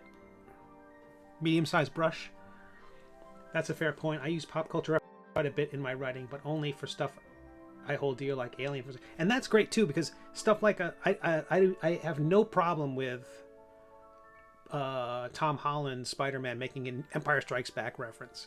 I mean, once something is established as a classic, You can make all the Casablanca references you want. You know, it's not gonna be. I don't think those will age poorly. And there's also the thing, but if it does, it's also a fine line because it can age poorly, but not matter. Like every time Bugs Bunny would meet some, silent movie star or something like that, character who I didn't know. As a kid, I don't know who Edward G. Robinson is. But you didn't have to know that. You just knew that's a weird person, and that's a weird person who I should know. And it was weird and funny regardless of not knowing who it was. So I have included the occasional nod to I've included the occasional Easter egg, but I never make it the main course. It's got to be like a bit of garnish to the story, and not the. There was a movie that had Danny Kaye in it called The Court Jester, which I remember seeing as a kid, and it's set in the kind of medieval story, very silly story, and at one point there's a joke that the characters are saying, "What's a group of dragons called?" And they're just rambling on about stuff, and then it says, and it makes a reference to the court jester. And to me, that was about as much as that's a good example of the kind of thing where it's never the punchline. It can't be, because no one's going to get it. No one on earth will share. But it's some of the things where it's so obscure and so weird that I knew a few people would get it, and that's fine, because that joke was never for everybody. It couldn't be, it was just, so maybe I shouldn't have even included it. Maybe that kind of nod to something else, maybe, could I have used that space for something better? And how much product placement did Lord of the Rings have in it? I don't know. How much? I don't know. For all I know, there are references that every name in Rivendell might be a joke about what's for sale at the local tobacconist in wherever Shire.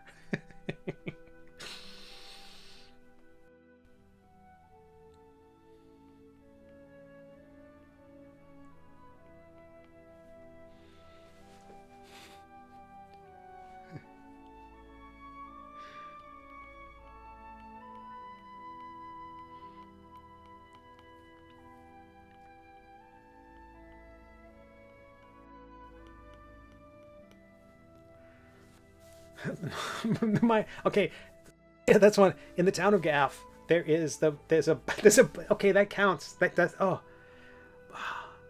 okay. I think it works because it's dumb, and works even if you don't know, because of the tavern is called. They had to meet the wizard in the tavern of My Prancing Pony, and with the subtitle "Alcohol is Magic," and that's dumb. It's definitely a pop culture joke on one level, but it's also, I think because the second line is "alcohol is magic," then at that point I'm kind of in the clear, because it's so dumb. So here's what I was saying, that if I fail in this, the idea would be not to use a soft watercolor brush on any of the colors, but to use exclusively the same kind of feathering that I've used for the background. And will that work? And I don't know.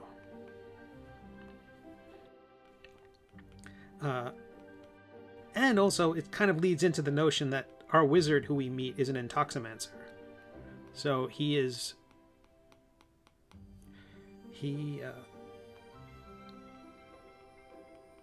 a lot of his magical power is directly related to how inebriated he is.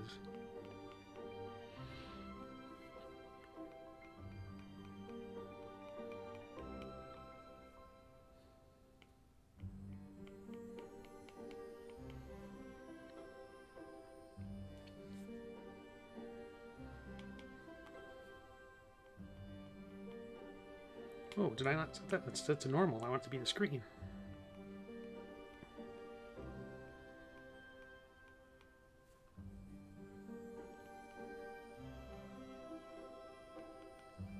And I might delete all this, because I don't know if it'll work or not, but I'm going to try it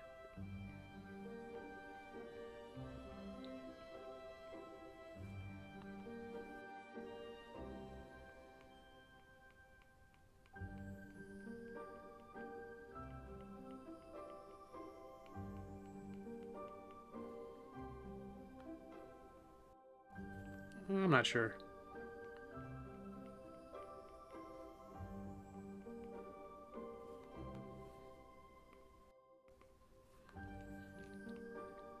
I'm starting with the what I think would be the toughest face to do this with, because whenever you're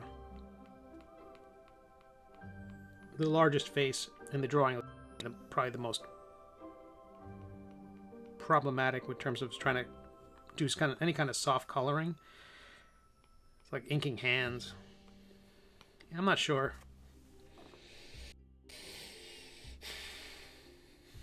How's it look on the screen? How's it look on the different screen? Nah. I say pshaw. Pshaw, I say. To blazes with you. Oh, buy followers. Don't mind if I don't. How do I make you go away, you evil bastard? Not reply to message. Oh, I know this. This is... I have to... something. I get to type something. Oh, this is great. I'm glad I stayed the extra 15 minutes. You click on the name, then click on ban button. Oh, I'm doing that. This guy's getting banned. Or this lady. Hashtag feminism. Or they are. Hashtag NBism.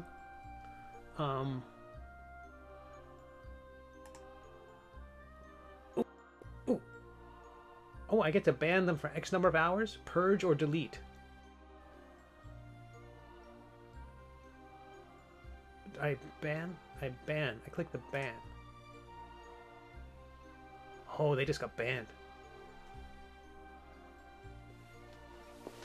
I like to think they were permanently banned. Oh, and that's the ban hammer? The rainbow ban hammer? Fantastic. Alright, so it is 4 hours and 11 minutes. We've been streaming with the grand total drop frames 0. Streaming exclusively. That's fantastic. How do you... Is there a way that you sort them all? That whacking the hippo is excellent.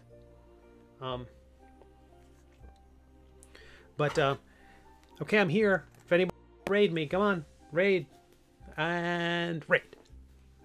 And raid. Okay, I'm about to log off anyway. That would be a terrible waste of a raid. Okay. All right, you lovely people. It's so great to meet you. Thank you so much for the subscribe, Cave Geek Art. Cave Geek Art. If you want to raid a friend of Shane's and a great streamer, I can recommend one. Oops, a friend of David's. His name is Shane. Okay, how do I raid anybody? I'm going from the Stream Elements interface. How do I do that? He's a history streamer. Definitely want to do that. I just don't know how. Type raid username. Okay. All right. Hey, we're gonna do this. Or I'm gonna break Twitch. /raid Sean McInnes. Thank you all so much. You are lovely people. Every time David goes and raids somebody, it cuts off the last 2 words he's gonna say. So, and the murderer is no. So I'm gonna have a little closing. Put up my closing graphic. Thank you all so much. You're lovely. Let's go visit Shane McInnes. Oh no! I tried to copy it. I was about to put something else in the chat. That's not what I wanted. Okay, we're gonna. One would hope that I'm doing this right. Okay, /raid. Oh, I haven't put yet another. Wouldn't it be a Steve Conley stream without haphazard adult content accidentally streamed? Okay. Wait. Okay, it is Shane McInnes. I'm assuming it's case sensitive. I was hoping I could copy and paste, but all it did was copy my description of this thing. It's not case sensitive. Okay, Shane McInnes. Fingers crossed. We might be visiting a different person named Shane. Who knows what they're doing and with what orifices. Good night. See you on Thursday.